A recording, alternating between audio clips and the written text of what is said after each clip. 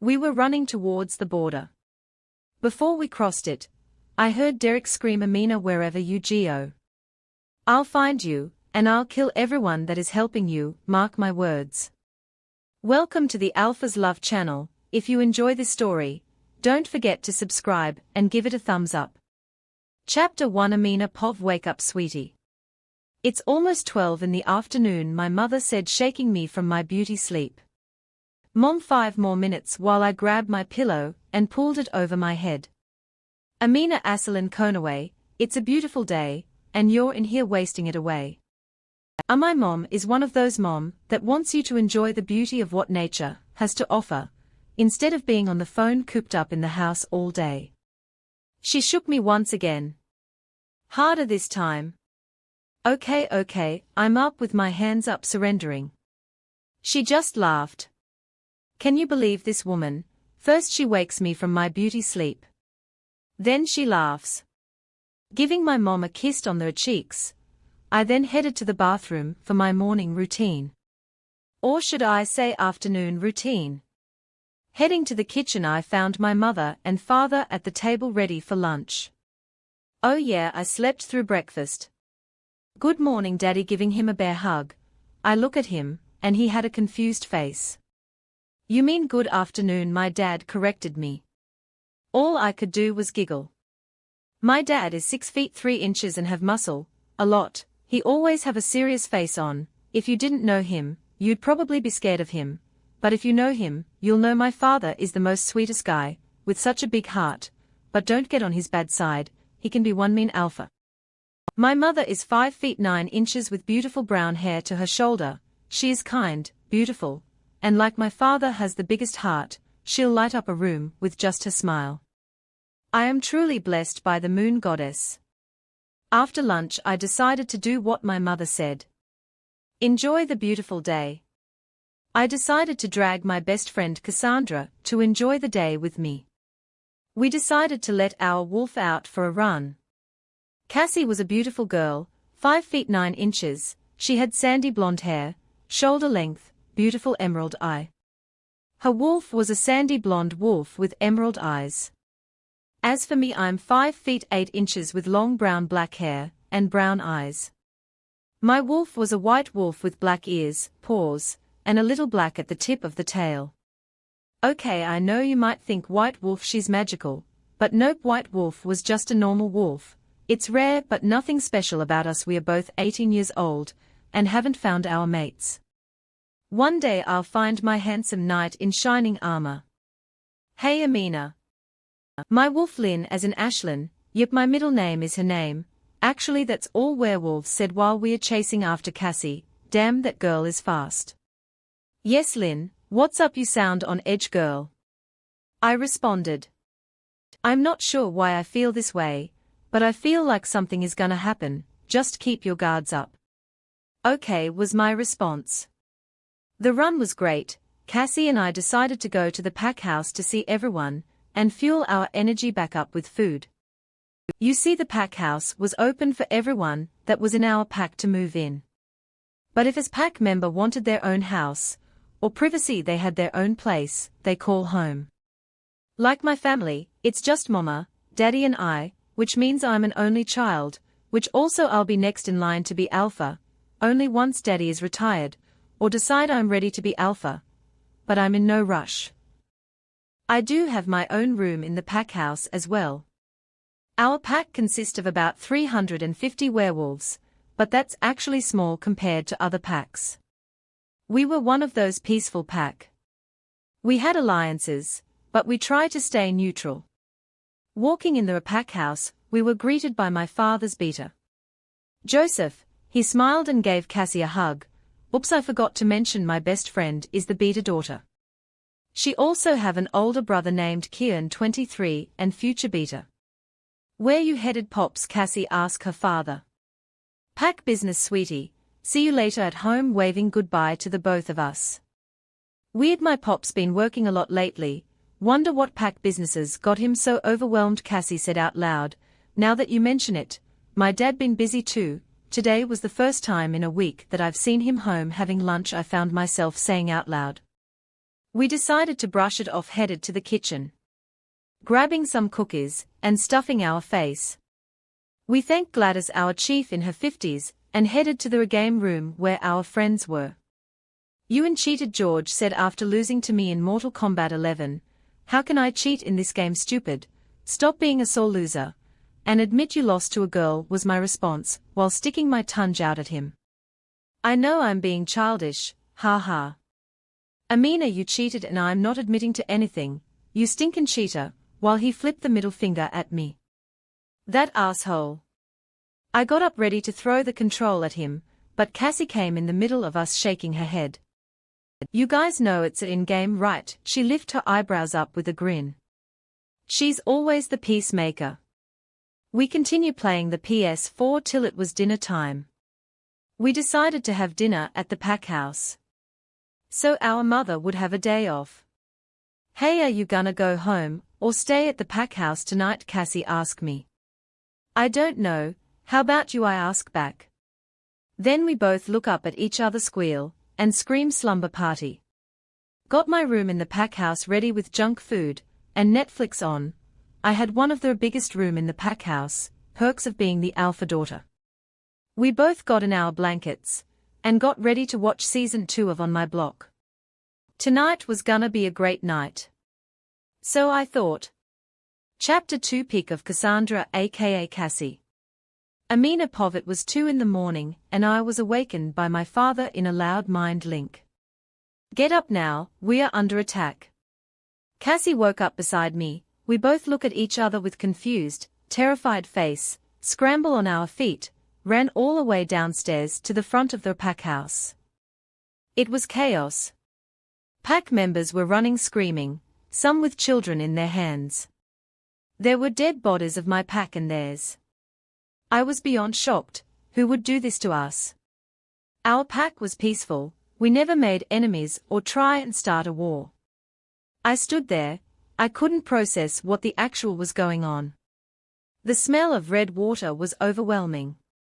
The screams, I could no longer hear. I was lost, my only. "Why? My mother mind link Amina, where are you, sweetie?" Her voice was panicked. "Mama, what is going on?" I mind link her back. "Honey, now isn't the time for question, where are you?" I fell to my knees and started running my fingers through my hair. I didn't realize it, but tears were spilling on the ground. I was crying. "Amina, now isn't the time to sulk and be weak. Our people needs us," my wolf Ashlyn said. "Tell me what to do, Lynn." I said. "Let me take control," Ashlyn said. So I shift into my wolf and let her take control. Lynn started fighting. "Heck, I don't care if I die. I'll die with honor defending the people I love and care about." I turned to see Cassie in her wolf form, ready to attack. We got to near the border, where the attack was mostly happening at. I mind link my father. "Daddy, where are you?" No response. "Please, Moon Goddess, don't let anything happen to my family." Then I spotted my father and mother fighting along with the beater and his wife. I joined the fight along with Cassie. We were outnumbered. Way outnumbered. My father mind link Amina, "Get out of here now, run, no. I'm not leaving you guys, I don't care what you say, Daddy." He turned to me in his wolf form and shook his head. Just after that happened, Cassie mother was bitten in the throat, with her neck in the other wolf mouth. She mind link everyone. "I love you, Cassandra Emma Jones, and Kieran Atlas Jones. I love you so much, Joseph, don't forget that. I love you all," and her eyes went black. The wolf ripped a chunk of her throat out. He then threw her lifeless body to the side like it meant nothing. The next thing you heard broke my heart. It was Beater Joseph howl in pain, for the loss of his mate, the loss of the love of his life. You can hear multiple howls laced in pain right after his. It was our pack howls, the pain of losing someone so close to us, someone that was like family. The howl stopped. I turned to Cassie in my wolf form and rubbed my head to her neck to try and comfort her. Mother shifted back into her human form and ran up to us. "Amina, sweetie, listen to me. You and Cassandra need to go." She was cut off by someone. TSK, TSK, TSK, now Mrs. Konaway, if your pack comply with our new contract, this alliance would still be strong. This would have never happened. I turned to see someone I never thought I would see. Derek. Derek is one of the few packs we have an alliance with. His father was good friends with my father. They made an alliance to keep each other's pack safe. If either of the pack needed reinforcement, we would jump in to help. They were a trusted ally. About 2 years ago Derek's mother died from a rogue attack. His father became lost, kinda like lost soul. He isn't dead.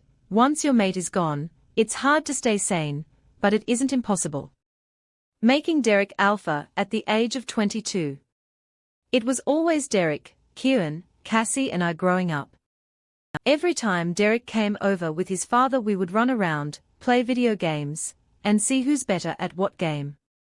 Derek was like an older brother I never had. He was someone I trusted, someone I was comfortable with. We thought we would have been mates at one point. Once he turned 16, he realizes we weren't mates. Which was good for me. Like I said, he's like an older brother to me. Derek, please, let the girls go, my mother pleaded.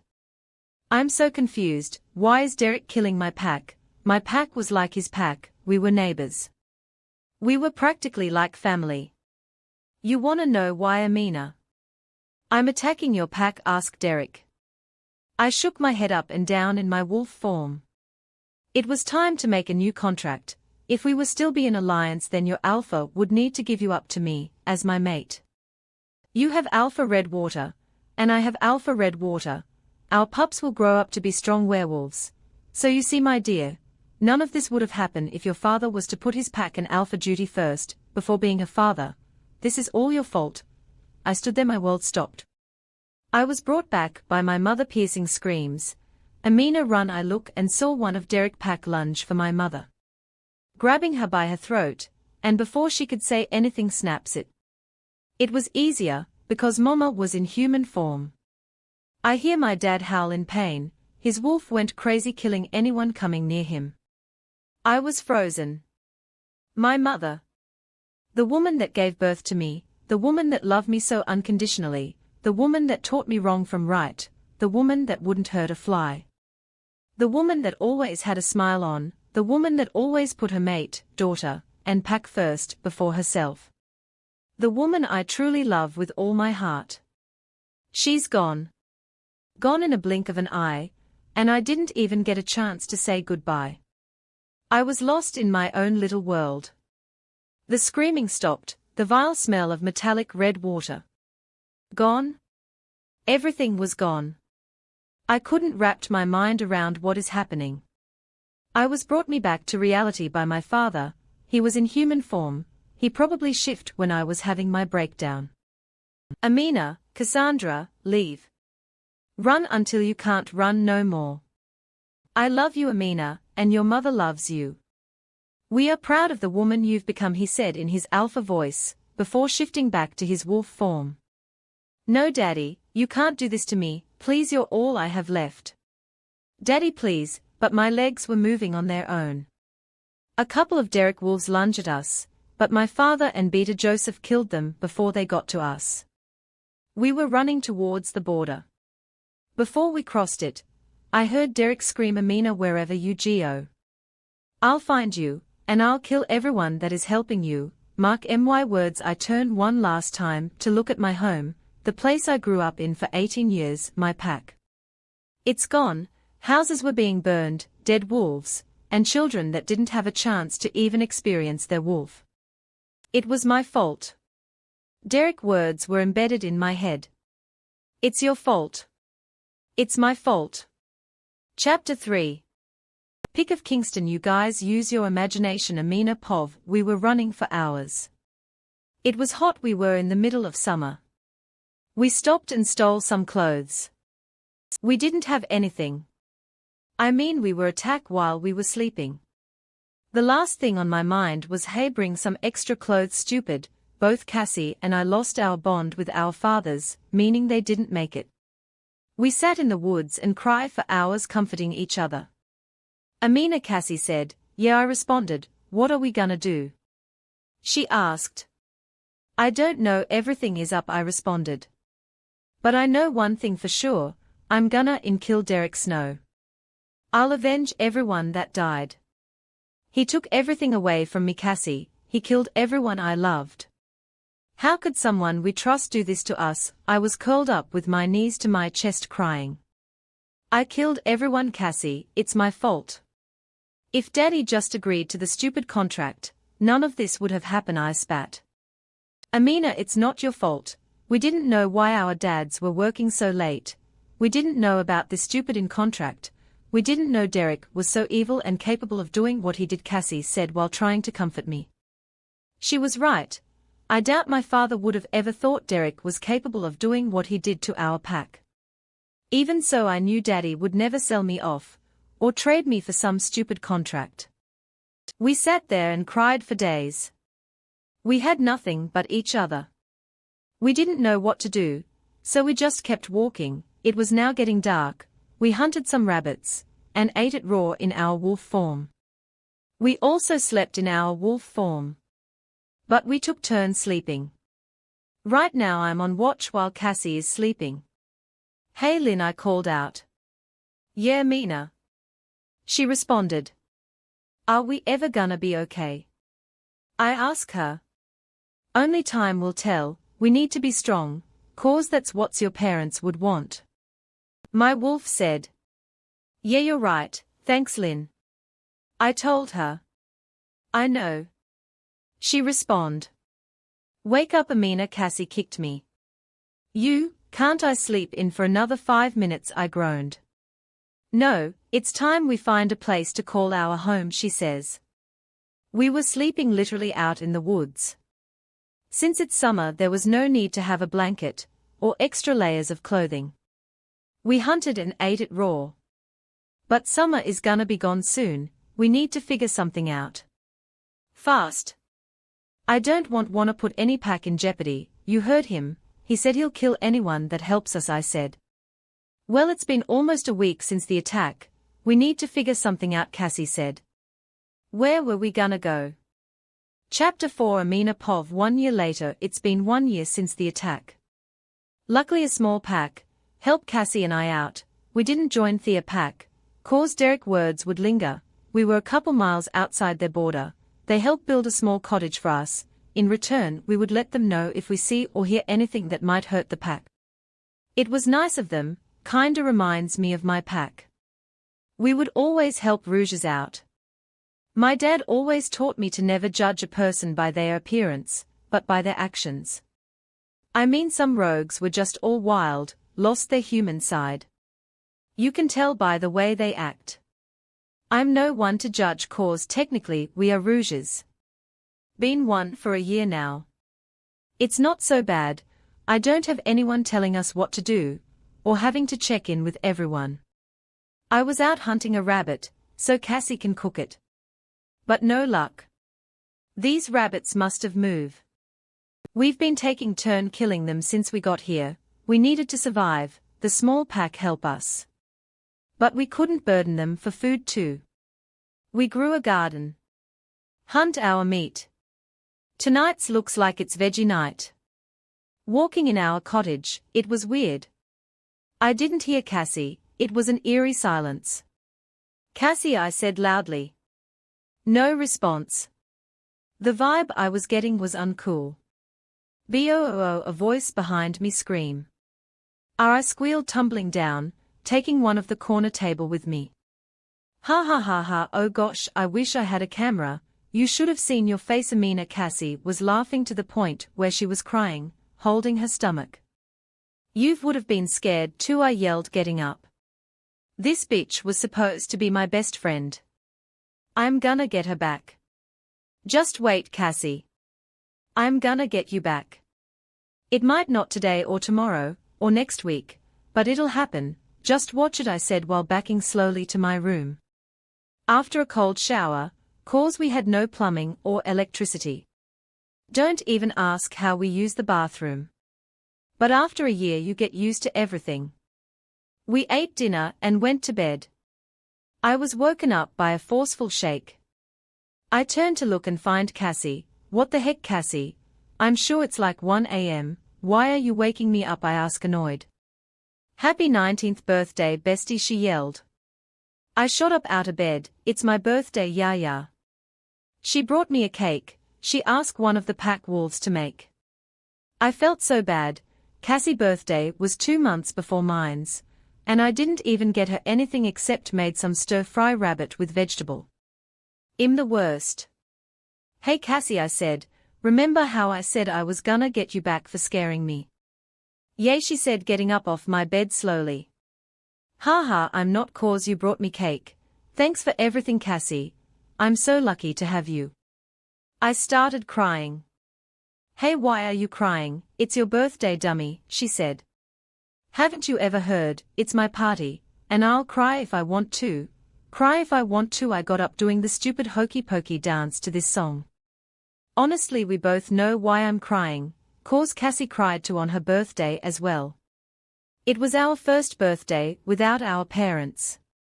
We just didn't want to cry and dwell on it any longer. So we just sit there quietly. Currently in the cottage while Cassie goes out to hunt. She said she'll do all the work today. Because I needed to relax on my birthday. It honestly was just another day for me. But I couldn't knock my best friend down for doing all this.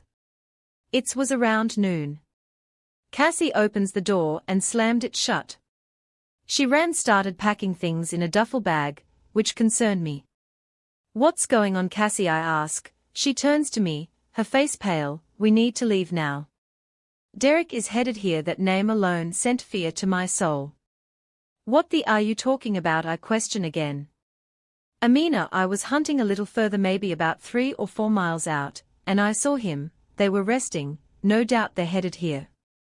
With that said, we started running. Not before spraying the cottage with some potion to cover up our scent, that a witch traded us for helping her with a little problem. We didn't kill anyone. No, Derek was here. He's gonna hurt everyone if we stayed. So we ran, and never looked back. Chapter 5 Pick of Noah. Amina Pov. We ran in our wolf form for a couple of hours. It was getting dark. But the thought of Derek made us keep running. We found a small lake, decided we'll rest here for the night. As Cassie and I leaned over to drink some water, we heard a twig snaps. We both shot our heads up, crouching down, snarling, baring our canines, ready to attack whoever it was. We were surrounded by 6 huge wolves. They were crouched down, ready to attack. Lynn, did we enter someone territory? I ask. Shit, you did. Sorry, I wasn't paying attention. There's something making me jumpy and on edge. She responded. Not Derek, is it? I ask. No, something else. Then she blocked me. The hell? A wolf jumped on me, but Cassie was quick to decide tackle it. Then another one jumped on Cassie back. Taking a bite of her back, I bit that wolf leg and shook my head side to side, making that wolf whimper in pain. Cassie got back up and bit another wolf, while I lunged for one of my own. But I was tossed to a tree before I made it to that wolf. From another wolf. This wolf was different. He was radiating power. Didn't matter, I got up ready to attack.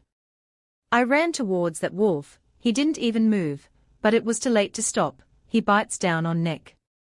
Here it is. The moon goddess is telling me to go be with my parents and pack. He bit down harder, making me stop squirming. I will never submit, as I feel myself losing consciousness. I hear a loud growl. It was Cassie. Cassie Pov. I was biting down on a stupid wolf, then I turned to see who's my next target is. Instead I saw my best friend neck in some stupid wolf mouth. The sight brought back memories of my mother. I growled furiously, ready to attack, and a smell stopped me dead in my tracks. It was like chocolate amp hazelnut, pretty much Nutella. It was coming from that son of a bitch. My wolf Emma screamed, mate, mate. We found our mate Cass.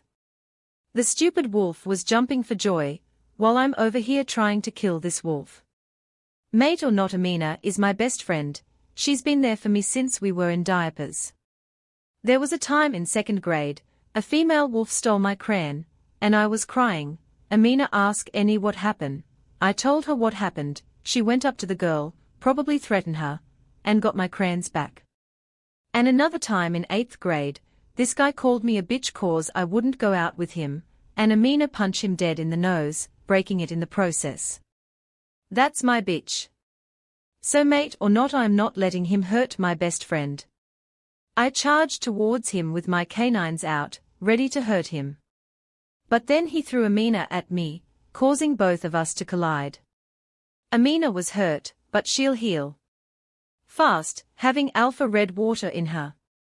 The guy that bit Amina went behind a tree, came back out with a pair of shorts on, and boy oh boy was he sexy. Damn. Is it possible to be drooling in wolf form? Cause I think that's what happening. Shift was all he said. I'm no stupid, there is a bunch of wolves here. I'm not shifting to let these perverts see my beautiful body. Haha, sometimes I crack myself up. I said shift, he says again, which earned him a growl from me. While all that was happening, Amina finally healing and waking up. Sheesh, about in time. Amina pov. I said shift was all I heard, followed by a growl. I swear Cassie is a badass. I got up groggily and looked at him, walked to grab our duffel bag, went behind a tree to shift. Cassie decided she's not ready to do that. Does she wanna die?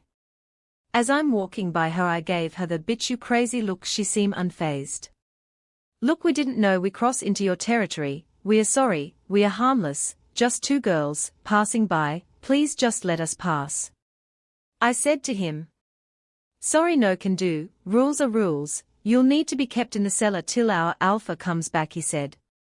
I mind link Cassie we are, he's gonna kill us, and why the hell are you still in wolf form? She mind link me back, he won't do anything. Where is this bitch confidence coming from? She walked behind the tree with the duffel bag. Came out. Dressed in sweats and a t-shirt. The idiot just stares at her. Am I missing something? Chapter 6, Amina pov. It's been 2 freaking days. I've been in this nasty filthy cellar dungeon. Also 2 freaking days I found out idiot wolf is Cassie mate. No wonder she didn't care. 2 freaking days I found out idiot boy is the beta named Noah. But that was all, beside coming down to bring us food he didn't say much. I know he only came down to check on his mate. But he won't admit it, and Cassie being Cassie, she won't give in that easy. Although she keeps telling Annie the mate bond keeps pulling her in. I was happy for my best friend, she deserves someone. Hey Cassie, I called for her. Yeah, the cell is big, not that big, but big enough to fit to queen size bed in. Yeah, she respond, what's gonna happen when the alpha comes? You think he'll just let me leave? I mean, I'm harmless, and of course you're gonna stay, cause I'm not gonna let you come with me and leave your mate. And that's final, I said in my alpha voice, shutting her up. After a silent few minutes, I asked, will we still see each other? You're the only family I have left now, tears threatening to drip down my eyes. I swear I'm such a crybaby. We'll ask the alpha if we can both join his pack. You're my only family member too. I'm not even sure if Kieran is still alive or not, Cassie said, crying. I guess talking about Kieran made her emotional. I mean, who wouldn't be? It'll be okay, Cassie, we'll figure something out, like we always do, I said with a smile. It was the 4th day, day freaking 4. We were sleeping, and a loud bang was heard, forcing both Cassie and I up. All I hear is footsteps. A lot of them. Then bam, a wonderful woodsy, mixed with morning dew, hit me in the face. Then beta Noah opens the gate. Oh shit, he's here. The alpha. A freakishly tall man walked in, maybe 6 feet 5 inches or taller. Handsome face, sandy blonde brown hair, with sky blue eyes. I look into his eyes, everything stops, it was just the 2 of us in the room. I was sucked into those beautiful eyes. I didn't realize I've walked up to him, and cupped his cheeks with a big smile. My wolf was screaming, mate. Mate? He's freaking gorgeous. He then grabs my hands forcefully, and pushed me, making me fall on my ass. Then storming out the cell, up to where the hell he came from. What the actual just happened? Did my mate just rejected me? No, don't say that, he loves us, he wouldn't hurt us. He'll protect us. My wolf Lynn said. Lynn, he just pushed me on my ass. I don't think that's a good sign. I reply back. Everyone left along with him. My heart hurts. But it's not like I've never felt pain before. This is nothing new. Mind telling me what just happened? You just waltz up to the alpha and grab his face. I wipe my tears and turn to my best friend. Turns out the big bad alpha, my mate, I said with a fake smile. Hoping my best friend would buy it. Oh, I'm so sorry, walking up to me, hugging me. I'm okay, Cassie, nobody wants someone who's broken with baggage. I mean, come on. I got a psychopath looking for me, killing anyone and everyone that'll get in his way. All cause he wants some stupid alpha red water pups. It's best it stays like this, so nobody gets hurt. At this point I'm crying, once again. Oh, he's a dumb ass if you don't see what a wonderful person you are. It's his loss, she try consoling me. We just feel asleep. Chapter 7 PT 1 Amina Pov. The next day, door slammed open again. Wake up, ugh, I swear I can never sleep in. Can someone shut him up? I groaned. My in pleasure, Cassie says. All I heard after that is OW, what the? Well, that woke me up. I shot up faster than a groundhog on Groundhog Day. All I see is Beta Noah rubbing his face. I turned and glanced at Cassie. Her response was oops with a big smile on. She actually threw a in shoe at him. Are you guys awake now? He yelled. Yes, you little shit, we are in awake now. I thought in my head. Haha, you know you can actually say it out loud, you're his Luna, meaning equals to the alpha. My wolf Lynn said. Well, we don't even know if idiot alpha even told his minions that I'm their Luna. If anything, he might kill us now. I haven't even ate breakfast yet. I said. Really, you're worried about breakfast, Amina, and I doubt our mate would hurt us like that. Don't overthink it. Lynn said. I just block her. At this point I'm just irritated. I was rejected by my mate, early this morning, awakened from my beauty sleep twice, been stuck in this cell for 5 days, and to top it all off I haven't ate breakfast yet. Oh, nobody better say anything stupid to me. Noah walk us up the stairs, sun was shining so brightly, reminds me of what my mama always say, it's a beautiful day, go out and enjoy what nature has to offer. I miss her and daddy so much. Stop manhandling me, dumbass. I turn around to see Cassie yelling at one of the guard, causing Noah to stomp over there to where they're at.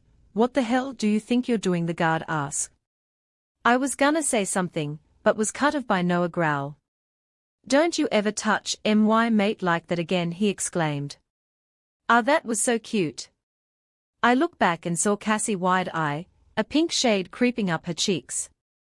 Her eyes averted towards mine and started power walking to me.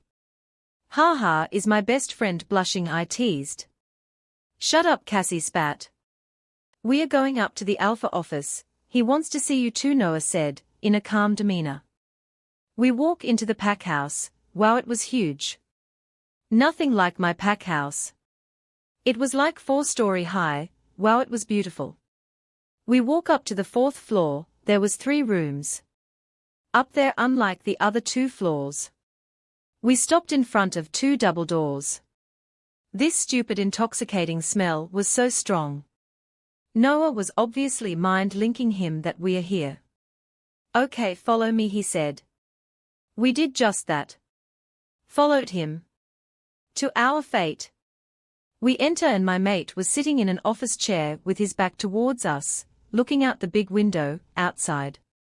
Mate is so hot. I just want to jump on top of him, and do him right here. My wolf said, Lynn, take down a couple notch, would you? He doesn't want us. May I remind you? I said. My mate turns around with a cold face. Look at me and smirk. He smirk. Look at that face, I wonder how big his dick dash. I had to block her, before she finished that sentence, even though I know what she was gonna say. Horny and wolf, I thought. Then I hear Cassie laughing. Oh goddess no. Tell me I did not say that out loud. I turned to look at Noah, confirming I indeed say it out loud. Noah trying really hard to not laugh, to the point his face was turning red. He's good at that. I didn't dare look at my mate. I was just saying, I mean telling Cassie something, I mean reading something about horny wolf. Came out more of a question. Making Cassie fall to the floor laughing, with tears. Bitch shut the up, I mind link her. She never responded. She laughs for another minute or so. This bitch. I'm gonna kill her. Even Noah laugh out loud for a second. Okay, I'm done, Cassie said while wiping her tears, getting up. Chapter 7 PT to Amina Pov. What are you rouges doing in my territory? My mate said with disgust. Oh heck no. Did he just? You know what, I'ma shut up, cause I'ma kill him if I don't. He looks at me impatient, waiting for me to answer. PSSH, he can keep waiting.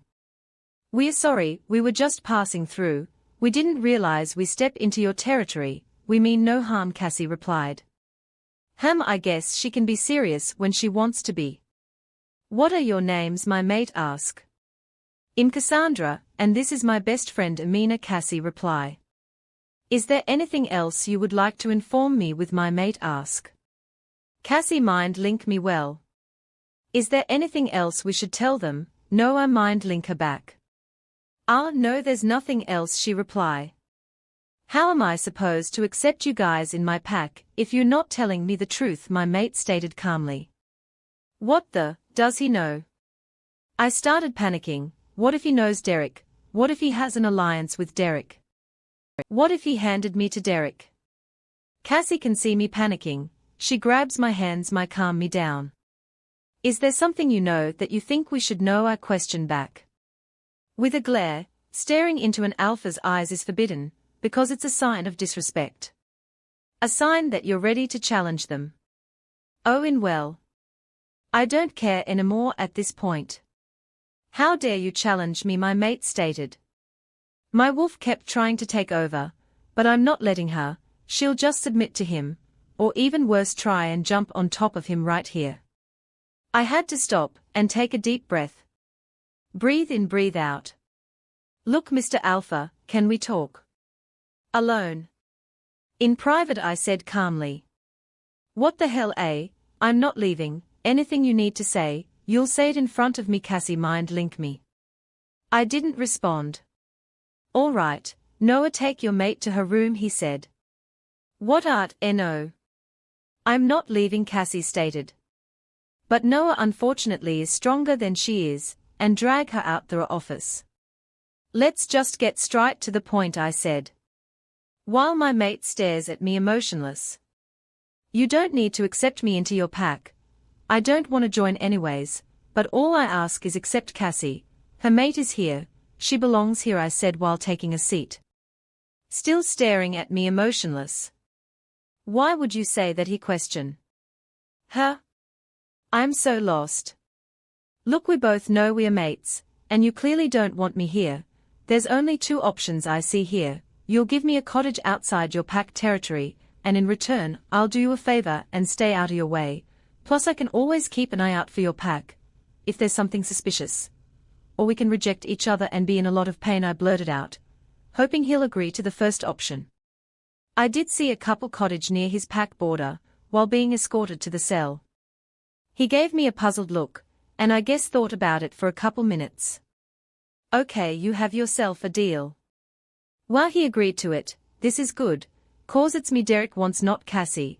Plus I'm sure Noah would lay his life on the line for Cassie. My mate I guess mind link someone, cause a few seconds later someone enters. This is Ethan, my TIC, he'll make sure you get there safe, my mate said. Okay, thank you. I turned to look at my mate one last time before leaving. He didn't even look up. He went right back to his paperwork. What a douchebag. I spotted Noah on my way out, looking very concerned. Hey, what did the alpha say? Oh, it's so cute, he's worried about Cassie being accepted in. Nothing, we made a deal, you can talk to him after, but don't worry, Cassie will stay with you. Here, please take care of her, she's all I got, I said. Walking past the border with the TIC was actually fun. He's pretty funny. Well, here's the cottage and here's where I say goodbye, miss Amina, I said. Before he continued walking, I screamed out, hey, what pack is this? He looked at me dumbfounded. Alpha didn't tell you. This is the Black Beast pack, and our alpha is the one and only Kingston Carter, he said with so much pride. Okay, bye, I waved. Black Beast pack. I know, I've heard of this pack before. Chapter 8. Pick of Derek. Amina, Pov, I can't believe you're doing this, Cassie yelled at me. What? It's better this way, I reply. Why can't I stay here with you? I should have known you'll pull this crap, Cassie said. What is done, enough about it, I yelled at her. She looks at me and threw herself on my bed, that the alpha generously gave me.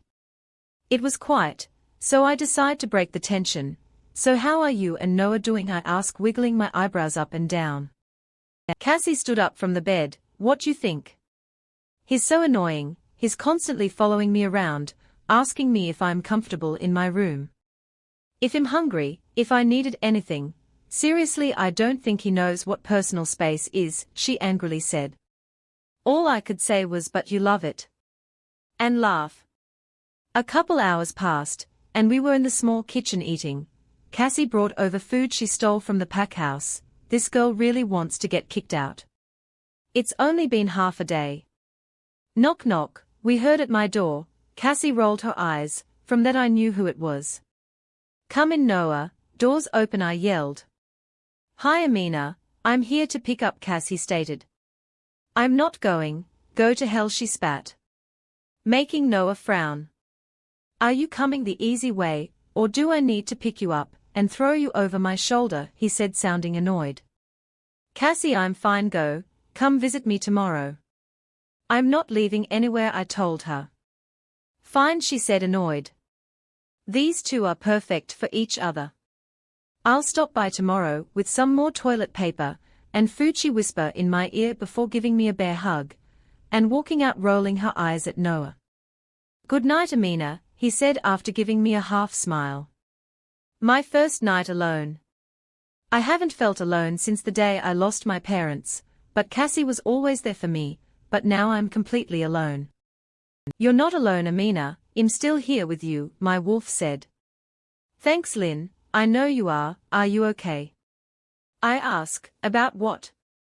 She questioned me, our mate rejecting us, I mean it's for the best. I said, well, technically he didn't reject us, he just ignored us. She said, sounding more like a question. Ha ha, if you say so. But that sounds the same as rejection if you ask me. I stated, whatever, go to sleep, Amina. She spat, sounding annoyed with that. I turned off the light and slowly drifted to a sleep. Please, please don't hurt them, I pleaded. You see people die when you don't listen to me. With that he grabs my father's neck and snaps it. No. How could you do this? My father was like a second father to you, Derek, I said. You know you'll get everyone killed that's involved with you. All you needed to do was bear my pups. But no, you got me running on a wild goose chase looking for you. Everyone will die, just like everyone died at your old pack. Crescent Moon pack is long gone. So will Black Beast pack, he stated angrily. What? How do you know where I'm at? I stated, worried. There's no hiding from me, Amina, he said, stalking towards me. He then grabs my neck and started choking me. I was losing oxygen fast. I tried and fight back, kicking and thrashing around in his grip, only for him to tighten his fingers around my neck. I screamed, bolting up in my bed, trying to catch my breath. It was just a dream, Anima, it was just a dream, I whispered to myself, trying to calm down. It's not real, you're safe, he's not here, he won't hurt you. I said again, trying to soothe myself back to sleep, but instead his words helps kept playing in my head. Amina, wherever you go, I'll find you, and I'll kill everyone that is helping you. Mark my words. I just started crying out loud. I'm alone, nobody will hear me. I cried and asked the moon goddess why. Why did she take away the people I loved? Why did she give me a mate that didn't want me? Why? All this pain is slowly killing me, I said out loud, before crying myself to sleep. Chapter 9. Kingston Pov mate. What a stupid thing to have, it'll only make you weaker. Cause now your enemies know how to attack you and bring you down. I didn't build my pack up to let it go down the drain because of a mate. I'm alphas of all alphas, for crying out loud, I don't have time to be weak. My pack needs me. Well, they need their in Luna too, you dipshit. My wolf Kai said. She'll only make us weak, Kai, I reply. Look, I know what you went through is hard, Kingston, but not everyone is like her. You gotta trust the moon goddess, she knows what she's doing. Kai said. Sure she does, I got everything I need here, Kai. Luna are just gonna make you weak, like my poor excuse of a father. I spat, disgusted that I'm even having this conversation with my wolf right now. Kingston, you gotta let go and move on. The moon goddess paired you with Armin. I cut him off. Enough, Kai. I'm not speaking to you about this. Don't you dare bring up that Rouge's name again. With that said, I block him off. Hey, my beta best friend Noah said, popping in my office. What do you want? I reply. Nothing, just wanted to thank you for letting Cass join our pack. Oh, I check on Amina before leaving. She seems to be adjusting well in that cottage, he said. My grip on my pen was so tight I broke the damn thing. Cheap shit. Did I ask about her, Noah? I question. No, but I thought you'd like to know. Since you let her stay there near the territory, why not just let her join? He asked. She didn't want to. Enough about the rogue. I'm tired of hearing about her, I said, losing my cool. All right, I'm out. Try to get some rest, man. You've been on pack duties non-stop, he said before leaving my office. I know he means well, but sometimes he doesn't know when to shut the up. I was heading home, to my home. I have my own house, I built for myself, for peace and quiet. The pack house can get quite hectic sometimes. I walked upstairs, took a shower, laid my head down on my bed, then quickly drifted off to sleep. I woke up feeling constricted, like I couldn't breathe. What is going on? Only one thing. Amina, something must be wrong. I got up, shifted into my black wolf, and ran straight to the border. But was stopped by my border patrol. I growled furiously, mind link him, it's me there, Alpha. He quickly apologized. I was running towards Amina cottage, almost there, until I heard a loud scream. I stopped in my track, to see her in her bed. From her window, she was whispering something I couldn't quite make out. Yes, werewolf have 10x better hearing than human, but there are times where you don't hear shit too. She was crying in bed, then she said, all this pain is slowly killing me with so much hurt. I stayed there, like a creep, waiting till she fell back asleep. Then headed back home. My home was empty, quiet, lonely. I walk upstairs, late in bed. I the reason she is so hurt? After hearing her say that, it killed me. I mean my wolf Kai, he wanted to be with his mate, to comfort her, to reassure her that he's here, and he would never hurt her. This is why I say mates only make you weak. We're the strongest pack in the world, and here he is weak over a girl. Shaking my head from the thought, I turned to see my alarm clock say 4:30 am. I decided, closed my eyes and fall back to sleep. Cause I'll be up in an hour or two. Chapter 10. Amina Pov. Knock knock, ignore. Knock knock, ignore. Louder knocking, ignore dash. Wait, what? I'm in the middle of the woods. Who could be knocking at my door at this hour? I got up, quietly. Got to the front door, placed my ear on the door, to see or hear if I could detect who the heck woke me up from my beauty sleep. I don't know why, Maybe I'm the only person in the world that do stuff like this. It's like those scary movie, when you hear a knock on the door, and you know it's the killer, but you open the door anyways. Well, that's me. I should be heading out the window, opposite direction. But here I am, ear on a door, ready to open. I was about to ask who is it, but they knock on my door again, while my ear is still on the door, which scared the shit out of me, so I screamed. Just like in the movies. But I kinda know who the killer is, because there's only one person that have that intoxicating smell. Kingston. I open the door halfway, pop my head out to what do I owe the pleasure of having the alpha himself here, I ask sarcastically. I just wanted to stop by, cause I was around the area. You know, on a run, he said. He's got to be kidding me. He wakes me up this early, just to stop by cause he's in the area. Okay, thanks for stopping by then. I slammed the door in his face, earning me a furious growl from Kingston. You shouldn't make mate mad, Amina. He came to check on us. Lynn said. Well, he deserves it. He heard us, well, you really? I respond. No, you were right the first time but, still, you know, he's our mate, and he has helped us a lot. She said. I hate it when she's right. But he was gone, and I went back to sleep. Couple hours later. I was up, probably about noon. Went to the bathroom, showered, brushed my teeth, combed my hair. Then headed to the kitchen. This cottage was way better from our last one. It actually has plumbing and electricity. I wonder why Kingston has a cottage with running water and electricity, right outside his border. Guess I'll never find out. Hey, hey, hey, Cassie screamed while bursting through my front door.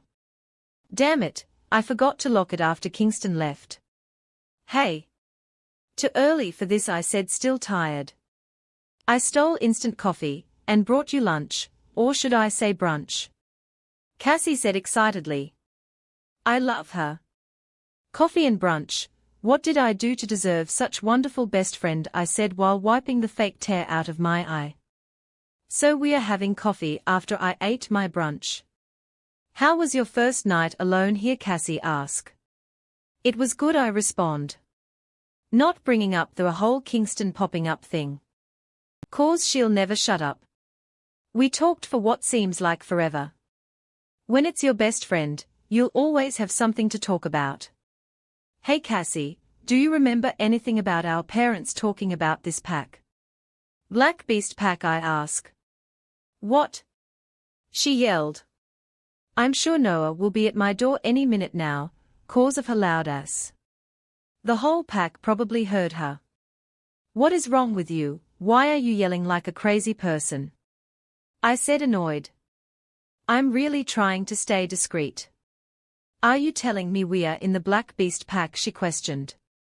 Well, yeah, didn't Noah tell you? I asked. No. I didn't talk to anyone. After leaving your place, I was cooped up in the room. How do you know? She asked. Well, yesterday the Alpha sent the TIC Ethan to escort me here. We talked and I asked him, I reply. Amina, you don't remember those stories of an Alpha that shift at 12, taking the Alpha role at 13, he become the most ruthless, cold-hearted Alpha. It was said anyone that crosses his territory was tortured to death. That he killed packs because he wanted more land. He didn't even spare the woman and children, she said. Oh. My. Gosh. I remember now, Daddy used to tell me how evil the Alpha is, and he would never have an alliance with the Black Beast pack. Silence. Nothing was heard. Except for the birds outside in the woods. We were in the most notorious pack of it all. And my mate was that Alpha they speak of. Alpha Kingston Kai Carter. Chapter 11. Amina Pov. It was getting late, meaning that Cassie has to leave me. Can't I stay the night, eh? She asked. No, I don't need Noah or Kingston busting my door down for one of their pack member, I said while pushing her out. I'm not even a pack member yet, well, not until Saturday, which is in 2 days, so technically I'm still a rogue, she said smiling. Yeah, a rogue with a mate. A beater at that too, I said, still pushing her out. Who's here to pick her up? We both turned towards the front door direction. Behold, it's Noah. Right on time. Cassie Pov, good night, lovebirds. Amina said while walking out her front door, waving us goodbye. Lovebirds, PSSSH, more like stalker, creepy one-sided love, if you ask me, I blurted out. Oh baby, I didn't know you felt that way. It's okay to stalk me if you want. You're not a creep, Noah said with a smirk on his face. Damn, do I wanna punch the smirk right off of his handsome little face. Wait. What? I meant face, just face. Sure you did, my wolf, Emma said, while rolling around the floor laughing. If you're here to laugh and make fun of me, you can go, Emma. I said to her. Calm the down, I just wanna see our mate. Goddess, he's handsome. She said in a dreamy, desperate tone. Cue roll eyes mentally. When are you gonna give our mate a chance, Cassie? He's been so good to us. While you and Amina was chit-chatting about stupid nonsense, Ashlyn and I had a conversation. She's devastated, heartbroken that their mate rejected them. She said sadly. I'm such a horrible friend the whole time I was there. I didn't bring it up, 'cause I didn't want her to feel uncomfortable. Maybe she needed to talk about it, bottling things up will only hurt her. Hey sweetheart, you okay? My mate Noah said. Yeah, just thinking, talking to my wolf, I responded. Anything I can help with? He sincerely said. I stopped dead in my track. Face him, face to face, grab his cheeks, sparks and tingles were everywhere. He looked shocked. Thank you, for everything you've done. You've been so kind to not just me, but to Amina as well. While her sorry excuse of a mate doesn't even care, I swear I'm gonna kick his fuck. I was cut off by Noah question. Wait, Amina have a mate? Who's Amina mate? Is he in our pack? My eyes widened. I lowered my hands from Noah's face, and started walking, no running away from Noah's annoying question. Hey sweetheart, don't run away from me, come back and finish the conversation, Cassie. Then he started chasing me. Like I'm his prey. I don't know why, but I was running into the pack border, screaming and laughing. Making everyone stop what they are doing and focusing on us. Just then Noah came behind me, arms wrap around my waist, cheek literally to cheek, and he whispered in my ears. You don't even know what I wanna do to you right now, Cass, Noah said in a husky tone. We were so mesmerized by each other we didn't realize people started saying how cute we were. Snapping me back to reality, and making me blush hard. Mind you, this I don't blush. Is my girl blushing? Noah continue whispering in my ears. Yeah. 'Cause you're hugging me so tight, you're cutting my oxygen off, idiot, I respond, trying to free myself from his grip. No luck. We walked into the pack house, with Noah's arms still wrapped around me, and who was sitting at the kitchen island. My best friend mate. Giving us a smile, he said, It's good to see you smile, Noah. Noah being the dummy that he is responded with thanks. Hey, do you know Amina found her mate? I think he's in our pack. Making me choke on air, if that's even possible. And the alpha smile dropped to a frown. Did she say who it is? Alpha Kingston asked. No, but I think my mat. I cut Noah off. By turning around to face him and placing a peck on his lips. He looked at me in shocked. Shit, I was shocked my damn self. So I just gave him a sheepish grin. He then picked me up, threw me over his shoulder, and said, sorry Kingston, we gotta go, CYA. Then he ran with me upstairs to the 3rd floor to his room. This guy is crazy if he thinks I'm gonna just give it to him. I mean, maybe we can make out for a bit. But that's it. Chapter 12. Amina Pov. Waking up was harder and harder. Today was Saturday, the day Cassie gets initiated to the notorious pack. It's so funny, we grew up hearing stories of this pack being the most cruel and merciless pack in the world. That wasn't true. A few pack member knew I was staying outside the border. They came and visit me with gifts and food. Ethan came around a lot. He's mated, but he keeps on telling me, he can't shake the feeling that he has to protect me. The TIC, known as the third-in-command job, is to protect the Luna, even if it means with his life. He'll protect the Luna from the Alpha if needed. His loyalty is to his Alpha, but his duty is to his Luna. Long story short, he felt the need to protect me, but he doesn't know why. He doesn't know, I'm his Alpha mate. The only people that know is Cassie, Kingston and I. Yeah, it hurts knowing my mate kept me a secret, but I'm pretty immune to the pain now. Today Cassie, Noah, Ethan, his mate Jessica plus daughter Allison, are coming over for dinner after the whole ceremony. Of course they are bringing the food, cause to be quite honest, I've been living off of what Cassie been stealing from the pack house for me. So yeah, free food. I'm super excited for Cassie. After a year and a couple months, she can finally be in a pack once again. With her mate. The only thing that sucks is that I can no longer mind link her anymore. It's 3 p.m. meaning it's time to start the ceremony. Even though I won't be there. But I'll still be cheering from here. They should be done in an hour or two, depending how big the pack is. Kingston should be cutting his palm right about now. I'm an alpha daughter. I've seen my daddy initiate many new pack members in. Usually the whole pack is there unless they're on patrol. Speaking of patrol, I should pay one of my favorite patrol guard a visit. It's Saturday, he should be there. Hi Paul, he waved back. Paul is 24 years old, he's the son of a regular wolf, but work his way up to becoming the patrol guard, his next stop, a warrior for the pack. Hey Amina, how's it going? He asked. Good, just waiting for everyone to be done, so they can come over. They're bringing dinner. What time are you off? I questioned. I believe 5 p.m, why what's up? He asked. Thought maybe you'd like to join us, I said, kicking the dirt with my feet, while my eyes glued to the ground.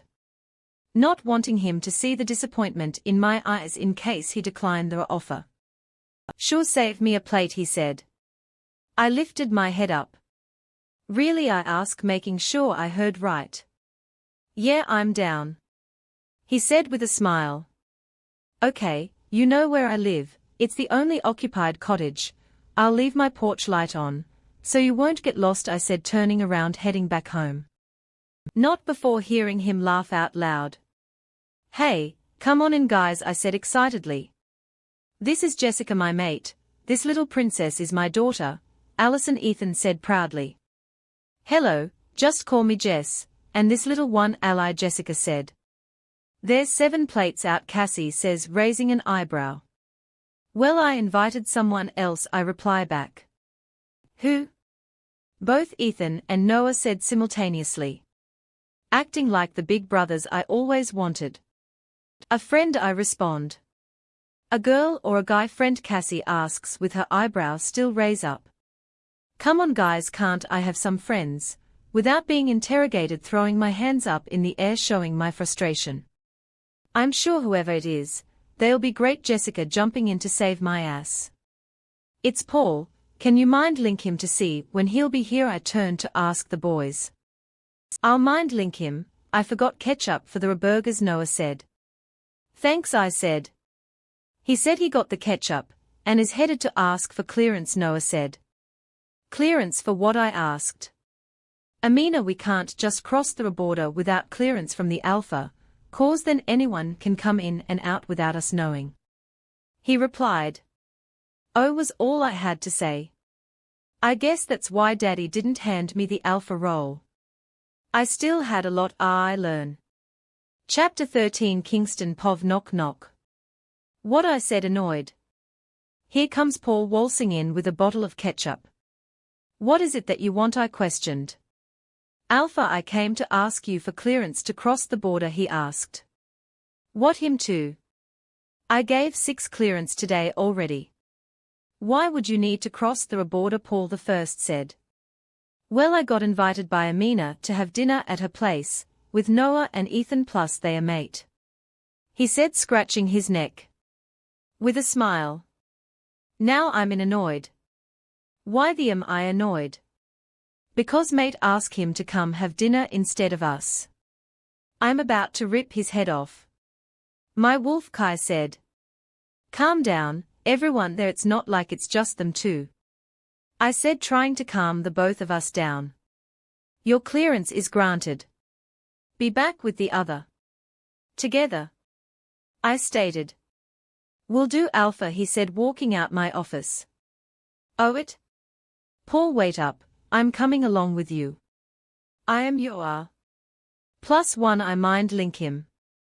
Okay, Alpha, but I'm not sure a +1 is required. Amina is kind, she won't say anything, he mind link me back. Me the toughest, Alpha, nervous to go to my mate, I mean the rogue house for dinner. Get your shit together, Kingston, I mumble to myself, walking out my office. We got to Amina cottage within minutes. Knock knock. Cassie answers the door, she smiled, then her eyes widened. She clears her throat, you must be Paul, come on in. Alpha, she stated after letting us in. Hey y'all, it was all laughters till I walked in. Everyone quiet down.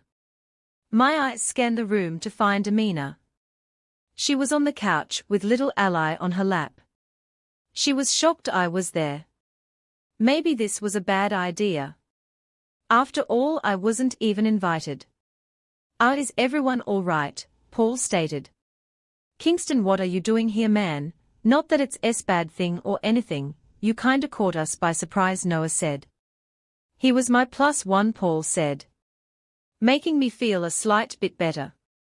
Maybe I should go, I said after an agonizing minute of pure torture. Cassie opened her mouth to say something, which I knew wasn't gonna be good. But she was cut off. No, stay, Amina blurted. Thank the goddess. I make my way closer to my mate. Hey there, Ally girl, how are you? I said in my softest voice. While Amina is holding her. Just imagine, mate, with our own little pup. Kai said happily. I mean, I couldn't blame him, we haven't seen our mate in a couple days. Damn this mate bond. We were getting ready to eat. Hey, did you bring it, man? Noah asked Paul. Yep, he said, popping the pea. And handed the ketchup to Noah. Oh, that's why he was holding the ketchup. After we ate, we all chit-chat. I felt calm and relaxed, with my mate sitting right beside us. Her beautiful smile kept me at ease. I kept staring. I turned straight ahead to see Cassie raising her eyebrows, with a smirk on. Knowing I got caught, I stared anywhere else but straight ahead. Sweetheart, why are smiling? Noah asked Cassie. Oh, nothing, I just love seeing everyone happy. This is how things should be, she stated out loud. Causing everyone to stare at her, I just smile, cause I knew what she meant. Sorry, we couldn't help out, but I'm sure you and Alpha can handle it, Cassie yells from the front door, pushing everything out. She is something else. Noah got his work cut out for him, I thought. You can say that again, Amina said. I really just said that out loud, didn't I? Yeah, you did. Stop talking to yourself, and talk to mate. Kai said. So where's the trash can? I asked. She pointed toward the kitchen sink. We started cleaning up. Once we finish, I asked if I could grab a drink. She said sure. I went in the fridge, and there were only 2 water bottles, and maybe leftover spaghetti. Other than that, it was completely empty, so I opened the freezer to check if there were any food. It was also empty. Amina, where's all your food? I asked, walking back to the couch where my mate was sitting. It's in the fridge, Alpha, she said. Don't call me Alpha, call me Kingston. And what do you mean in the fridge? Your whole fridge is empty, I stated. Well, when you're a rogue you kinda have no money to buy food, she said with a dour tone. So what the have you've been eating? I said, making her flinch and scoot back a little. I'm sorry, I said. It's okay, I've been eating whatever Cassie brings for me. Her eyes widened once those words left her mouth. Please don't get mad at Cassie, she pleaded. I'm not mad at Cassie. I am however disappointed in you, I stated. Wait, what? She genuinely sounded confused. If you needed help, why didn't you just ask me? Look, you can come to the pack house and help the Omegas with the chores. I'll compensate you for the day you work, I said, standing up, walking to the front door. There are no argument, that is final. She had a scowl on, then a beautiful smile from ear to ear. Thank you, Kingston. The next thing she did left me frozen in my spot. She bear hugged me, stood on her tippy toes and kissed my cheek. We both stood there frozen. But even in my frozen state, I was still able to see her blushing excessively, making me smile. Then she slammed the door in my face. What the? Well, this should be interesting. Chapter 14. Amina I tippy toe and kissed his cheek. Then we both were stuck in place. What the heck did I just do? I started blushing like crazy. I felt my face tomato red. So I did the one thing I could have think of. Slammed the door in his face, locked it, and ran to my room. I wanted to scream into my pillow but knew better. 'Cause we werewolves have super good hearing. And honestly, I'm not sure if Kingston is still standing at my door or not. Good one, using the fact that he helped you to kiss him. Even I didn't think of that, Lynn said. Shut up, Lynn, I wasn't planning on doing it. It just freaking happened. He didn't even showed any emotion. He probably thinks I'm desperate for the Luna position. I said angrily. That's not true, he's our mate. I know he feels the mate bond, as much as we do. He wouldn't think that of us. Lynn said, defending him.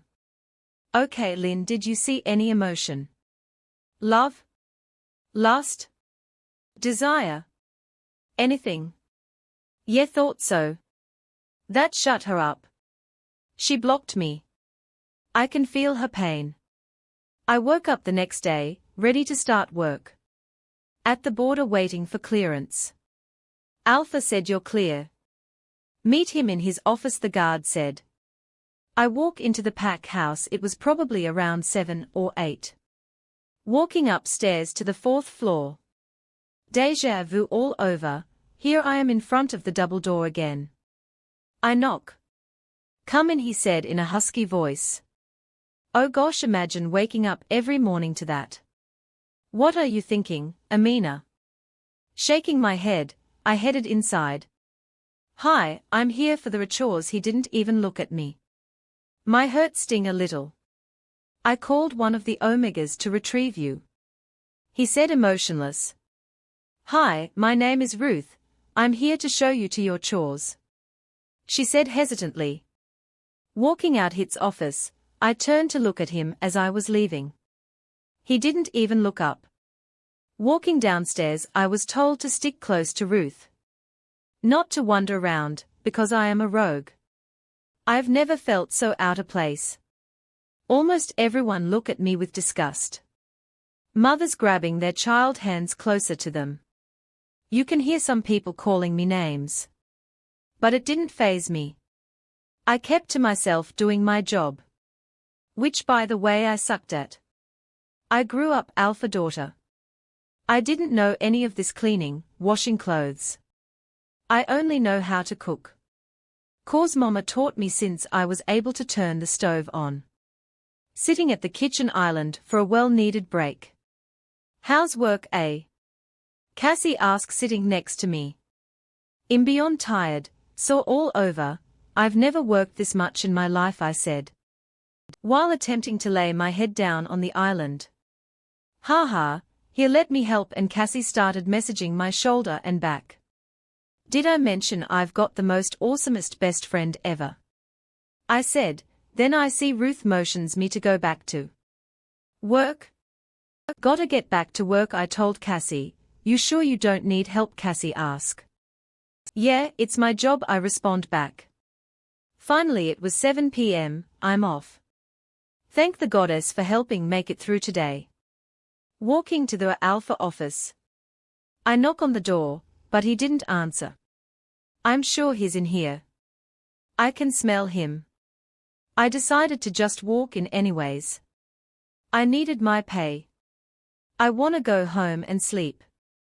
Pushing the door open. I saw him with a blonde bimbo straddling him on his office chair. What the is a dirty rouge doing in your office, love? She said in disgust. She has a point, why the are you in my office, he roared. I'm here to collect my pay for the day. I knocked but no bud, I was cut off with him screaming in my face, if the door was closed and nobody answer it, doesn't that mean they wanna be alone? So why do you think it was okay to just walk in, he roared. My eyes widened and I can feel tears threatening to fall out. I'm sorry, I won't bother you again, turning around wiping my tears walking out. Without him seeing me. Chapter 15 Amina Pov I ran away, tears following freely. Amina, what happened? Talk to me, Cassie grabbed me asking. Cassie, stop, please. I need to be alone. I pleaded. At this point there was a crowd forming around me. But I just pushed through. Making NT way out of the pack into my cottage, I have to leave. I needed to breathe, my heart can't take it anymore. I told one of the guard to mind link Cassie, I needed to get the out, the past year and a half has been nothing but hell. I need to let loose. I needed a drink. Cassie Pov. All I heard was my alpha screamed, but didn't pay attention to it too much, because he's always yelling at someone. He PMS more than I do. Seriously. But I see Amina running downstairs. Amina, what happened? Talk to me, I asked, grabbing her arm. Cassie, stop, please. I need to be alone. She pleaded. As she ran out the pack house. What the are you still standing around for? Get back to doing whatever you were doing. I spat. I walk upstairs to my room pacing back and forth. I can't believe Alpha Kingston did that to Amina, mostly after last night dinner. She was happy that her and Kingston relationship was going somewhere, at least that's the impression I got. Then he pulls the pack slut and broke my best friend heart all over. I decide to walk to the Alpha office, to give him a piece of my mind, and guess what? The bitch was still in there, with the Alpha and my mate. I charged at her like a raging bull, but Noah grabbed me. Baby, calm down, Noah said, hugging me. You, all guys are the insane, I spat. What the are you taking about? Just because Kingston did that doesn't mean I'm anything like him. He said. Leave me the alone, go protect your little pack slut, I said with venom. You know what, I'm tired of this shit. I keep trying with you, but you're not even meeting me halfway. You want me to leave you the alone, fine. You got it, he said with hurt and anger. Whatever, I'm not kissing his ass. I walked back to my room, and try and calm down. Is this Cassie? Someone mind link me, what the I mind link back, getting ready to curse him out. Amina wanted me to contact you, for you to call her, on my cell phone. He said, getting my attention now. He gave me his number. I dialed it. Hey, it's really me, your bestie, she said on the other line. Before you say anything, I need to go out. I need some drinks and I need to let loose. It's been too long. Hello, you still there? She asked. Yes, I need to bring you clothes, and get in contact with some werewolves in the pack. I'll be there in 20. I walked down to the game room. Hello guys, I said with a big smile. Okay, give me 30 minutes, meet at the border.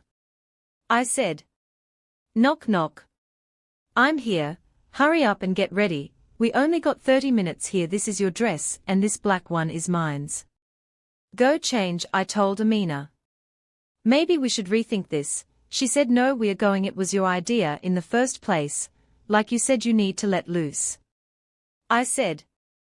Damn Amina, I forgot how sexy you are, I said, complimenting her. Our ride is here, I says, pushing her out the door before she changes her mind again. 2 car deep her. I just smiled. How old are you guys? Amina asks. 18 and up, the driver replied to Amina. She had a scowled face, cause she knew they were lying. Hell, I knew they were lying, but went along with it. Amina got in the car anyways. How'd you manage to get these young'un to take us along? She asked me. I have my ways, I said, smiling. Yeah, by blackmailing us. You were gonna tell the beta to tell the alpha, Cody, the driver said. Oh, using your beta connection, I see, she teased me. Shut up, Amina, I got us a ride there and back. I said. Wow, this werewolves club was popping. Okay guys, go have fun, but not too much fun, understand, Amina said to the young'uns. Stop being a grandma, let's go, I said, grabbing her hand, to the bar. Hit me with the strongest shots you've got, and put it under Alpha Kingston Carter, Bill. Amina told the bartender. I took maybe 2 shots with her, and was done. I can hang, but tonight it's my best friend night. So I'll be the sober one. Well, that shit is strong. It's a type of werewolves drink lace with a little wolfsbane, not enough to hurt us, but enough to get us drunk. I took a pill and Ibiza came on. I was dragged onto the dance floor. We were having a great time till Amina followed some guy outside, dragging me along with her, and behold, the youngster we came with is getting punched around by a couples of rouges. Not the good kind either. Their eyes were completely red even in their human form. One of the guy decided to punch Cody, and here comes Mrs. Captain Save a Ho, I mean Captain Save a Werewolf. Hey you. You leave them alone, they're with me, she slurred. Amina, stop please, I pleaded. We were outnumbered, the youngster was already on the floor except for Cody. I turned to look at them for 1 second. Turned back to see Amina walking towards the rouges. You leave them alone, she's still slurring her words once again. Oh pretty girl, if you wanted a good time, you could have just told us, one of the disgusting rouge spat. I'll show you a good time, beautiful, he whispered in Amina's ears. I know to close for my liking. As I was walking towards her, a piercing scream came from one of the rouge, making me stop dead in my track. She just stabbed him in the neck with a silver knife. Cody and I turned to give each other a horrid look. But all you hear is a loud smack. One of the rouge just smack her. Amina, I screamed, panicking. She turned around and screamed, run. At this point I had only one thing to do. I mind link Noah. Noah. Noah, I screamed into the mind link, opening my link. Everyone in the pack now, not caring who else heard me, anyone please answer me, I pleaded. She was fighting them alone. Cody grabbed me and started pulling me back towards the club. I'm crying hysterically. Cassie. What's wrong? I hear through my mind link, Alpha. You need to come, they are hurting her. They're gonna kill her, please. I was still crying hysterically. Everyone closed your mind link now, was all Alpha Kingston said. Thank you for tuning in. If you enjoyed this episode of the story, please give it a like, and don't forget to subscribe to get notifications for updates.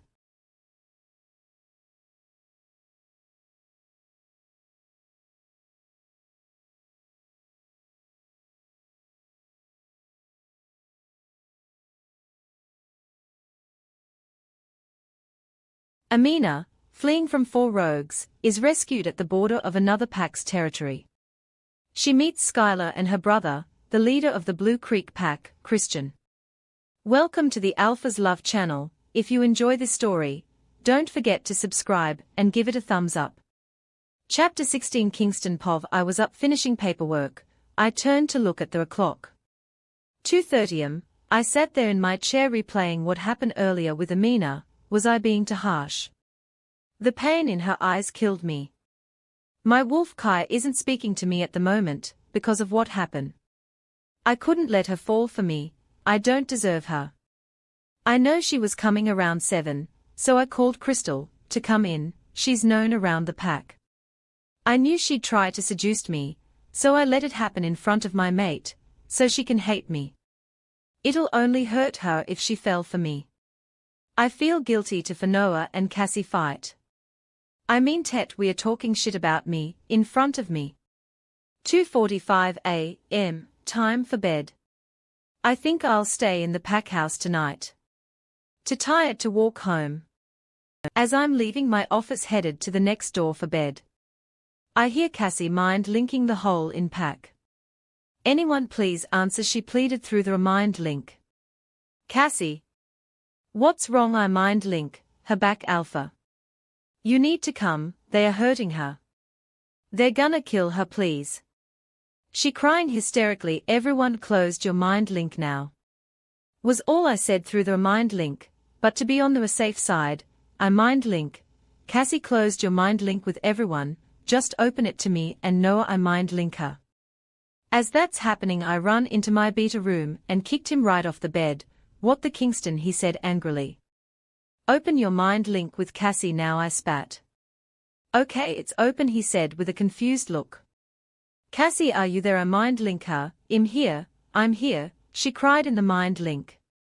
Baby, what's wrong? Noah asked worried. Please save her, they're gonna kill her, she slit his throat.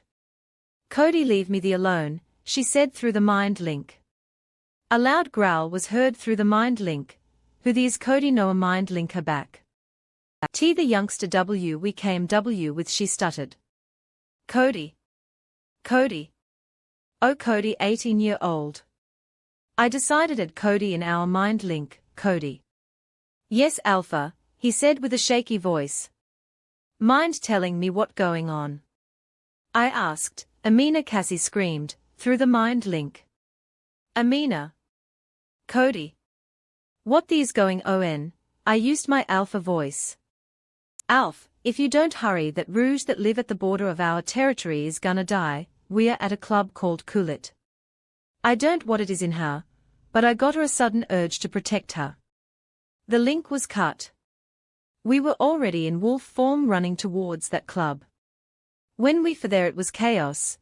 I have 6 maybe 7 youngster beaten amp bruised. But what made my red water boil was when I saw her in rogues with my mate in his hand.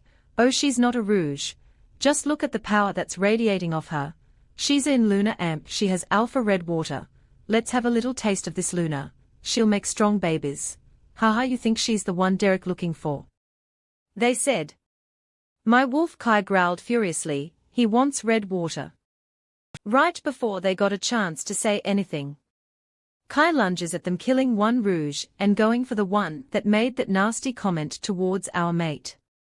While Noah takes care of the other 2, but one managed to escape. I didn't care, all I cared about was my mate. I shift back into human form, not caring if anyone saw any without clothes or not.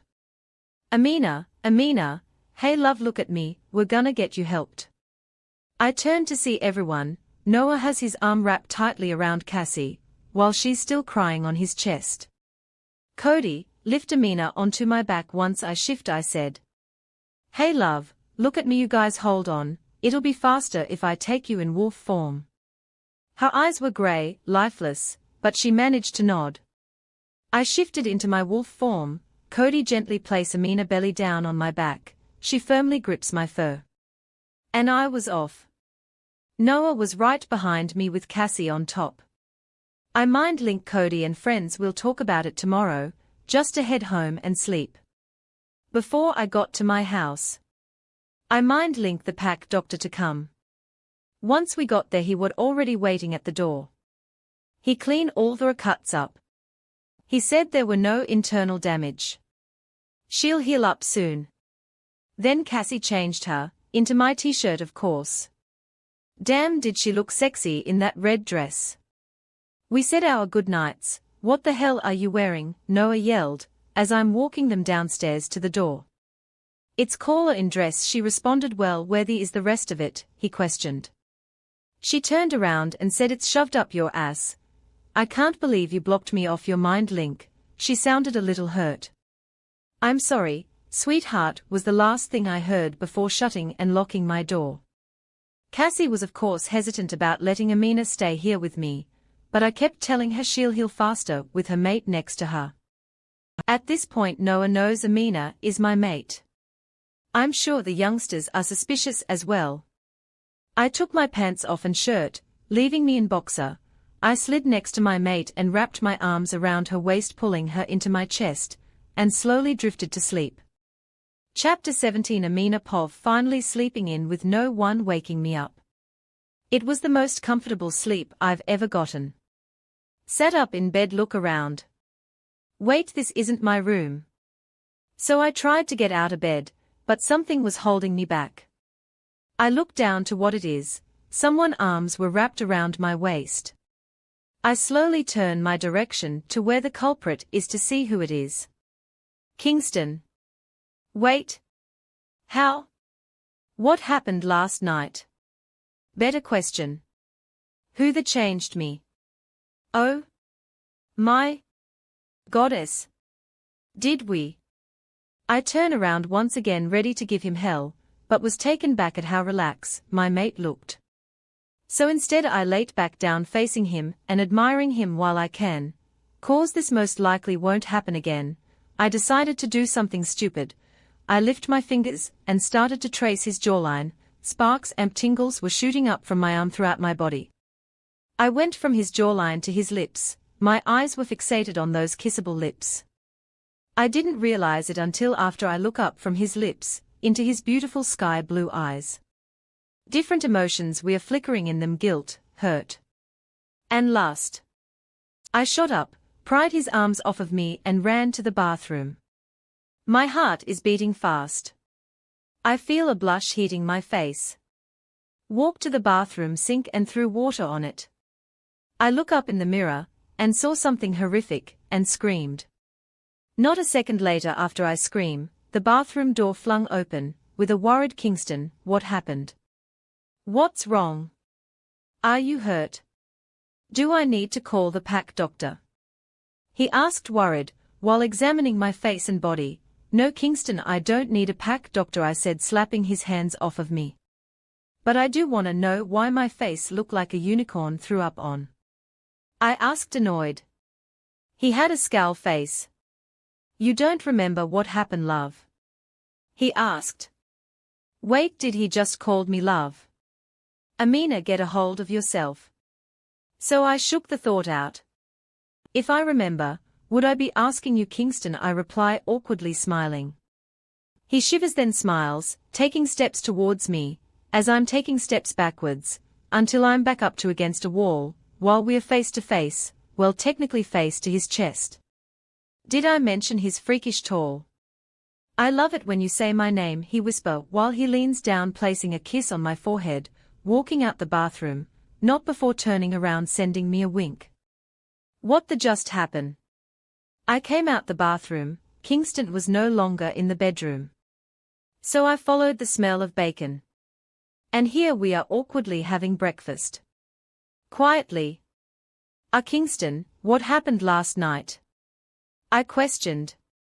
Why is my face, and some parts of my body bruised up? I asked. He slams his fist down on the table, hard. And broke the table in half, which of course made me yelp and flinch. There goes my breakfast. He really has anger issue. My face immediately frown, looking at my bacons. On the floor. I.P. bacon. I put my hands over my heart, and wipe a fake tear with my free hand. What the hell wrong with you? He looks at me with his eyebrow raised up. I clear my throat to him. I think I'll head home now, thank you for breakfast. And I'll see you at the pack house later. I'm just gonna go home and change, I stated, heading towards the front door. What do you mean? He asked while following behind me. I still gotta work, Kingston. I still need food and other personal items to buy, I said, annoyed, thinking back to my bacon breakfast. I literally had maybe 3 bites. I'm gonna be hungry until who knows when. Well, I think you should go rest, take the day off, come back for lunch and dinner, he stated while throwing me a sweatpant. Okay, thank you. I said, making a right, walking home. Other way, Amina, turning right back around, walking opposite direction of where I was first headed. Not before giving Kingston an awkward smile. Home, but yet I felt so empty. I threw myself on the bed, smiling stupidly at what happened this morning. I need to stop this foolishness. Kingston has the She-Wolf, why would he ever want a rogue like me? I needed to go for a run, and I'll ask Cassie to give me the rundown on what happened last night, later.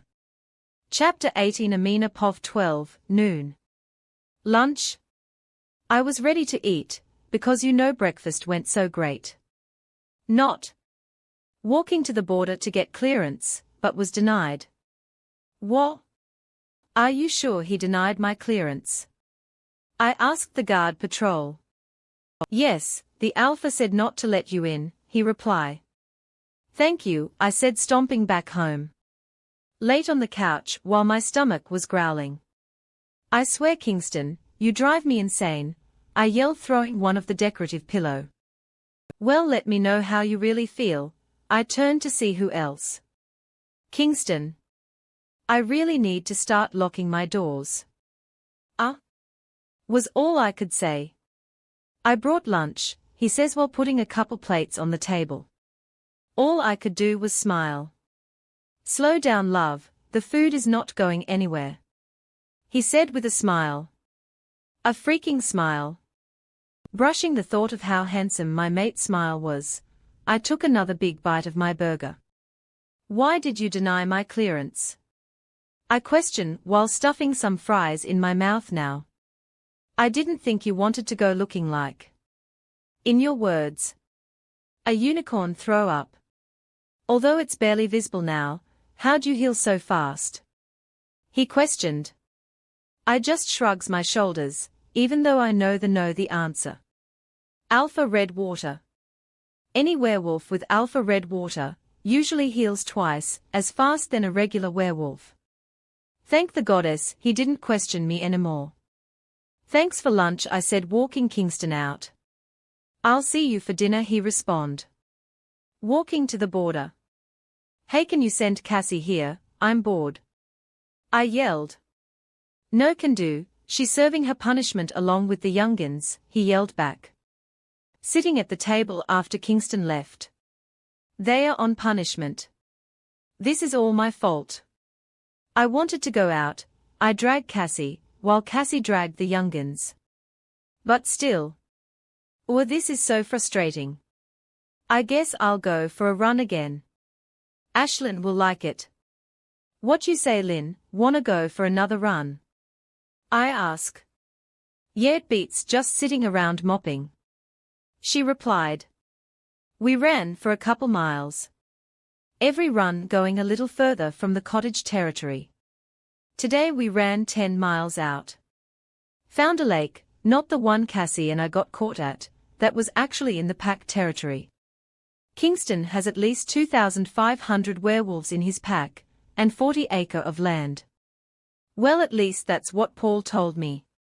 When you're bored like me with nothing to do, you talk to the pack guard on patrol. Everyone on patrol seemed to like me except for one person. His name is Jake. His looks around his late 20s. He's mated, and has a little 4-year-old, and his mate is pregnant at the moment, according to Paul. Hey, you can't blame us, it gets boring with nothing to do. Anyways, Jake always stares at me in disgust. He even have some colorful vocabulary for me when he see me staring at him. Whatever, I'm used to Kingston Pack treating me like that, nothing new. Sad thing is I'm supposed to be their Luna. I came back, showered.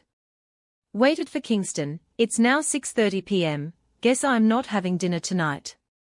I pick up a book Cassie brought me and started reading it. 5 minutes in, someone was knocking on my door. It's not Kingston or Cassie, they usually just barged in. So I opened the door slightly to see who it was. It was one of the older pack guard. Hi Craig, I said while opening my door a little wider. Evening, Amina. Alpha asked me to tell you dinner ready. He said. Okay, thanks, Craig.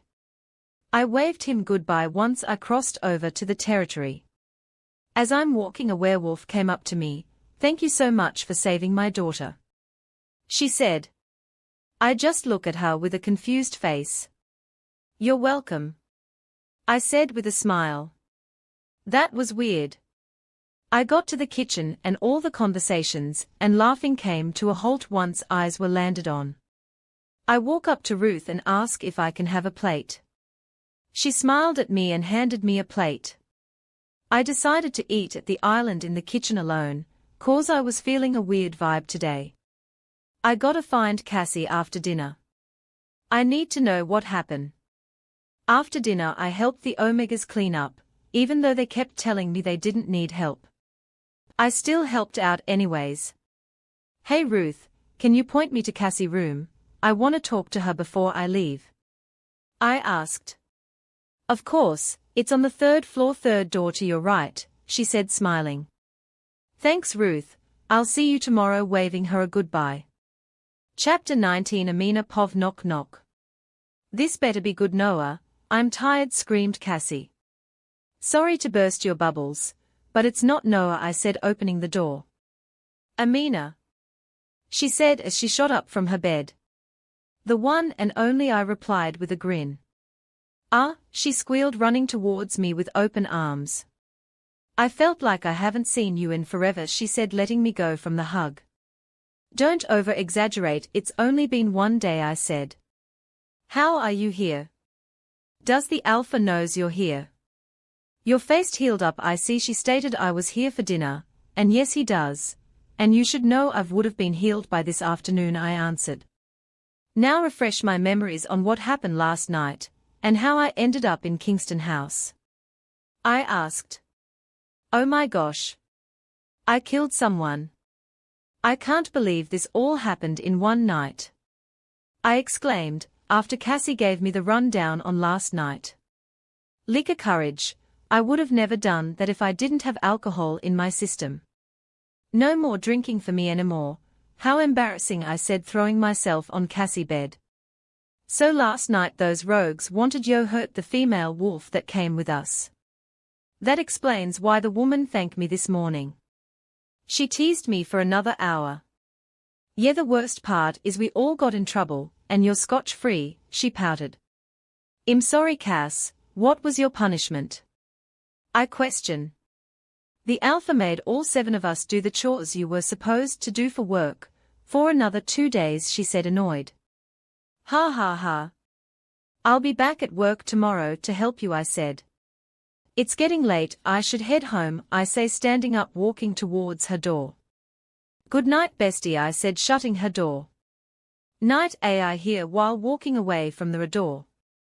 I was headed downstairs, but was stopped by his intoxicating smell. So instead of going downstairs, I headed up one more flight of stairs.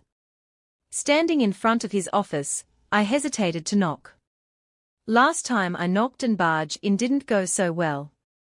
So I just decided I'll go home, until I heard, are you gonna come in or stand out there? I walked in. Hey, I said.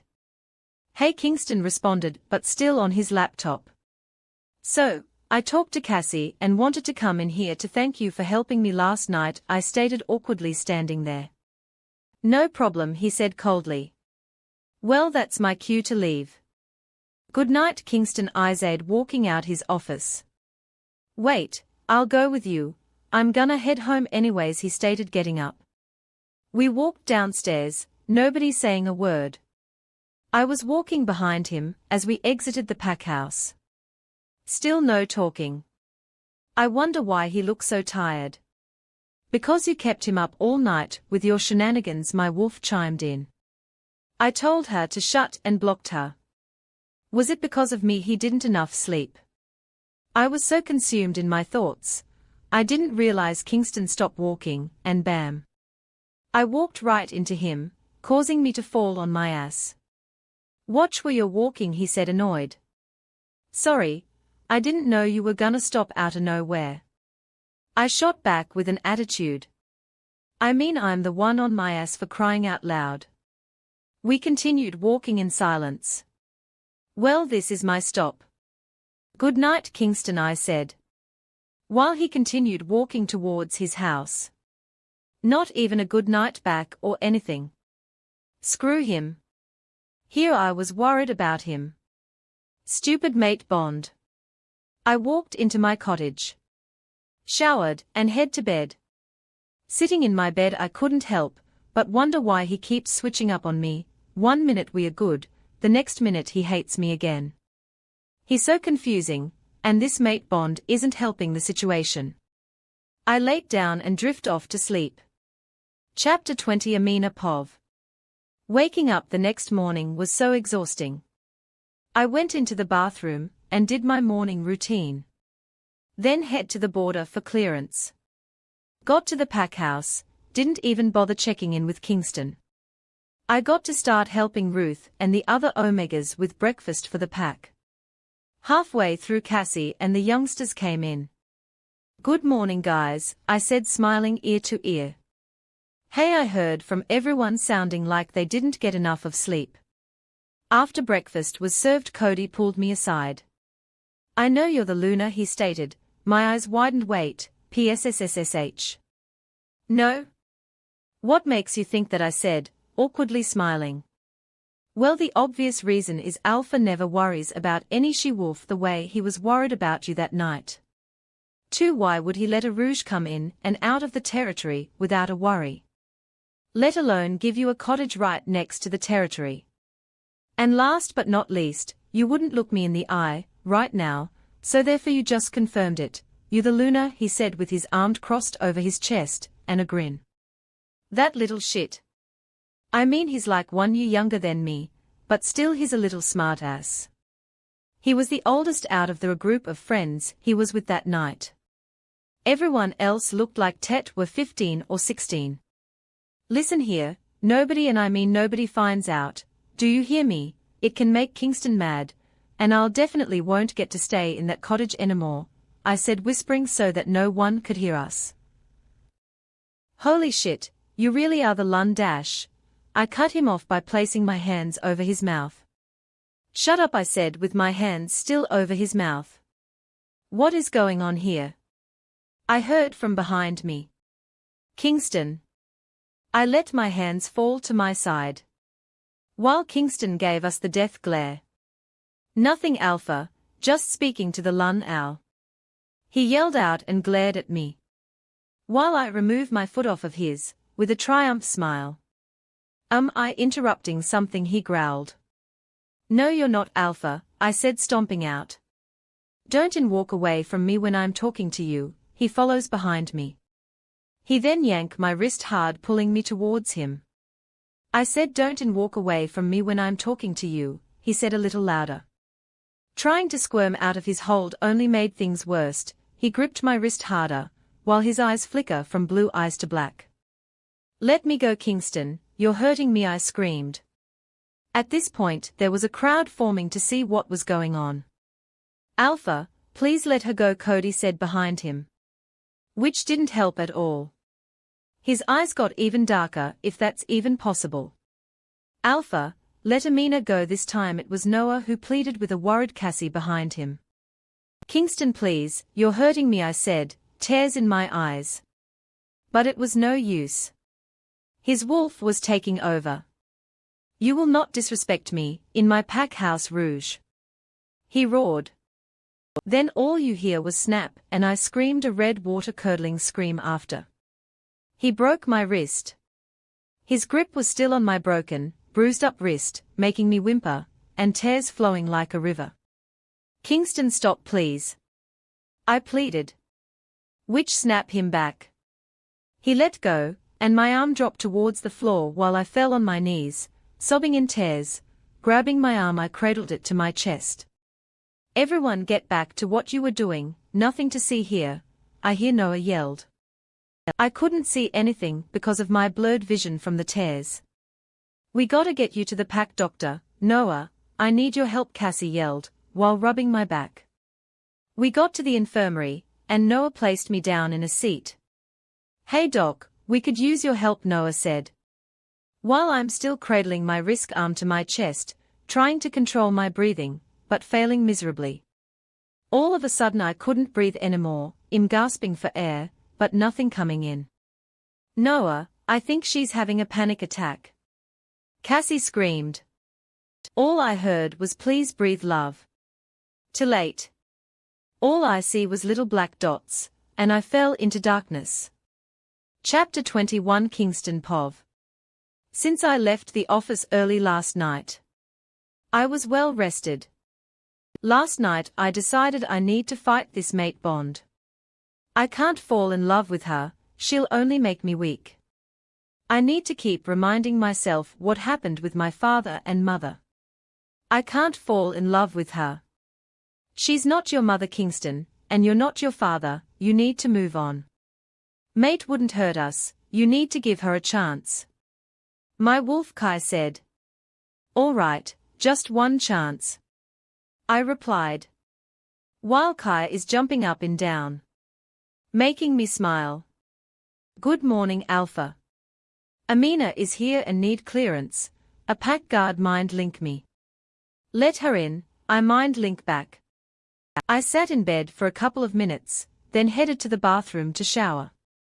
I walked in the pack house ready to talk to Amina, couldn't find her in the kitchen. Noah, Cassie, where's Amina? I question. She was here just a second ago, maybe she went outside, Cassie replied. I went outside and followed her scent. What I saw hurt my wolf. She was whispering something with her hands over Cody's mouth. What the is going on here? I yelled out. They both turned around, and Amina's hands dropped from Cody's mouth, they both had guilt in their eyes. Nothing, Alpha, just speaking to the lun owl. He said, glaring at Amina. I was livid, I didn't even hear what he said. I interrupting something? I growled. No. You're not, Alpha, Amina said, stomping away from me. Don't walk away from me when I'm talking to you, I said, following behind her. I then yanked her wrist hard, pulling her towards me. I said, don't walk away from me when I'm talking to you, repeating myself. I couldn't think straight anymore. All that ran through my mind was what my mother did to my father, all the pain and suffering I went through. You will not disrespect me, in my pack house rouge. I roared. Then I heard a red water-curdling scream after. Kingston, stop please, she screamed, snapping me back to my senses. I let go of her arm, while she fell to the floor on her knees crying, cradling her broken wrist. What the have I done? My wolf Kai was angry, he took over and I did nothing to stop him. I stood there for a couple minutes, and realized she was gone. I followed her scent to the infirmary. I see Noah talking to the pack doctor, and seconds later I hear Cassie screamed out, Noah, I think she's having a panic attack. I instantly ran towards my mate, she was trying to breathe, please breathe love was all I could say, before she passed out. Where are all the doctors at? I yelled out. Then I see our pack doctor, and nurses running towards my mate and I. He rushed my mate inside one of the rooms. I decided to follow in. He grabbed my mate, then put the oxygen mask on her, and started examining my mate's wrist, which I can see clearly is purple and blue, bent in a weird angle. I furiously growled, making everyone shake with their head bowed and neck out, showing me they submit to me. I think the whole pack heard me. Alpha, I need to examine her, with you here, it's a little harder, please wait outside. I did what I was told and walked out. Then I see Cody here, that made my red water boil. Why is he here? My wolf instantly wanted to take over and rip his head off. Before anyone can say anything, I stormed out the infirmary. Shifting into my wolf form, I let Kai take over. We ran for half an hour, before Noah mind link, Alpha Amina is fine and awake now. I didn't say anything. I just headed to the infirmary. I walked in and the laughing came to a stop. Everyone was still here, even Ethan and his mate Jess was here. They were looking at me with disappointed faces, except for one. Amina, She was staring shooting daggers at me. I cleared my throat. Could everyone leave? I need to speak to Cody and Amina. Alone, I stated. Everyone slowly making their way out the room except for Cassie. She glared at me for a second. I returned that glare with a glare of my own, ready to use my alpha tone. Babe.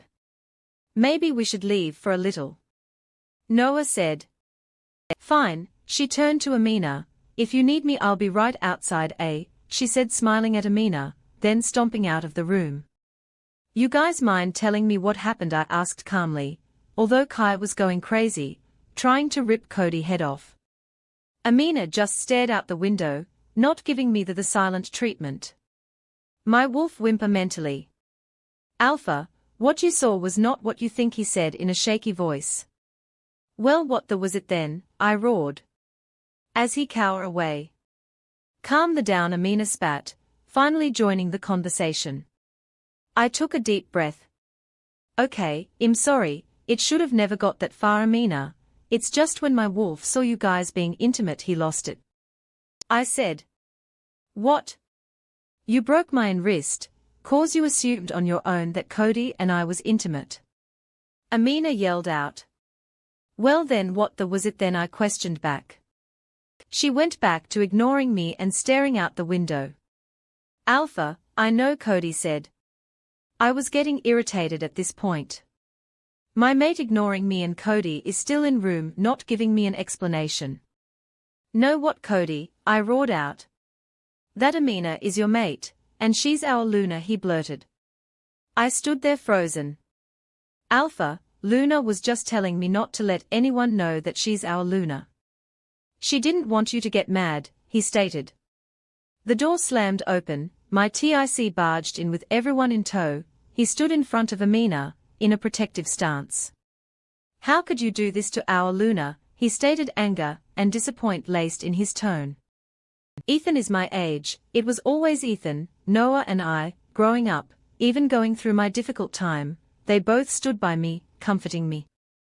Frustrated, I rubbed my face and ran my finger through my hair. Everyone out. I yelled out using my alpha voice, making everyone cower and walk out. Ethan was the last to walk. He looked at Amina, giving her a reassuring smile, and walked out. I'm sorry, love, I said sadly with my head hung low. You can't say that, Kingston. 1 minute you're making me feel like I'm the happiest girl in the world, then the next minute you're breaking my heart into 1,000 pieces. I can't do this shit anymore, she spat. I didn't say anything, cause she was right. You were mad at Cody and I. We didn't do anything except felt guilty for lying to you when you asked us what we were doing. I didn't want you to get angry, cause you didn't want me as your mate. So I asked Cody not to say anything. Instead you break my wrist. You have no rights to get mad at me. I should be the one mad at you. I was the one that walked in on you with a she-wolf straddling you, knowing you're about to do God knows what. She yelled out angrily. Amina, it's not what you think, I respond. I don't want to talk to you, leave. Me? Alone. She spat. I decided it's best to leave her alone. I walked out and everyone I'm sure heard our conversation. They stared everywhere else except my direction. I need another run. Chapter 22, Amina Pov. It's been a couple days since I've seen Kingston. Everybody been visited me a lot. Mostly Ethan. Ever since he found out I'm Kingston mate, he's been super protective. The TIC usually are when it comes to their Luna. Cassie went into heat a day or two ago. She'll be in heat for 5 days, then it'll take her a day to recover her strength, so she'll be out for almost a week. I'm currently home. Kingston still haven't paid me for the day and a half I worked. Jerk. I decided I'm no longer working for Kingston. I don't want nothing to do with him anymore. I decided it's time for me to move on. Yes, I'm gonna be in pain, but it'll pass. Hurting me physically was crossing the line. So I decided I needed to just get away for a couple days. By then Cassie will be back to normal. I wrote a note to say I'll be back soon. Just in case anyone was wondering. I pack a bag and shift into my wolf form. And ran. Mature content ahead Cassie-Pov. Noah, I yelled out in my room. In here, he responded, from my bathroom. What are you doing? I need you next to me. I cried out. This heat is no joke, I'm acting like I'm a damsel in distress. Which technically I am, Noah, and I haven't even started the mating process. I mean, it's not that I'm not ready, but how do you tell your mate you want to be marked? Mostly me. Then I felt like a million knives stabbing me in my lower abdomen. In Noah, where the are you? I yelled out in pain. I'm coming, he said. Running towards me in bed. We laid in bed with his arm wrapped around me. The next day. I woke up out of energy the next day, day 3 of the heat. Good morning, sugar, Noah greeted me. Morning, Nutella, I said, getting up to the bathroom. Showered, came out, in Noah t-shirt and undies. I'm still in heat with barely any energy, so don't judge me. Hey love, I got you breakfast, eat up, he said. Noah, I'm not hungry. I pouted. Baby, you haven't ate much, you'll be all bones soon, he said. Fine, I'll take a bite of bacon, I stated. Noah. Yeah, he responded. Nothing, I said, smiling at him. The pain isn't as intense as it is the first 2 days. Noah and I are currently watching a movie on Netflix in my room. Haha, his laughter is so cute. It's now or never. Noah. I said, standing up. Yeah, he said, looking up at me. That's all that came it. Just spit it out, sugar. I know you want something, just come out and say it. Whatever it is, I'll get it for you, Noah said, still eyeing me. Okay, here goes nothing. I want you to mark me. I blurted. What? He said, sitting up with a confused face.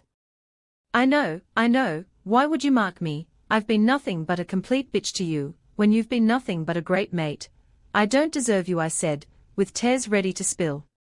Hey, that's not true, I think you've been a great mate. I mean, you're nothing I expected, he said. Oh, he's gonna reject me. I looked down to the ground, not wanting to face him. He stood up, lifted my chin up to him, sparks was shooting throughout my body. You're not what I accepted. You're better, you stand up for yourself and the people you love, you aren't easily scared, and when you love with all your heart. I see the love you have for Amina. I'm just waiting till you're ready to give me a piece of your heart. And love me the same. He stated, the moon goddess blessed me with such a wonderful mate, he said, wiping the tears on my cheek. Then he plunged his canine deep in my neck. I screamed out in pain, but then the pain turned into pleasure. He pulled his canine out and licked the wound clean. Ow, Noah, you could have at least warned before you decided to bite me. I said, grabbing my neck. You love it. Now shut and give me some sugar, he said, leaning in for a kiss. He kissed me so passionately, I moaned, and he took that opportunity to stick his tongue in. Then he threw me on the bed. We deepened out, kissed. All right, you sure you wanna do this? He asked. Yes, I whisper. I clench onto the sheets. He started moving slowly. I sink my canines in his neck and marked him. We both lay next to each other, heavily breathing. 2 minutes later, Noah turns to me and says, round 3. I just smiled. We were fully mated. Chapter 23. Noah Pop. Finally my mate gave in to the mate bond. We are finally mated. Noah, I need you now, in my office. Kingston, mind link me. All right, I'll be up in a few minutes. I got up out of bed, gave my beautiful mate a kiss and headed upstairs. This better be good, Kingston. It's 6 a.m. I left my mate for this, I said, walking in. Kingston looks horrible. What's wrong, dude, you okay? I asked. She's gone, I pushed her away, she left me. He said sadly. I've known Kingston all my life, he's been through some pretty rough shit. But never have I seen him so broken. What are you talking about, man? Who's gone? I questioned. Amina. She left me. He yelled. What, no way, are you sure? I asked.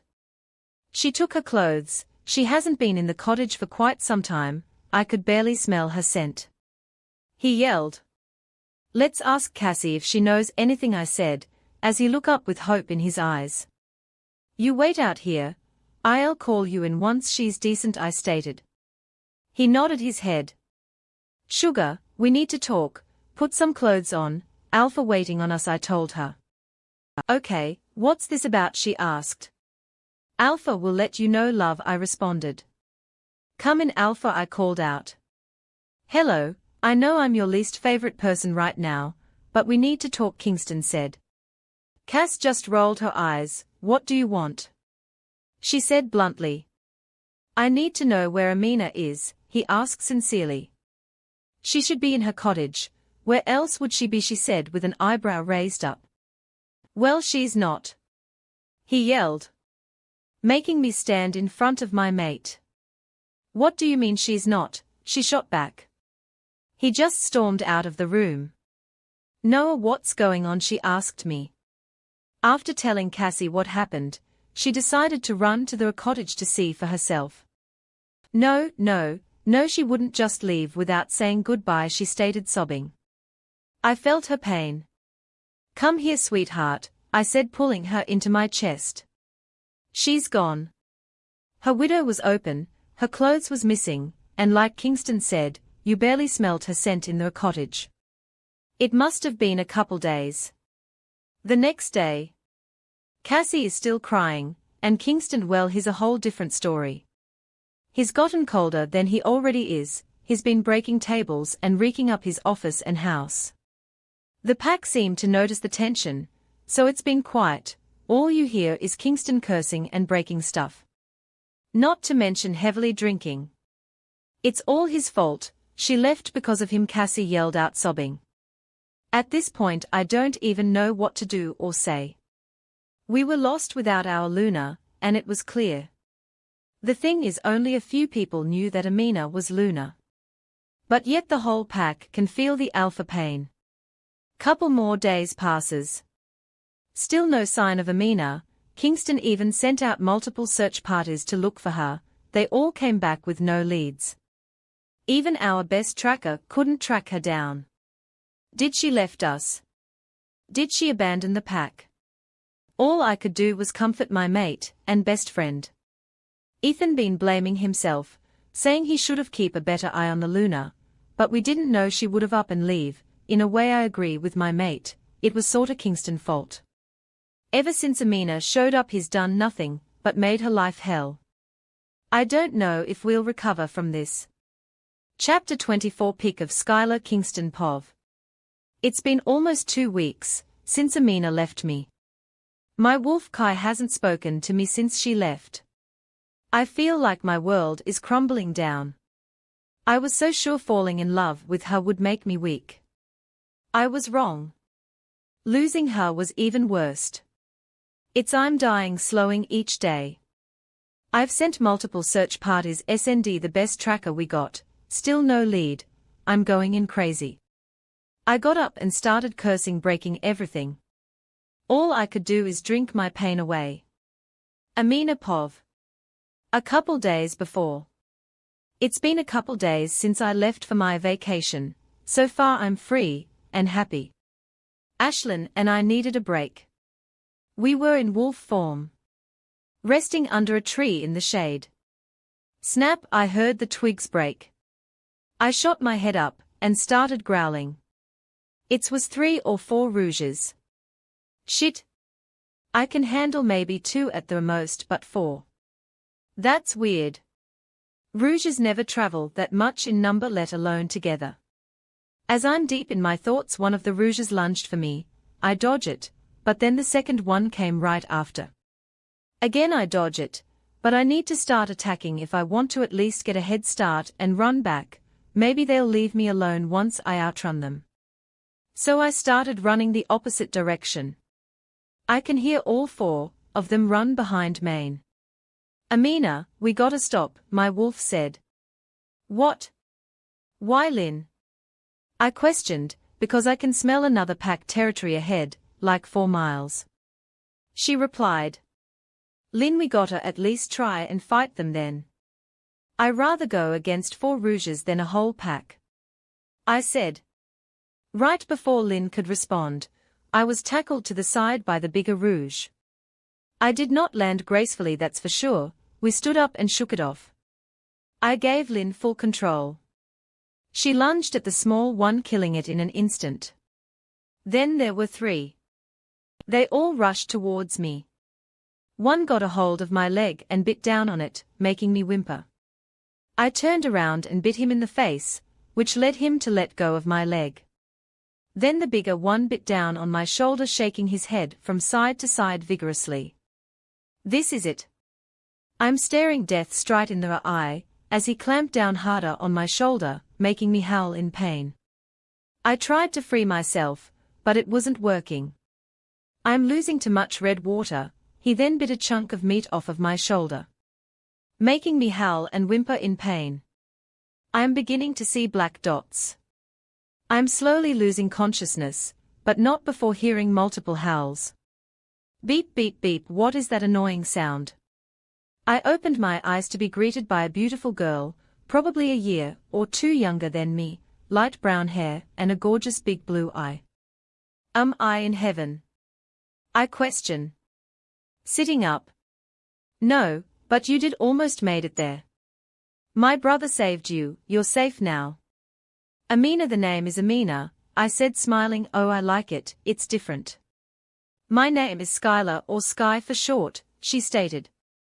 So you want to tell me why you were in the woods alone, getting chased by 3 rouges, she asked with an eyebrow raised up. It was 4, but I killed 1, I corrected her with a grin. Okay, I was just running in the woods and the rogues attacked. I stated. Why were you running? Is everything okay? Why don't you smell like a rogue, or like someone who's in a pack? Skylar asked. It's complicated. I need a vacation. I replied truthfully. Well, that's one vacation you're gonna remember, you almost died. She said, reminding me. Hey Skylar, how long have I been out? Asking her while I take a bite of the food she brought in for me. About 4 days, she responded. What? I said, choking on my food. Where's your brother? I need to thank him before I leave, I said, panicking. He's interrogating the rogue. She replied with one eyebrow raised. What? I question. You've just woken up, you were badly injured, and now you're in a rush to go. She said. You don't understand, my mate is probably gonna be super pissed at me now. I said. Mate? You don't even have a mark.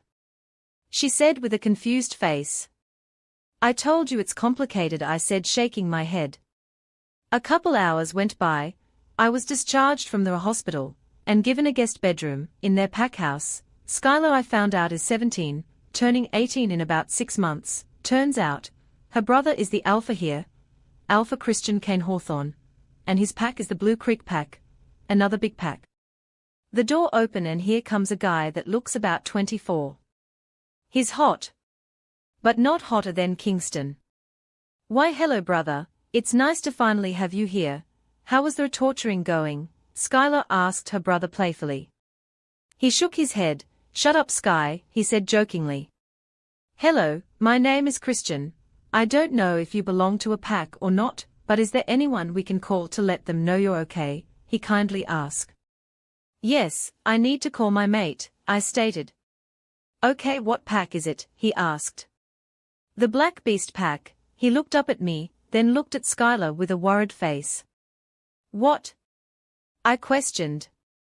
We'll talk about it in the morning, it's late. We'll also give Alpha Carter a call tomorrow as well. He said, walking with Skylar to the door. They both said good night, and I quickly fell asleep. Chapter 25. Amina Pov. I was so eager to get up this morning. Yeah, I know, me getting up, that sounds crazy. After showering and my morning routine, I walked downstairs, and was greeted by the smell of bacon. I sat down at the kitchen counter. Since they didn't need my help. "Good morning," Skye said, plopping in the seat right next to me. Minutes later, 2 plates piled with bacon, pancakes, and eggs was handed to us. Our eyes light up, with a smile from ear to ear. We just looked at each other and giggle. Finally, someone that can appreciate food like I do. We walked to Alpha Hawthorne office. We are not on first name basis, so I didn't want to disrespect him. "Yo, Chris," Skye said, pushing his office door open. I walked in behind her. "Good morning, Alpha Hawthorne," I greeted. "Morning, you can just call me Christian," he said with a warm smile. "Okay, guess we are on first name basis. You can't just go barging in people's office, Skye. What if I was in a meeting?" he questioned. The thought of the day I walked in on Kingston popped in my mind, right after Christian said that, which made me scrunch up my face in disgust. "You see, even Amina agree with me, just look at her face," she said, snapping me back to my senses. "Huh?" was all I can say. "You didn't hear me." "Whatever, forget about it. Well, we are here for you to call her mate. I think she misses him," she teased. "I mean, she wasn't wrong. I hate this mate bond." Christian dialed numbers on his office phone, then put it on speaker mode. "Hello, this is Alpha Hawthorne, with the Blue Creek Pack calling. Is this Alpha Carter I'm speaking with?" he said firmly. "No, Alpha Carter is busy. This is Beta Noah. Is there a message I can take?" Christian smiled at me, while Skye nudged me forward. "Hey Noah," I said. It went quiet in the line. Skye gave me a confused look with an eyebrow raised up, while Christian looks at me with concern. "Sorry Luna, I had to mind Link. Alpha, he's out patrolling the border. He'll be here in a second." He was cut off. "Amina, love, are you okay? Where did you go? I'm so sorry for what I did. It was my fault. Am I an idiot? Will you?" I had to interrupt him. "Kingston, I'm fine. Can we talk when I get home?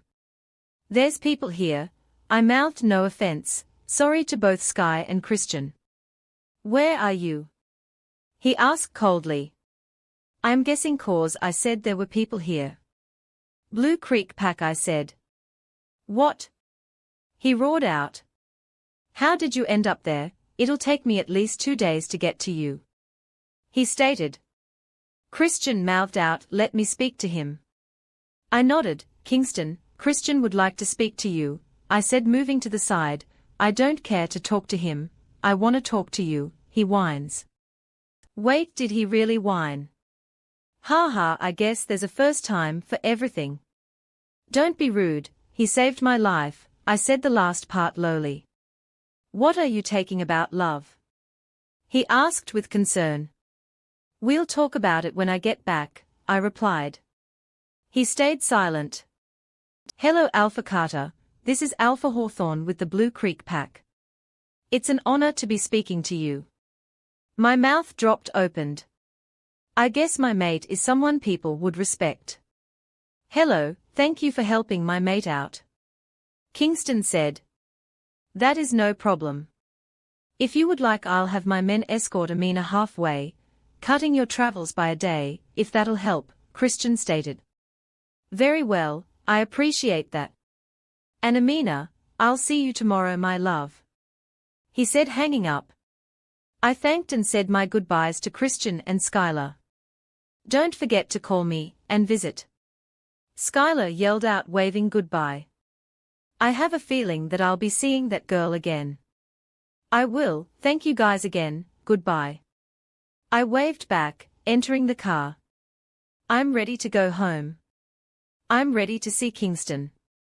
Chapter 26. Amina Pov. We drove through the rest of day, well. They did. I just sat in back, reading. Eventually drifting off to sleep. Amina. Someone said, shaking me. Huh? I said, groggy. We are here, and I believe that's your mate waiting on the other side, he said. What, already? How long was out? I asked, coming out the car. About 5 hours, B stated. My eyes drift to the car in a couple years away.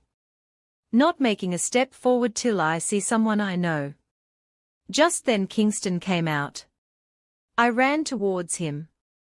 All that mattered was him. Then I stopped midway, realization hit me. Why am I running to him? When I got there, I waved thank you to Christian guards. Turned to Kingston.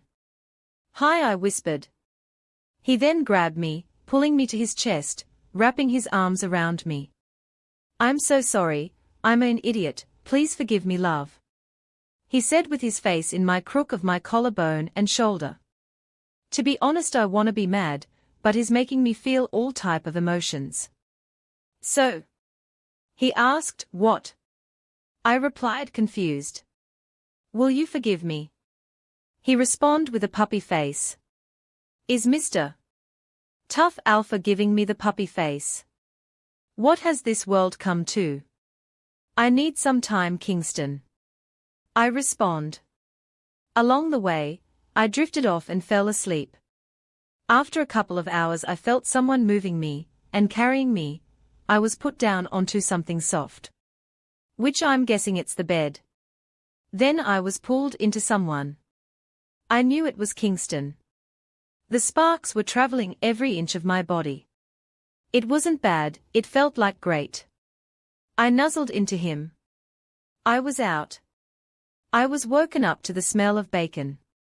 Yes, bacon. Heavenly little bit-sized strips. I noticed I wasn't in my cottage, but in Kingston home. I went to the bathroom to do my morning routine.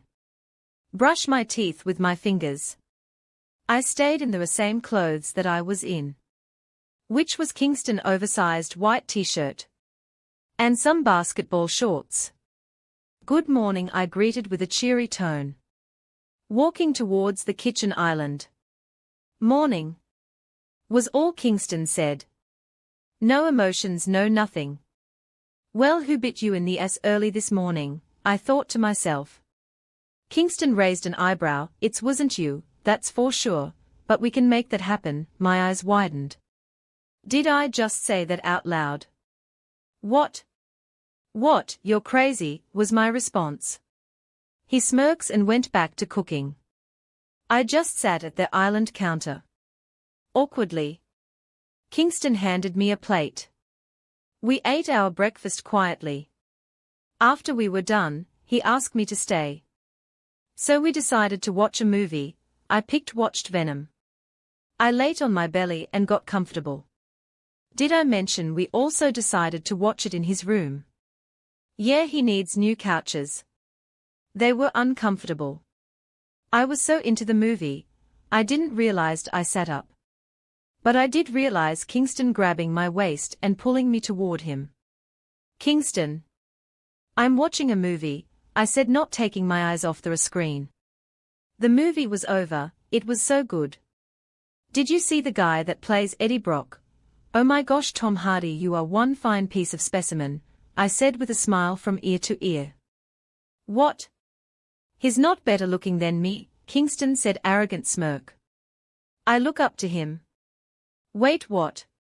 He got his leg as around me, and his arm around my waist, while I'm sitting with my back towards his chest. How did we get in this position, curse you, sexy Tom Hardy? I awkwardly clear my throat, and try to get up, but Kingston wasn't letting go. He rested his head on shoulder. Can we stay like this forever? He asked while taking a whiff of my scent. I stood still and enjoy it. You're just so beautiful, love, he whispered in my ear. Then he started kissing my jawline, then he moved downwards to my neck. A small moan escaped my mouth. Which made things worse, he turns me around to face him. Then inched his face closer to mine. I bit the bottom of my lips. Kingston lips, but made no moves. I grabbed his face, ignoring the sparks, and kissed him. His face was priceless. He deepened the kiss. It was like an explosion of fireworks. I was completely lost. We pulled apart to take a breath, then went right back to it. He then laid me down on the bed, while he's on top of me. We were cut off with what we got off each other and off the bed. I'm awkwardly fixing my hair while he's looking toward the bathroom door. Well, well, well. So this is what's my best friend been doing, while I'm worried sick about her, Cassie playfully teased. I just gave her that I'm going to kill her glare. Sorry Alpha, we knock and called out but nobody answer. Noah spoke up. Well, we know why they didn't answer, they too busy getting it on, we just interrupted their sex sessio dash. I cut Cassie off. Shut up. Kingston rolled his eyes and wrapped his arm around my waist, and responds with yeah you did, which earned him a smack on his chest. Which he smiled while I'm tomato red. We all went downstairs and sat in the living room. So you want to tell us why you ran away? Cassie asked. Ran away? I questioned with a confused face. Kingston was next to me, his grip tightened on my hands. I didn't run away. With everything that happened, I just thought I'll take a little vacation. But who knew I was gonna get attacked by 4 rogues, and ended up in the Blue Creek territory. Right after those words left my mouth, Kingston tensed up, and his eyes flickered from blue to black. His wolf was trying to take control. So I cupped his cheeks. I'm fine, Kingston, I said with a smile. The Blue Creek pack saved my life, I said lowly. Thinking back to that day made me tear up a little. I could have died or even worse been raped. I owe the Blue Creek pack my life, I said, choking up. Kingston pulls me into his chest. I'm sorry love, everything was my fault. I should have never hurt you. I should have been the one to protect you. It was my fault, Kingston said with hurt. I look him in the eye. Guilt and pain was in them. It's not your fault, Kingston. I chose to go, but I'm here now, I said, trying to make him feel less guilty. I didn't know if you were coming back. I had multiple search parties searching for you, but there was no lead. Kingston says. You did. Of course I was coming back. I left a note, didn't you guys get it? I questioned. No, Ethan came in my office saying you're gone, that your clothes were gone, your window was open, and the door was unlocked. It was like you left in a rush. Kingston replied. Now that he mentioned it. I did leave without locking anything. Well, in my defense, there was nothing in there to steal. I thought nothing of it. I said. Okay, so you left a note, maybe it's gone with the wind. Cassie said. Then we all shake our head. Maybe the wind did blow my note out. But that's beside the point. I'm your best friend, we've been through so much together, you couldn't even come tell me. Cassie asked, with hurt. I'm sorry I made everyone worried. I said with my head hung low. It's okay love, please promise me you won't do that again, Kingston said, holding Mr. close to him. I nodded my head yes. They really do care about me. My heart was full again. Chapter 27. Amina Pov. We all chatted. I was in the kitchen with Cassie making us some lunch. You smelled different. I said out loud to Cassie. Well, maybe because Noah and I are, you know. Mated, she said nonchalant. My eye widened. What? I gasped and grabbed her shirt, pulling it down from her neck. My mouth dropped. You guys. I put my hands over my mouth. Well, apparently you guys were busier than I was with Kingston, I said with a smirk. Shut up. I was in heat, and it just enhances your sex drive. She said lowly. I chuckled. Are you embarrassed? I teased. Oh man, if looks can kill. I'd been dead with the glare she's giving me. Lunch is ready. I yelled out. The guys come walking in. After lunch, Noah had patrol duty and Cassie was tired and wanted Noah to walk her back to the pack house. I waved goodbye. I turned around only to bump into Kingston's chest. Sorry love. I gotta go to the pack house to get some paperwork, bring then back here, so we can spend more time together, he stated. What? No, don't do that, just work in the office. I gotta head back to the cottage, it's been weeks. I'm sure there's a lot to clean up. I said, turning around towards the front door. Before I was out the door, 2 arms were wrapped around my waist. No, I don't want you back there. I want you close to me, please. I can't keep you safe if you're far from me. He pouted. I don't think that's a good idea. Everyone is gonna question, why is Rogue roaming around freely here, I said. It's not like you didn't do that before, he says, placing his face in between my neck and shoulder. Plus my pack needs to know who their Luna is, he stated. I turn around in shock to see if he was joking. Nothing. I'm not kidding, I wanna go through with the Luna ceremony this weekend, he said. I just gave him a small smile. But deep down I was scared. What if Derek finds me? I told Kingston I needed a walk. That he should go work in his office. I'll be home when he get back. I'm so happy mate is finally gonna introduce us as his mate and Luna this weekend. My wolf Ashlyn said. Yeah, but aren't you scared of Derek finding us, Lynn?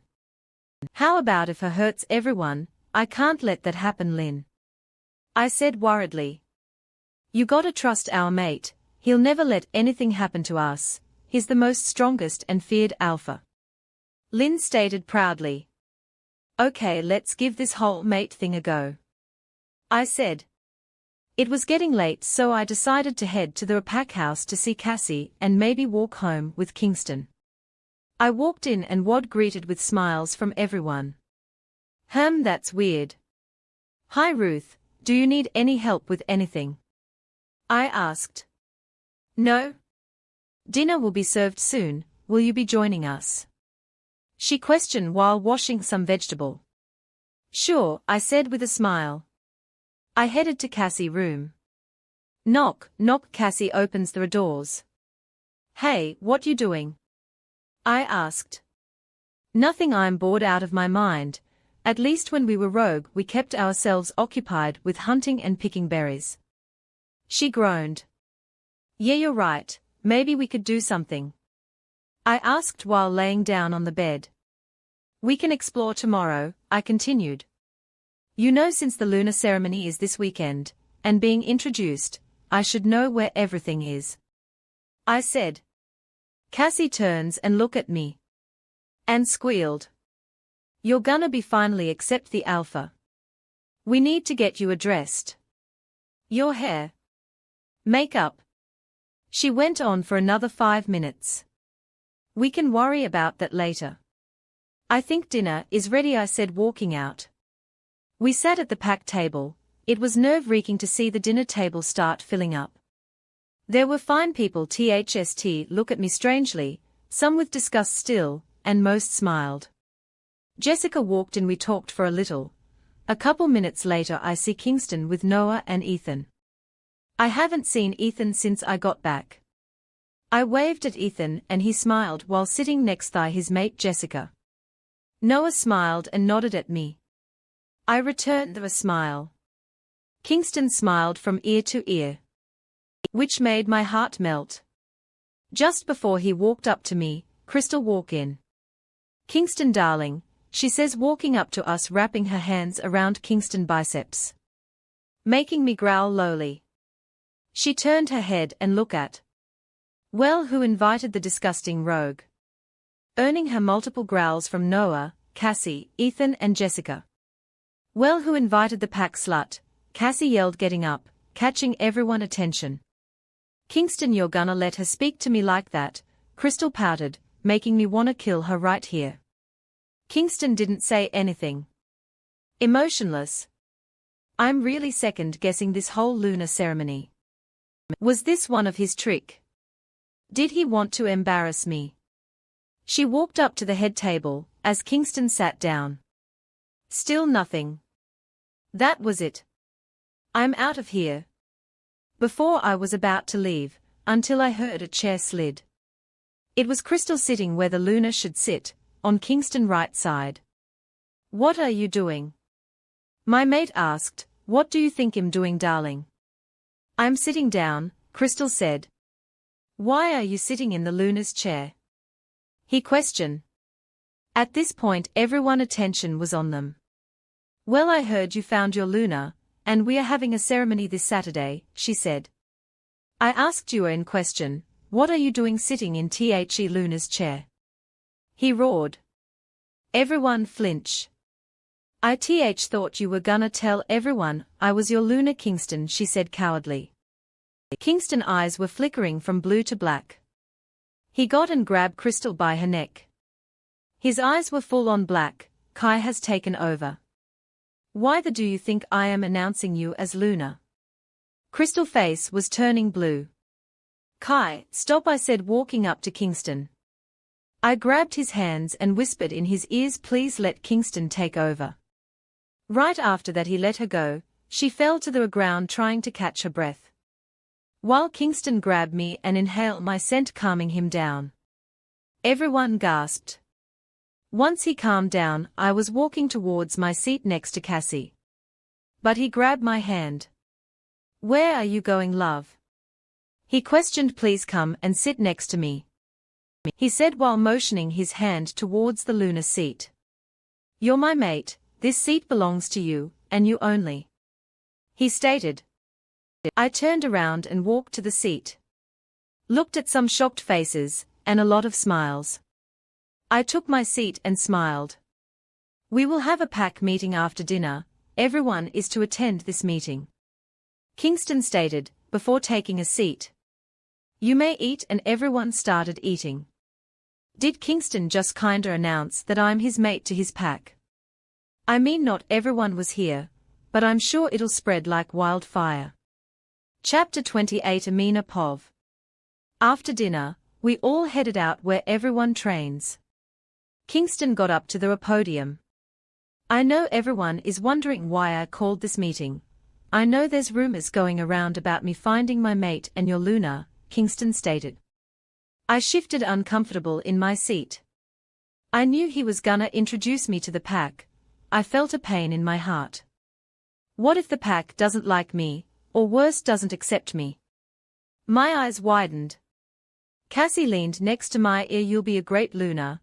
Everyone will love you, don't worry, she says.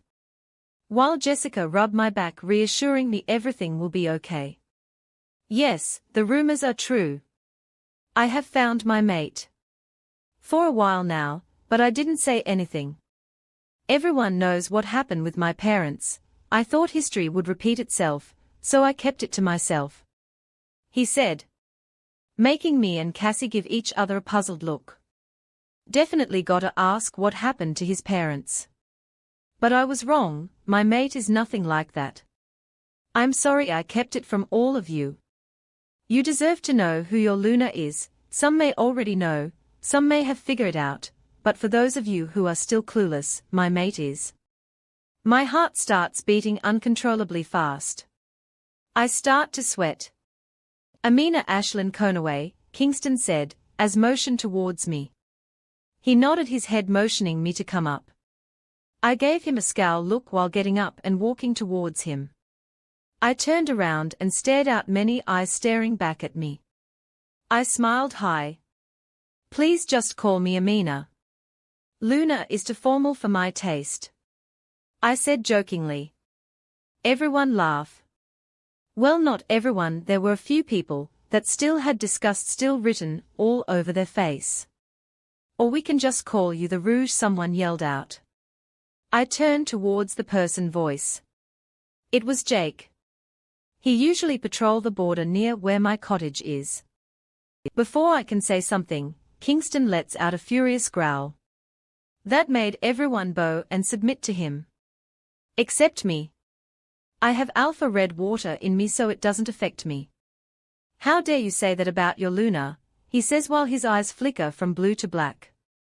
I walk in front of him. Calm down, I said, putting my hands on his chest. He pulled me in closer and rested his face in the crook of my neck. Kingston. I smack his chest a little, getting his attention. What? He asked. I motioned my eyes towards the crowd of werewolves. Right? Saturday, we will have a lunar ceremony, and everything is to be here. Meeting dismissed, he said, while grabbing my hands and walking. I'm guessing his house. We walked quietly. I let go his hands. This is my stop. I said.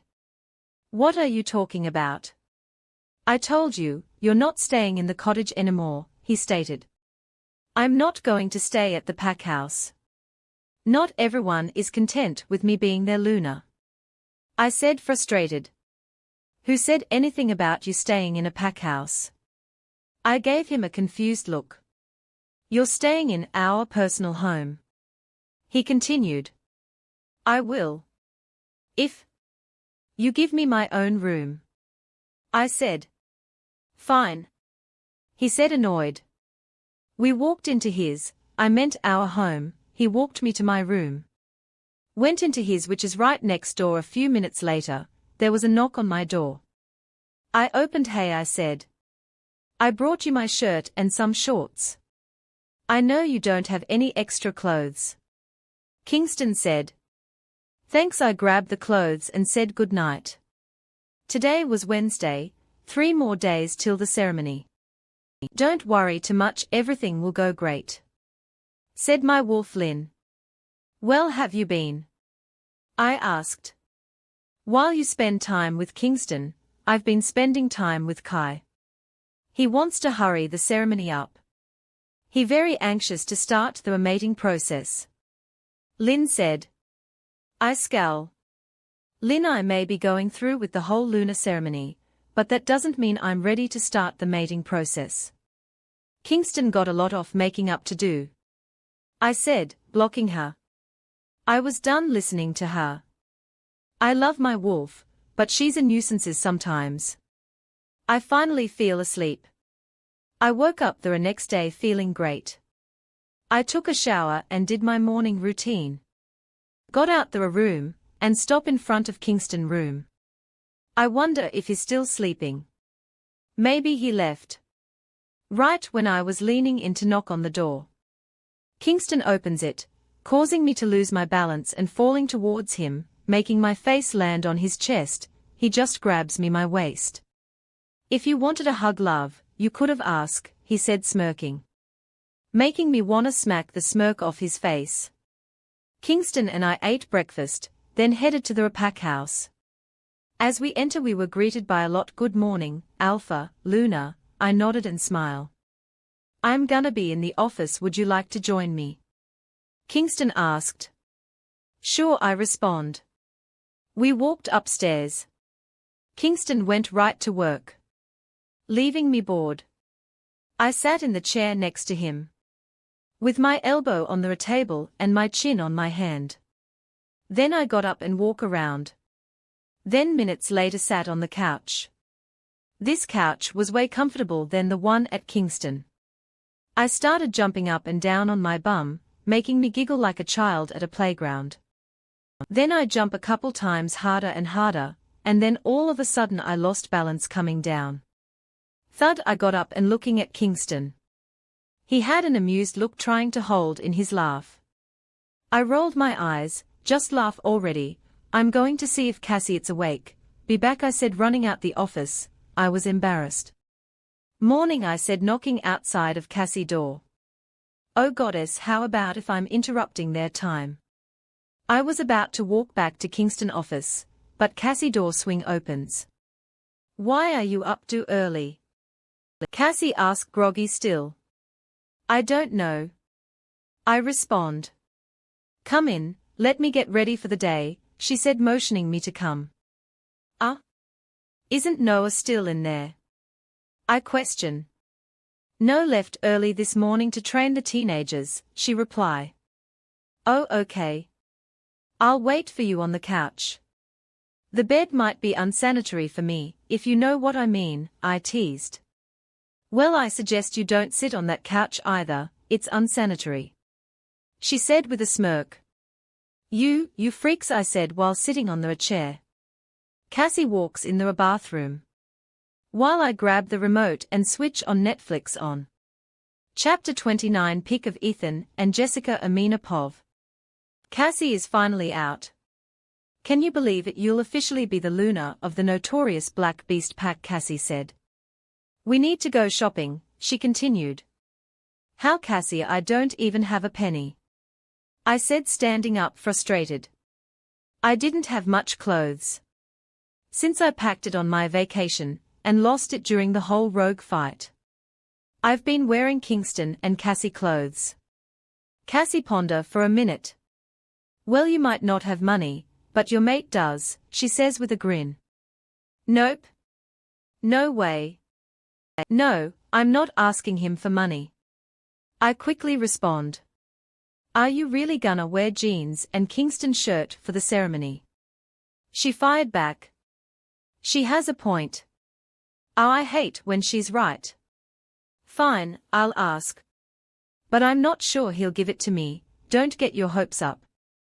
I said, stomping out her room. I walked in Kingston office. Shut the door behind me. Kingston looked up at me and smiled. Curse his handsome perfect face. I shake my head. Clear my throat, Kingston. I hesitantly say. Yes, love, he reply. I need to. Just spit it out, Amina. I need to go shopping and I need money, I said without taking a breath. What? Repeat that but slower. He said, getting up. I need to go shopping for clothes, and I need money, but it's okay if you don't want to give me money. I'm sure I'll find something to wear for the ceremony. I said quietly. I look up at him, he looks mad. I knew it was a stupid idea to ask him. I'm gonna kill Cassie. He looks at me. I'm sorry, love, he said. I cut him off. It's okay. I get it, let's not make this any more awkward than it already is. I mean, I understand. He cuts me off. Would you let me finish, before you go jumping to conclusions? I was gonna say, I'm sorry, love, I should have been take you shopping for clothes. It's my fault. He said. I stood there and shooked, while he handed me a black credit card. Go have fun and buy not just your dress, but also clothes or any necessities that you need, love. He said. I couldn't help but smile from ear to ear. I grabbed the credit card, thank you, and kissed him on the cheeks, before I realized what I'd just done. He stood there frozen. I back out the office slowly. Thanks, I yelled out once I was outside his office. Walked into Cassie's room sulking. Well, what happened? Cassie asked. He said not to buy a dress. I said. Cassie groaned, but to buy a dress and anything I needed, I squealed, pulling out his credit card. Cassie looks up and we both started squealing. Let's invite Jessica too, I said. Cassie nodded. We ran downstairs looking for Jessica. We found her in the kitchen. Jess, she turns around and nodded. Cassie and I look at each other and squealed, let's go shopping. She out of her seat and was squealing with us now. We look like a bunch of crazy teenagers jumping up and down squealing. What's going on? The guys said, coming downstairs.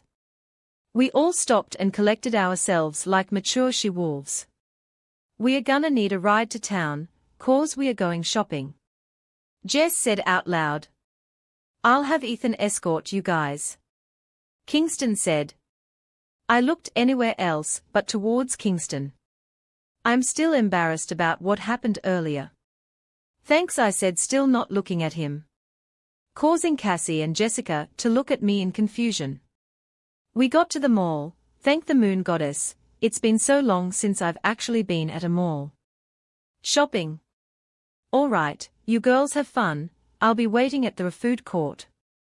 Ethan said, kissing his mate. Making Cassie and I feel awkward. Okay, enough kissing, you can continue whatever this is when we get home, Cassie stated. Causing Jess and Ethan to laugh. Mind link me if you need anything, he said, heading to the food court. Which I'm thankful for. I needed some girl time. We got a lot of clothes. But still no dress. We'll never find one, I groaned. Yeah, with that attitude we won't, Jess commented. Jess and Cassie sure can shop, I'm running low on energy. Just as I'm about to give up, I found this beautiful white nude dress. Guys, I think I found the one, I said. Well, don't just stand there, go try it on, Cassie said, encouraging me. It's beautiful, they both say in O, as I walked out. I smiled. This was the dress. I paid for it. Let's go, I said. We got one more store to check out, Jess said. We walked to another store, Victoria's Secret, I should have known. I'm with丨She-Wolf. We are gonna go shopping, and you are too, Cassie says. What? No, I don't want any more panties or bras, I stated. Yes, you need some. When you and Alpha get intimate, do you really want him to see you in some granny panties? Jess questioned, while Cassie nodded, agreeing with her. So I decided she's right. I grab a pair of red laced matching bras and panties, and a black laced one as well. Then a couple of bras and panties.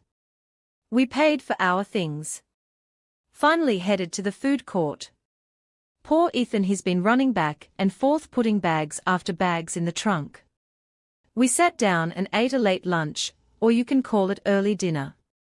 I got Panda Express, and the girls got Subway, and Italian. Ethan excused himself to the bathroom. Hey beautiful, some guys says, walking up to our table. We just ignore them. Then one guy came up to me and grabbed my arm. I don't like being ignored, he said, yanking me out of my seat. The girls stood up. Leave us alone, Jess yelled out, causing a scene. Shut up, he spat, griping my arm tighter. I think you should listen to my mate, and don't you ever tell her to shut up, Ethan roared, causing Jess to smirk triumphantly. At this point everyone in the food court is staring at us. The guy let go of my arm, and put his hands up, surrendering. Thank goddess they walk away. We finished our food, and head to the parking lot. Then those guys were back. Immediately Ethan went into a protective mode. He growls loudly. Then the guy that grabbed my arm pops out, and whistle. 4 more guys pop out. We were outnumbered, but it didn't really matter. They were human. Then I hear growling coming from their end. Get into the car, Ethan tells us, but nobody moved. I said get in the car, they're rogues, he yelled out again. No. I yelled back. Luna, this isn't the time, Ethan responded. That's right, I'm your Luna, I'm supposed to protect you, I said. One guy lunged at Ethan, causing Ethan to counter his attack. Because we were still in the human territory, we couldn't shift. Another lunged for Ethan, and Jess jumped on his back. Jess, I already mind-linked the Alpha, he'll be here any minute, get in the car, I can handle this, but before Jess could jump off the guy, another guy came and threw her off, causing her to hit the wall. She whimpers. Cassie and I both ran to her side. I stood up and looked at the guy that yanked my arm. He's obviously the main guy. I was ready to strike anyone that came near us. Cassie, take Jess to the car, I demanded. They didn't move. Enough, I used my Alpha Luna tone. The rogues all shake, and the girls plus Ethan bowed down. Even the humans that were standing around us quiver in fear. I walked up the guy. What is that you want? I questioned. You, he said. That made me shiver in disgust. Off, I yelled. He then yanks my arm hard. You're coming with me, you bear no marks. You'll be my mate, and I cut him off and smack him hard in the face, that even my hands are hurting. You and bitch, he grabs my hair and dragged me. Luna. Ethan screams, but was still fighting a couple rouges. He walked to the wood. Great, I'll shift and bite his neck off. Before I can do that, he slams me to a tree. Then the rest of his little group came behind him smirking. She'll be a great mate, my pups will be strong, he said. I spit in his face. He then punches me in the face a couple times. I spit out red water. But I will not cry. I will not let them think him weak. You will know your place, bitch, he gritted. He then backhands me, causing me to fall to the ground. He walked up to me and tried pulling me up by my hair. But stops when he heard a loud, furious growl. Kingston. Thank you for tuning in. If you enjoyed this episode of the story, please give it a like, and don't forget to subscribe to get notifications for updates.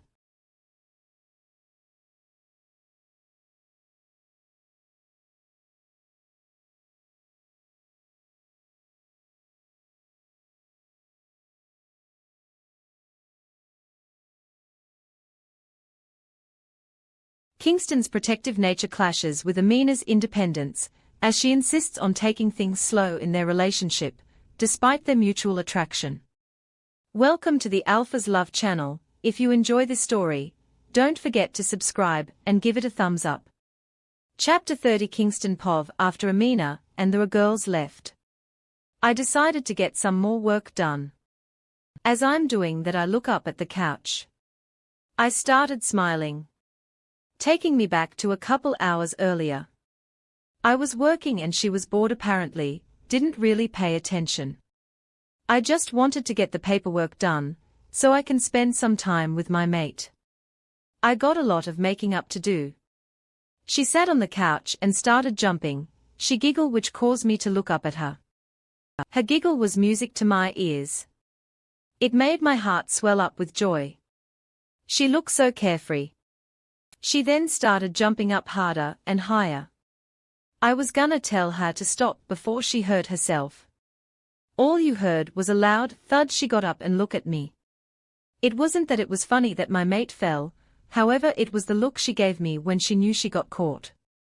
I found myself smiling and shaking my head. My mate is perfect. Kingston. We got a problem. Ethan mind link me. You see, only Ethan and Noah is allowed to call me by my first name, because we are like brothers. What's going on? I mind link him back, a little worried. My mate was with him. I knew I should have sent more guards with them, or gone myself. Rogues, but they left. He mind link me. There was no scent on them, but I could tell by their eyes. The girls are oblivious to it. He mind linking me back. I could see him shaking his head. Okay, I think fun time is over. Come back to the pack house. I mind link him. I think they are done anyways. Then I went back to work. Hopefully those rogues stay away, if they know what's good for them. I need backup now. Ethan mind link. What's going on? Noah mind link him back. 8 rogues was all he mind link. I got up and ran downstairs, where Noah was waiting for me with a couple warriors. We will go in our wolf form, we'll get there faster. Someone carry some extra clothes and be careful. Remember to be discreet. We are gonna be in a human town. We shift back into our human forms and walked up what I see 4 guys fighting Ethan. The girls we're to the side. I thought he said 8 rogues. We walked up to them. 2 of my warriors immediately took control of the situation. I scanned the area. Where is my mate? I haven't seen her since we got here. I immediately walk over to the girls. Where's Amina? I question aggressively. He took her in the woods. Cassie respond. What? I roared out. I ran towards the wood with Ethan and a couple of my warriors in tow. I shift to my wolf form, and followed my mate's scent. What I saw made my wolf go crazy, and myself as well. My mate had a red watery face. She's on the ground while some filthy rouge try to yank her up by her hair. I let out the loudest furious growl I've ever growled. It made the tree shake. I can hear the rogues whimper and quiver in fear, while my man bowed down, baring their neck in submission. Let me take over Kingston, my wolf, Kai said. What, so you can have all the fun? I asked. Fine, I continued. Kai took over and went straight to attacking. killing one rogue in a matter of seconds. Then another. More rogues emerge from behind the trees. We were outnumbered. I don't care, I wanted red water. Killing another rogue. I look at the guy that has my mate. Another rogue came out and whispered something. Then he let my mate go, and they retreat. Follow them and kill them all. I roared in the mind linked to Ethan and my warriors. I shift into my human form. Ran up to my mate. Are you okay, love? I asked, worried. I'm fine, Kingston, can we go? Where is everyone? Who's with the girls? Is anyone hurt? She asked. I shook my head and smiled. What? She asked. You're the one hurt, and you're worried about the others. You'll be a great Luna. I said, pulling her to my chest, kissing the top of her head. I looked down at my mate. She was beet red. Then I picked up my mate and carried her bridal style back to the car, which is still at the mall. Kingston put me down, she demanded. Why? I asked, a little hurt. You're without clothes and you can't exactly just waltz in the mall like that, she said, throwing her hands in the air, frustrated. While I'm still carrying her. Where are your clothes anyways? I don't want other She-Wolf staring at what's mine, she stated, which made me stop in my track, and look down at my mate with a smirk. She had her hands over her mouth, eyes widened. Guessing she just realized what she said, ha ha. She wiggled out of my hold. I clear my throat. I'll see you at home. I asked. She nodded. Still not looking me in the eye. Yeah? Wait, our home or the pack house? She asked. I walked up to her and pulled her for a hug. Our home, love, I said, kissing her on the forehead. She stiffens. What? I asked. You're still without clothes, Kingston, which made me laugh out loud. Your innocence is gonna kill me, I said. Which earned me a light smack on the chest. I growled a little. I started kissing my mate jawline to her neck. Kingston, she said lowly. I reply. Still kissing her. She whispered. I could smell her arousal. It was turning me on. Kingston, stop, she said while pushing me. I was hurt. Did she not want me? I know I up, but damn. I just looked down to the ground. It's not that I don't want you. But I want to take things slow. Plus we are in the woods, and a few yards the mall. Do you really think I want my first time to be like this? She said. I'm sorry, you're right, we should take things slow dash, wait your first time. Meaning as you're still a virgin? I asked. Yeah, I didn't exactly have time to look for love. Or talk to anyone. She replied, walking towards the mall. A big smile creep up on my face. My mate is still pure. I mean, I wouldn't care if she was or wasn't, but the fact that she is gonna be 10x sweeter. Alpha, they got away. Ethan mind link me. Causing my smile to turn upside down to a frown. Great, Justin, great. I wanted that rogue head. I wanted to torture him before killing him slowly, for touching my mate. I'll find him and kill him, soon enough. My red water is boiling. I need a run to calm my wolf and I down. Chapter 31. Amina Pov. After walking away from Kingston, I found my way to Noah and the girls. The girls run up to me. Are you okay? They both ask. I'm sure I looked a mess. I didn't wipe all the red water off of my face. I'm sure my face is bruised up.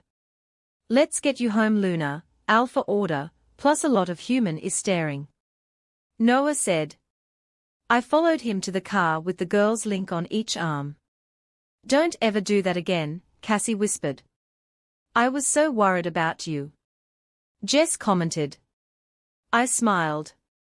I'm fine, guys, where's my dress and other bags? I questioned. It's in the trunk along with the Alpha credit card, Jess responded. Thanks, I whispered. I was dropped off along with all my shopping bags. I didn't know I bought this much stuff. Kingston came out and helped me with the bags. You should have just bought the whole store, he joked. I awkwardly smiled. I think I might have spent at least $3,000.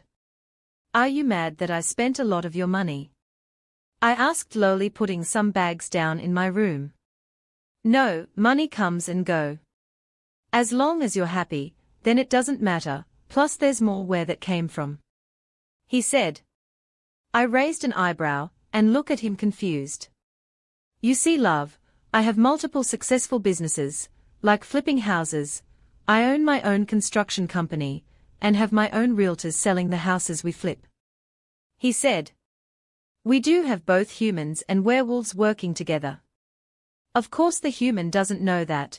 If any werewolf wanted a job, then they are always welcome to work in one of the businesses. Wow, I didn't even know that. My mate is not only a great alpha, but a smart businessman. I stared at him in awe. Not realizing he grabbed my red-laced bra up out of my Victoria's Secret bag. Are you plan on using this anytime soon? He questioned with a smirk. Oh goddess. I look at him and back to the laced bra, then back at him. I snatched the bra out of his hands. Out! I yelled out, feeling my face heating up. He walks backward, putting his hands up in a surrendering position out of my room. I walk to his room and knock. He opens up. I came by to give you back this. Handing him his credit card. He looks at me. That's yours to keep. He said. What?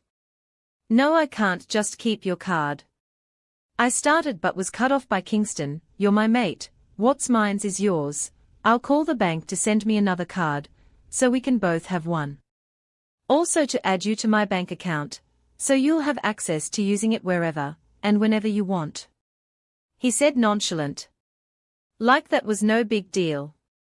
I was in a frozen state of mind. Amina, love? Kingston said while waving his hands in my face. I shook my head. Kingston, are you sure you want to do that? I mean, that's taking a big step. I questioned. He smiled, wrapping his arms around my waist. Of course I sure, unless you got like some addiction to shopping or drugs, he asked with an eyebrow raised. No, I don't. It's just a big step, and I want you to be sure, that's all, I said looking up at him. He nodded, I'm sure, he said, kissing my forehead. What do you want for dinner? He yelled from downstairs. Kingston yelled from downstairs. I'm not that hungry, I said, coming downstairs. And why not? He asked. We had an early dinner at the mall earlier. I replied. I'm sending someone to get pizza then. He placed his order. Then someone from the pack will pick it up. Of course they get paid. It's like delivery service, but werewolf style. Cause 1, no human is to know where the pack is. 2, no delivery service would deliver in the woods. 3, humans would be suspicious to why there are beautiful homes deep in the woods. Kingston explained. Kingston has one of the biggest pack in the world. Not to mention his alphas of all alphas. Of course my mate has everything organized. From money, to making sure his pack is straight and content with being here, to education, he even lets some werewolves go to college. As long as they are in a certain district. Pizza was here half an hour later.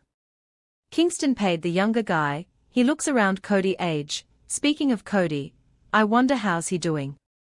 I watch as Kingston ate 5 slices in like 3 minutes. I ate 1 slice, even though I said I wasn't hungry, but when you have food in front of you, you can't help but help yourself to some. Kingston finished up the pizza. I told him I'm gonna shower up. He walked me up to my room. Wait, he ran to his room and came back to my room. He said, handing me one of his t-shirt. Which I didn't mind. I couldn't get enough of his scent. My wolf and I like our scent on you, since you don't have our mark and we're not mated yet. Plus I think you look hot in my shirt.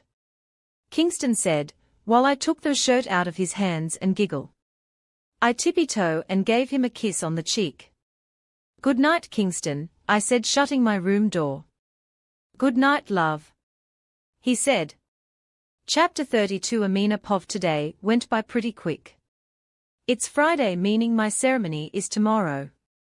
It's 5 p.m. meaning dinner time. I walked in the pack house and sat down in my seat. Crystal shows up. I just rolled my eyes and ignore her. She sat a couple chairs down snickering with some other she-wolves. They look at me and start laughing, pointing their fingers at me. I know I said I was gonna ignore them, but I've had enough. I don't see why you guys would have to whisper. If there is something anyone has to say to me, I suggest now would be the time, before the others including Kingston comes down. I said out loud. Shut, you filthy rogue, Crystal said, walking towards me. There were a couple of pack members around, but not too much, since dinner isn't till 5:30. Do you really think you're fit to be Luna? You might be what the moon goddess picked for Kingston, but not what we picked for Luna, she said out loud, and some people agreeing. One person in particular was Jake. I got up from my seat and walked up to Crystal. I may not be what you guys want, but I'll prove to you that I'll give up my life to protect the people I care about. I won't let the people I love and care about die again, I said, voice cracking a little. I miss my pack. I miss my parents. Again, Crystal said. I didn't say anything else, except to be excuse. I ran up to Cassie's room. Knock, Cassie, I said, knocking again. Coming, she opens up the door. I started crying. What's wrong, eh? She asked, hugging me. I miss Mom, I miss Dad, I miss Beta Joseph, I miss Beta female Mary, I miss Kieran, I even miss George C calling me a stinkin' cheater, I miss them. I stuttered, sobbing hysterically. Cassie started crying once I said her family names. It's my fault they're not here. I did that to them, I said, crying into my best friend's shoulder. She pulls me away to face her. Look at me, eh? It's not your fault, we didn't know. Stop blaming yourself. Our moms are probably looking at us, telling the moon goddess how proud they are of us. Cassie says. She is always there for me. I look at her and smiled. I can see our dads totally yelling at the moon goddess for picking our mates, I said jokingly. Yeah, they are pretty protective, Cassie said, laughing. Ahem, I turned around and wiped my tears. I'm not that bad of a mate that your father would have to yell at the moon goddess, Kingston said.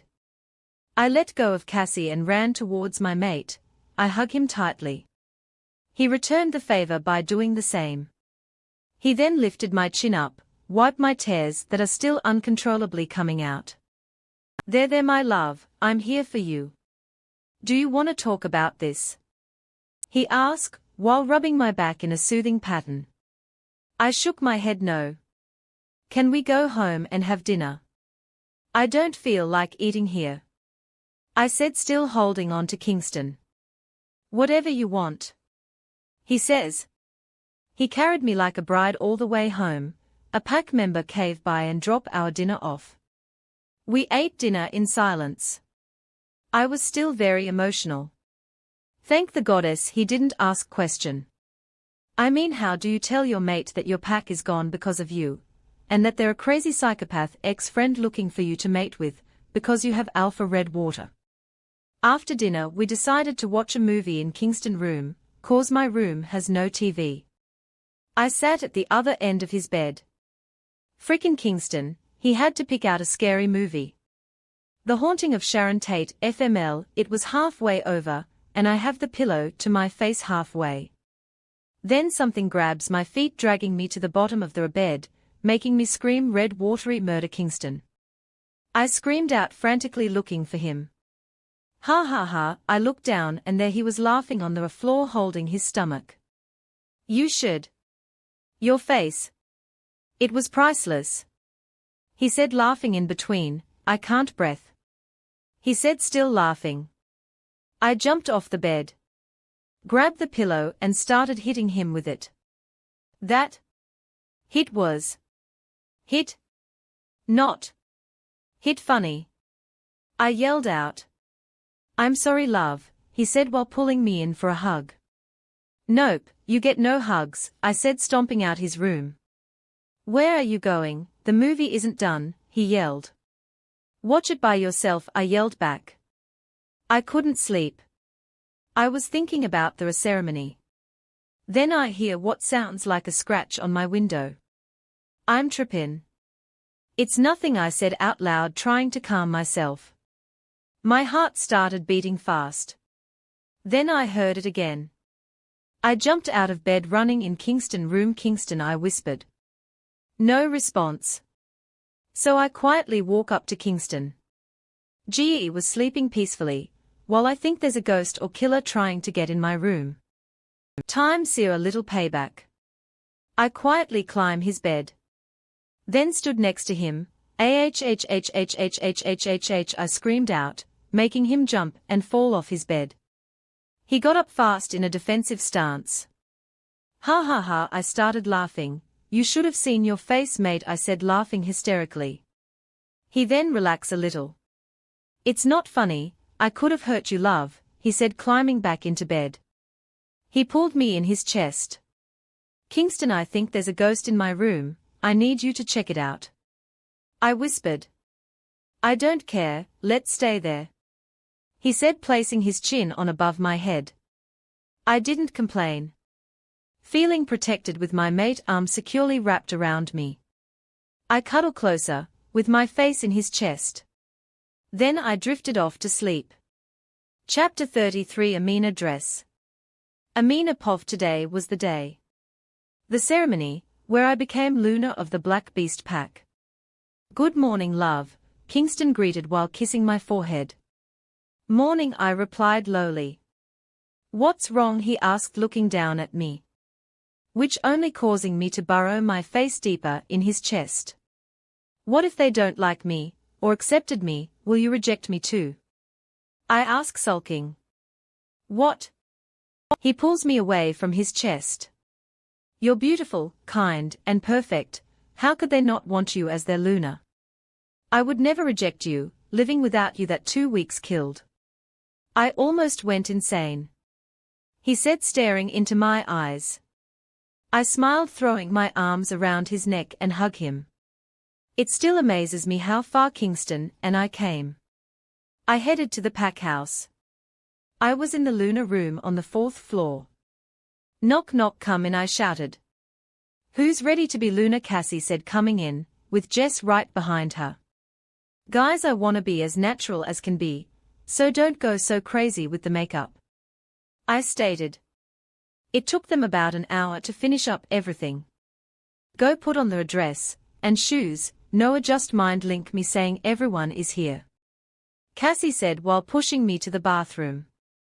I carefully changed into my dress, didn't want to mess up Cass and Jess' hard work.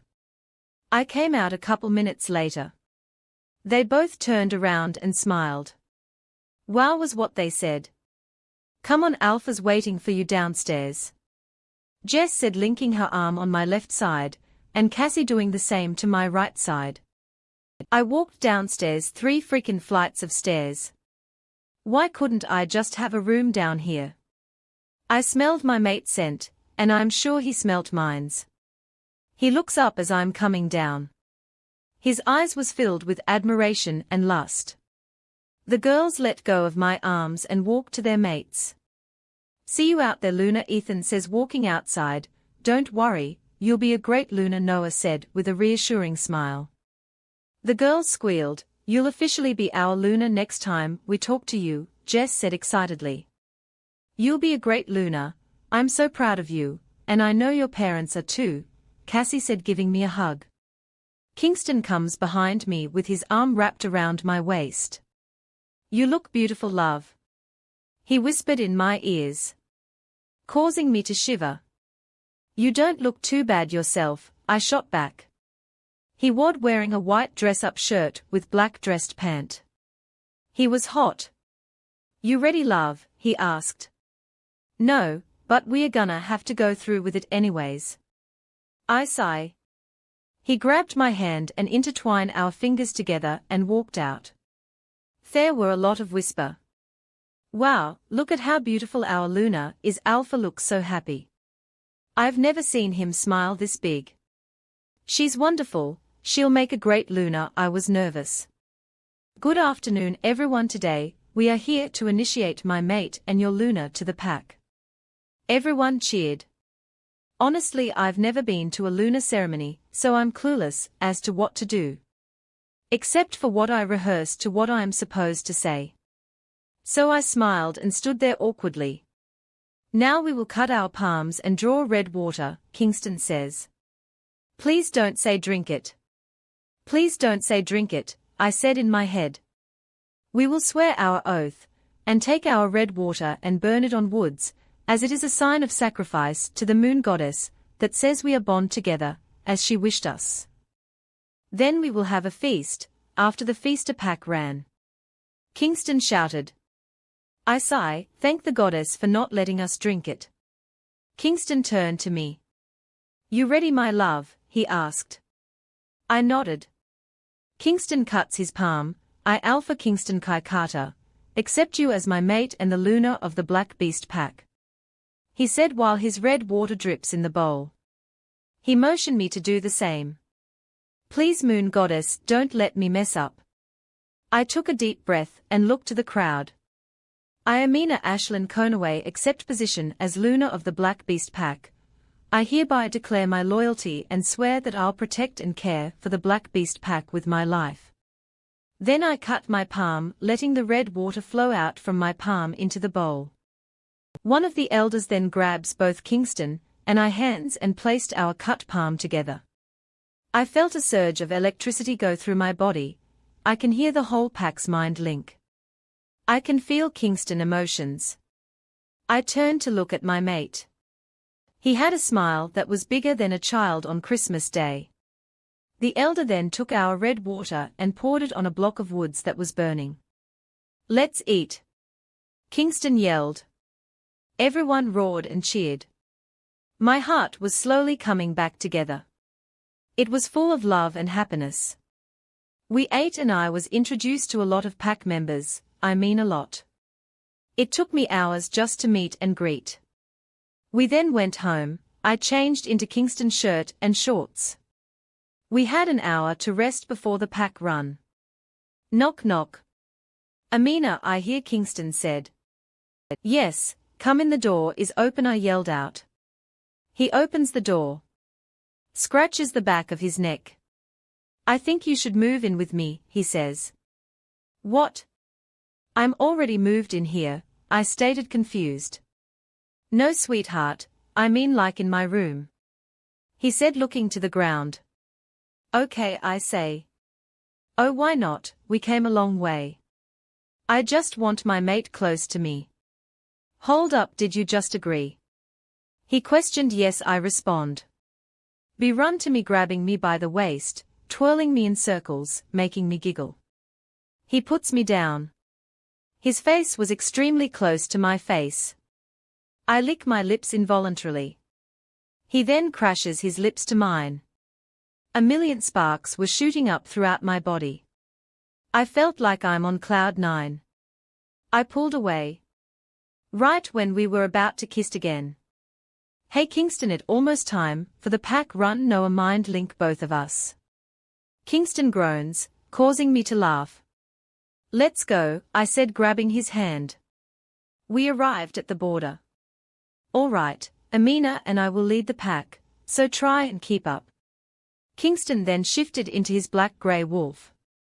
I ran behind a tree, then shifted into my white wolf with black ears and paws. Kai looks at my wolf. I didn't know you were a white wolf, Kingston mind link me. I'm not all white. I link him back. He then nuzzled his head in my neck. My wolf went crazy. Kingston ran and I was right beside him. Chapter 34 Amina Pov. A couple days after the whole ceremony, everything went back to normal. I was finally given a tour of the pack. It was huge. "Good morning, Luna," I was greeted by Ruth. "Morning, Ruth, is there anything I can help you with?" I asked. "No, Luna," she replied with a smile. "I already ate breakfast. Kingston is in his office. Cassie is busy training with Noah. I guess I'll go find Jess or Ethan." "Hey guys," I said once I found them heading towards the back. "Hello, Luna," Ethan said while Jess leans in and gives me a hug. "It's just Amina," I said. "I gotta head out. I'm on border patrol duty," he says while giving Jess a kiss. I waved goodbye. "Wanna join me and take Ally to the daycare school?" Jess asked. "Of course," I respond. We walked for about 10 minutes, so there is a daycare and school for the little ones in the dance building. It was pretty big. I came to find out this building was for younger pups. From newborn to about 10 years of age. Then there is a junior high school for teenagers 11 to 18 in a different building. We walked in. "Hey Jess," a girl a little older than us said, while Jess signed in. "Morning, Rebecca," Jess said with a smile. "Luna, the girl that I now know is named Rebecca," said lowly and awkwardly. "Just call me Amina," I said with a smile. She smiles back, but is still a little awkward. "How far along are you?" I asked Rebecca. "I'm 5 months. We're expecting another little boy," she said with a big smile, not trying to hide her excitement. "Congratulations," I replied with a big smile of my own. "Thank you, Lun, I mean Amina." We all walked together to a room where there was at least 20 toddlers all looking around 3 to 5. "Hello, Luna, we didn't expect you to come visit," the lady in charge of the classroom said, while holding on to a cute little girl. "It was unexpected," I reply. "My name Amber, I'm in charge of this room," she stated. I nodded and smiled. I found out that Jess was actually one of the volunteers there. So I decided to stay and help out as well along with Rebecca. A couple hours pass. "Okay, lunchtime," Amber shouted. We all help assist with lunch. Then it was nap time for the little rugrats. After we put them to sleep, it was time for us to have lunch. We chit-chatted. "Love, where are you?" "Kingston, mind link me." "I'm here at the daycare school helping Amber and Jess out along with Rebecca," I link him back. "Have you had lunch already?" Kingston asked. "We are having lunch now," I link back. "Oh? I thought maybe we could have it together, but since you already started, let's have dinner together." Ha link me. "Sure, see you at dinner." I respond. "Sounds like a date," he said. I can already see the smirk on his face. "Okay," I said. Well, after the kiddos wake up, we let them have free time for an hour or so, then it's 3 and parents are here to pick up their little one, Amber said, giving me the rundown on the schedule. Well, it was 2 p.m., and the rugrats are up ready to play. We decided it was a beautiful day, so we'll take the kiddos outside. They were running around wild. "Everyone get in the closet shelter now." Kingston mind link us frantically. Amber started grabbing kids inside the daycare along with Rebecca and Jess. "What's going on?" I asked. "Nobody in particular." "Rogues," was all Jess said. "Where Camden?" a very frantic Rebecca yelled. We looked around and he was playing a couple yard away. Rebecca Power walked to him and grabbed him. Then a wind gushed. I smelt it. Rouges. Being a rogue myself at one point taught me to smell them out faster. "Everyone inside now," I yelled. I ran towards Rebecca and Camden. As we turned, I hear a twig snap. Foo-ook. I turned around and there were 4 rogues. I stood in front of a very pregnant Rebecca. Kingston Rouge is on the northern side where the daycare is. I link him.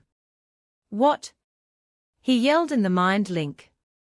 We are headed there, go inside. Kingston mind link me.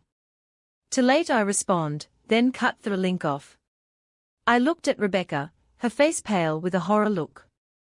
We are both not gonna make it back to the daycare. Rebecca, I need you to run or power walk as fast as you can to the daycare, I said. No, Luna. I'm not leaving you. She yelled. Rebecca, take Camden inside the daycare now, I said using my Luna voice. She cried, but heading toward the facility. I turned my attention to the rogues. They ran towards me full speed. Not even giving me a chance to shift. One bit me the leg, while another aimed for my shoulder. I howl in pain, but jab my fingers in the rogue eyes that got his canines in my leg. He let go and I dodged the one that was aiming for my shoulder. I took that opportunity to shift. Ashlyn took over. She lunged at the one that bit my leg, and bit him in the neck, but the moment was short-lived. Cause one tackle us ton the ground. I was outnumbered. Then a guy came out from the woods. Now don't hurt her, I need her to mate with, he said. What is up with all these werewolves wanting to mate with me? Then as the guy got closer I realized who it was. It was the guy that punched me in the woods, when we were at the mall. I growled, not caring I was outnumbered. I lunged for him, but was bitten in the leg that was already bleeding, causing me to whimper. I wouldn't do that if I was you, mate, he said. I snarled, which caused the rogue that bit me to bite me even harder. I wasn't going down without a fight. I grabbed the closest rogue and bit his neck. But nobody seemed to care. Then he walked up to and stabbed me with a knife laced in wolfsbane. I howled out in pain. Letting go of the rouge I bit in the neck. I'm bleeding out from my leg and stomach. Amina, I can't hold on. I'm losing consciousness. My wolf said. Then the guy grabbed me by my neck. Dragged me toward the woods, déjà vu all over again. The rogue then lets go of my leg. I feel my bone cracking. I shifted to my human form. I am completely defenseless. I fell to the floor, but without clothes. The wolfsbane is working. My body is shutting down. All I can see is blurred. Then I hear a howl. It wasn't Kingston howl. But I was already losing too much red water to focus on who it was. All I heard was snarls and whimpering. There was a rogue running next to me. With the last of my strength, I grab on the rogue leg, causing it to trip, earning me a bite to the arm. I don't let go. Until I heard multiple howl. Kingston was here. With that I let go and welcome the darkness. Chapter 35 Kingston Pov. It's been 3 days since Amina been asleep, I'm not sure why she isn't up. She's healing pretty well. Each minute that passes is killing me. I've been snapping at everyone. Why isn't she up yet? Joey is our main pack doctor, he was friends with my so-called parents. Not sure. We just gotta keep a close eye on her. Joey said. Alpha, we gotta prepare our meeting with the Dash, Noah was saying before I cut him off. There's nothing to prepare. I say angrily. I'm more worried about my mate than this stupid meeting. Amina Pov. You gotta get up, my love, didn't know recognize the voice. It was faint. The next day the voice was there again. Today will be the 3rd day, my love. Please get up. The voice is getting louder and familiar, but still can't make it out. Please love, it's been 4 days, I'm beginning to lose it. I need you back, please, he said, sounding like he's on the verge of tears. Then it hits me. That voice. It was Kingston, my mate. I tried to open my eyes. But I couldn't. I tried again, I pushed my hardest, and once my eyes was open. I was hit with the sunlight. making me shut then again. The light became soft. Once I open it once more. I was face to face with a handsome guy. A girl could get used to this. It was none other than my mate. Amina, love, are you okay? He asks. I open my mouth, but nothing came out. He handed me a glass of water. I gulped it down. Hey was all I can mustered. Kingston then hugs me. Sparks were flying. I was so worried, he said while kissing the top of my forehead. Luna, you're free to go, just rest up and keep yourself hydrated. Our pack doctor said. Once we got to our house, Kingston would not let me do anything. Kingston, I could do that myself, I said irritated. Kingston looks at me with an eyebrow raised. What's wrong, love? He asked. I'm sorry, it's just you've been treating me like I'm some fragile person since we got back from the infirmary. I said, rolling my eyes. He just smiled. Sweetheart, I'm sorry I've made you feel that way. I just want you back to your normal self. He said with a smile. I'm fine, Kingston. I reply. You don't know how much you mean to me. He said, pulling me into his chest. I swear I'm falling for him. We had dinner at home. Kingston thought I should wait to go to the pack house, so that I'm not overwhelmed or bombarded by everyone and their question. I didn't argue there. I needed to prepare myself mentally and physically.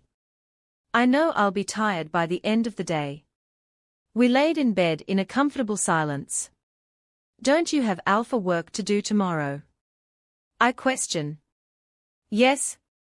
I actually do. I gotta prepare for a stupid meeting tomorrow afternoon. He says while pulling me in closer to his chest. So let's have breakfast tomorrow. He suggests. Can we have breakfast in the pack house?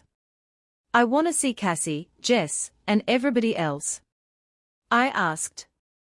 If that's what you want, then breakfast at the pack house it shall be, he says, while placing kisses on my forehead. I felt myself drifting off to sleep. We got up, handle our morning routine, and head out to the pack house. I enter the dining room with Kingston, while everyone was arriving. Good morning, Luna, how are feeling? Do you need anything? Is there anything you want in particular for breakfast? Ruth asked with a concerned face. No, I'll just have what everyone having, I said with a smile. After breakfast, Kingston kissed me goodbye, while he went upstairs to prepare for this meeting. I didn't ask much, seeing how irritated he was about the meeting. So I decided to catch up with Cassie and Jess. Seems like the pack was proud to call me their Luna. I was a hero or some sort. After the juicy details, we decided to go outside. Cassie, however, wanted to rest a little. She said she wasn't feeling too good. Kingston Pov, I was not in a good mood. I just wanted this meeting to be over. I wanted to be with Amina. I wanted to start the mating process. My wolf Kai been on edge since the attack. He wanted our mate to be close to us. After we torture and killed those filthy rogues, my wolf still seem on edge. Kai, you need to calm down, I say to him. I can't, something is not right, we need to be with mate, he says to me. Well, this meeting should be quick, I said, reassuring him. I can't have my wolf ready to attack the alpha coming. It'll just start a war. Not that I'm afraid. I've fought and won many wars, but why start one if it's not needed? Alpha, our guests are here, no mind link me. Send them in my office, I link back. A couple minutes later there was a knock. You may enter, I yelled out. Then Noah and the Alpha with a few of his minion came in. Alpha Kingston, it's a pleasure to meet you, he said while shaking my hands. Pleasure all mine, shaking his hands with a fake smile. So let's get down to business. I'm here to try and make an alliance, and having the alpha of all alphas on my team will be great. He said smiling, you see, with you as my allied I know I can take the second biggest pack down with ease, he continued. He kept going on about wanting to become the second biggest pack, saying his pack was powerful and so on. Let me stop you there. I don't see what's in it for me. That's 1. 2. Do I look like a fool to you? I question, getting irritated. He was one arrogant son of bitch. No pun intended. He looks at me confused. What do you mean? He questioned.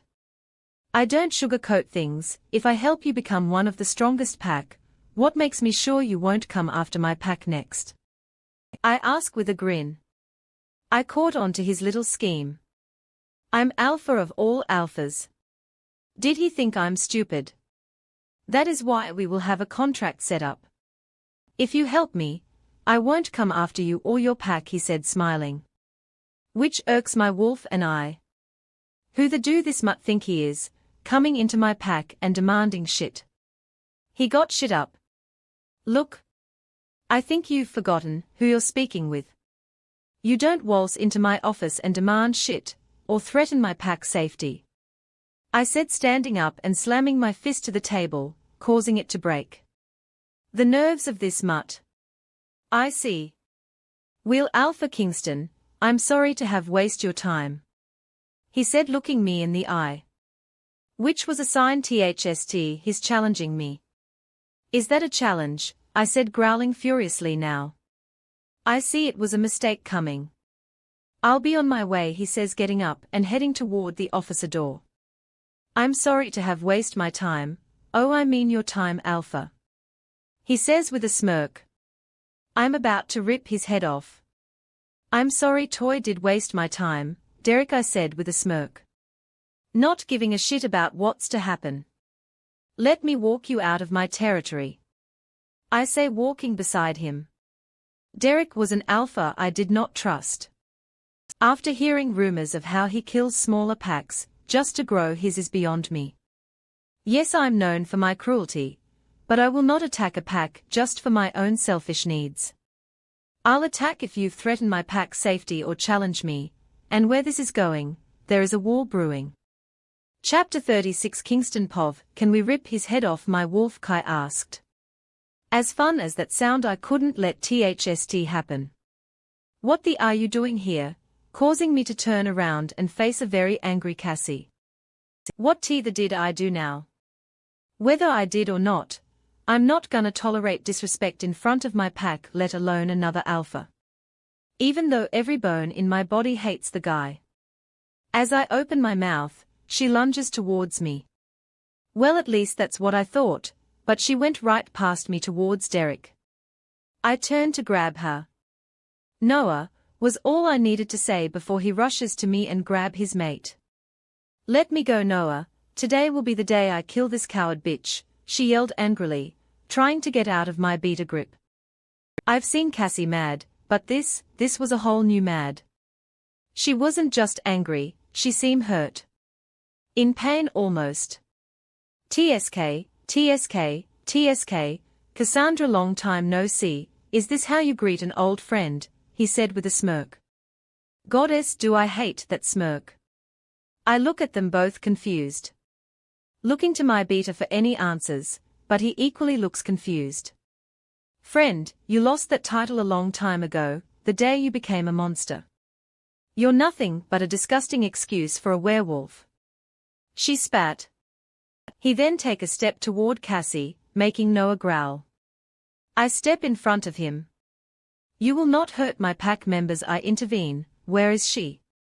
He roared out. Where is who? I'm utterly confused. You think I'll tell you, you can go to hell, she yelled out. Then chaos erupted. You will tell me where the she is, he yelled out, getting a little too close to me. I put my hands out. Whatever or whoever it is you're looking for, you will have to look elsewhere. I said, trying to remain calm. My wolf Kai is about to take over and kill this mutt. Oh, you know where she is, remember what I told you, anyone that is helping her will die. He spat out, ignoring me. That it Kai is about to lose it. I feel my canines and claws taking over. Everyone get to your room or the safe house. I mind link my pack. I need warriors and some guards at the pack house now. I yelled through the mind link. Then blocking my link. Second later my warriors is at the door. What the hell is going on, Derek? His beta said, walking past me towards his alpha. His beta seemed to not really give a shit about ranks, seeing that he just called his alpha by his name. Kieran. Cassie called out in a soft voice. His beta then turns around facing Cassie, making Noah jump in front of her in a protective stance. Cassandra, is that really you? He said in an almost whisper tone. Cassie nods her head. I notice she's smiling now with tears in her eyes. She then walks around Noah, but Noah grabs her hands. She gave him a reassuring smile. He hesitantly let her hands go, but is close behind her. Cassie walks up to this Kieran fellow, grabs his face, then cries while hugging him. I'm missing something. Noah let out a loud growl, but Cassie being Cassie ignored it. His beta though stiffen up and return that growl. Very strong growl. Sorry to break up this family reunion, but I'm still in need to find my future mate. Derek stated. She's not your inmate. Cassie said, letting go of I'm assuming one of her family member. She wiped her tears and turned back to Derek beta. What are you doing here? Don't tell me you're with him, she questioned, pointing towards Derek. But of course he is. He's my beta, Derek said while walking past me towards his beta. Cassie lunges for him and clawed his face. Derek growled furiously. Noah pulled her behind him and growled back. But what surprised me was his own beta got in front of Noah and growled a furious growl at his alpha. What the do you think you're doing, Derek? He roared out. I'm still your alpha, don't try and disrespect me, Derek spat out. What? Derek, your alpha? Cassie asked. How could you? She continue. What do you mean?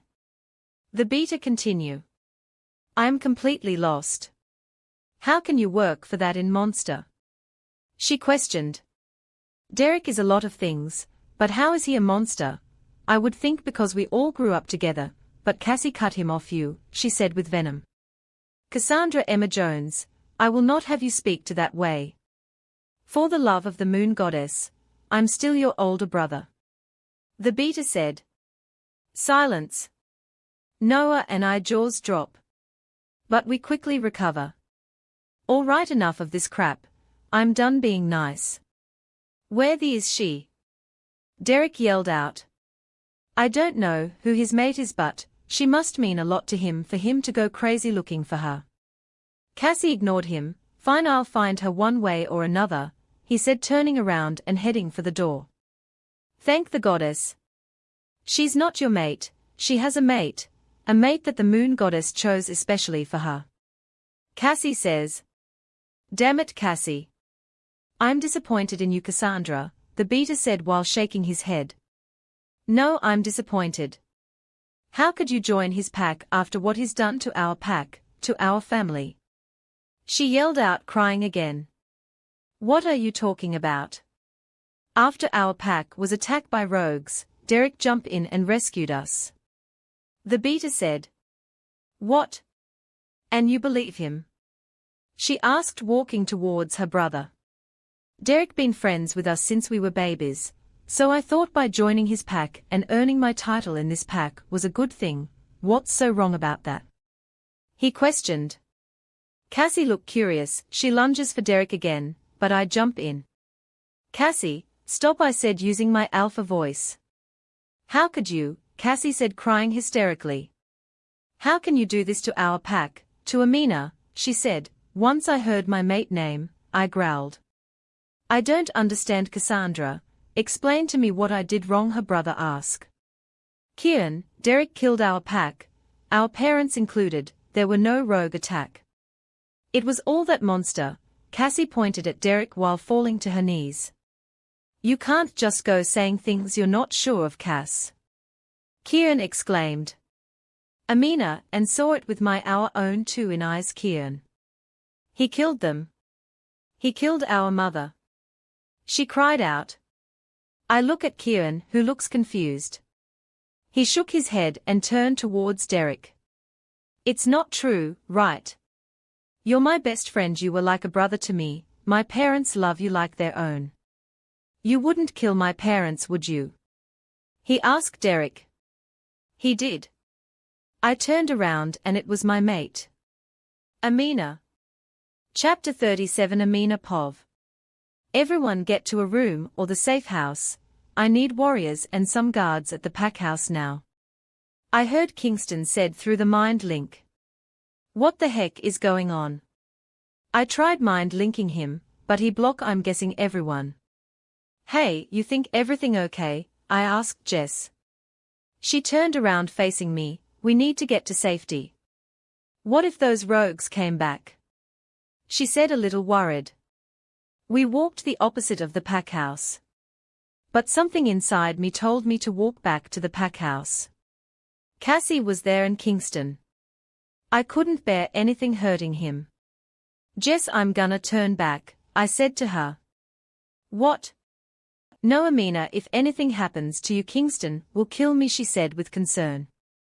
He won't hurt you, you're his pack member, he loves you all, I said truthfully. I then turned to walk towards the pack house. Right before I reach the pack house, someone taps my shoulder. I turn around ready to attack. It's just me, Amina. I couldn't let you come by yourself, Jess says with a grin. Okay, I said with a smile. I walk past a couple guards, one of them being Jake and Paul. Luna, you shouldn't be here, it's dangerous. Paul said. No worries, I said, pushing past him, opening the door. No, I'm disappointed. How could you join his pack after what he's done to our pack, to our family? She yelled out, crying again. What are you talking about? After our pack was attacked by rogues, Derek jumped in and rescued us. The beater said. What? And you believe him? She asked, walking towards her brother. Derek been friends with us since we were babies, so I thought by joining his pack and earning my title in this pack was a good thing. What's so wrong about that? He questioned. How could you, Cassie said, crying hysterically. How can you do this to our pack? To Amina, I heard someone growled. Must have been Kingston. I don't understand, Cassandra. Explain to me what I did wrong. Someone THST sounds familiar said.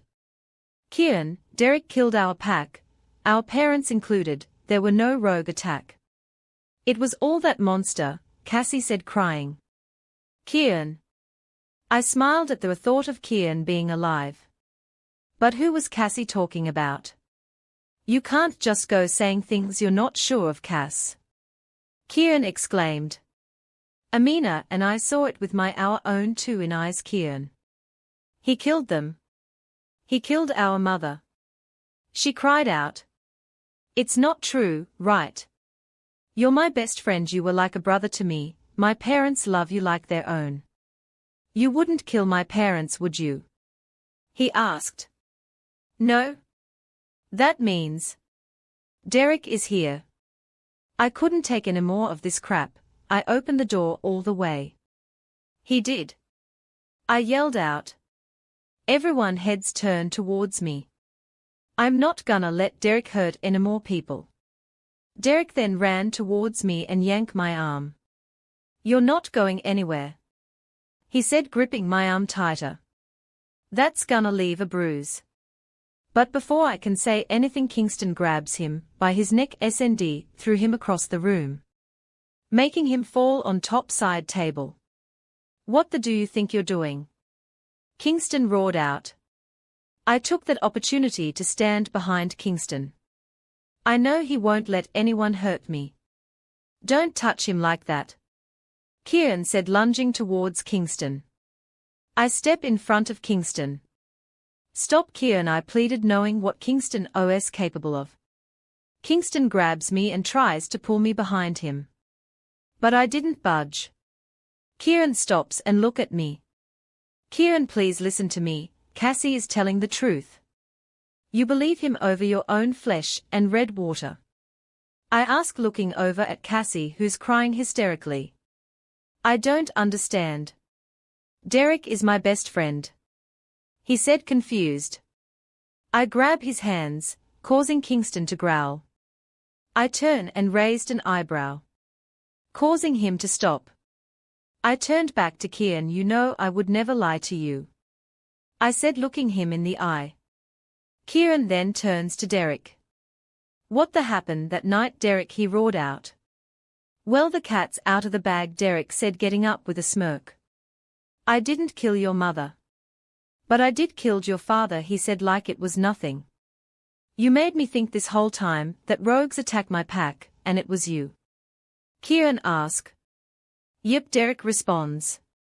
Before anyone could say anything, Kieran had his hands around Derek's throat. Like seriously, he was like Flash. I didn't even see him move. You in attack my pack. You in mutt. My family loved you like their own. I trusted you, I believe your bullshit lies. You in bastard. I'm gonna kill you with my bare hands. Kieran yelled out. Chaos erupted. Derek people ran towards Kieran, and Kingston pack just stood there.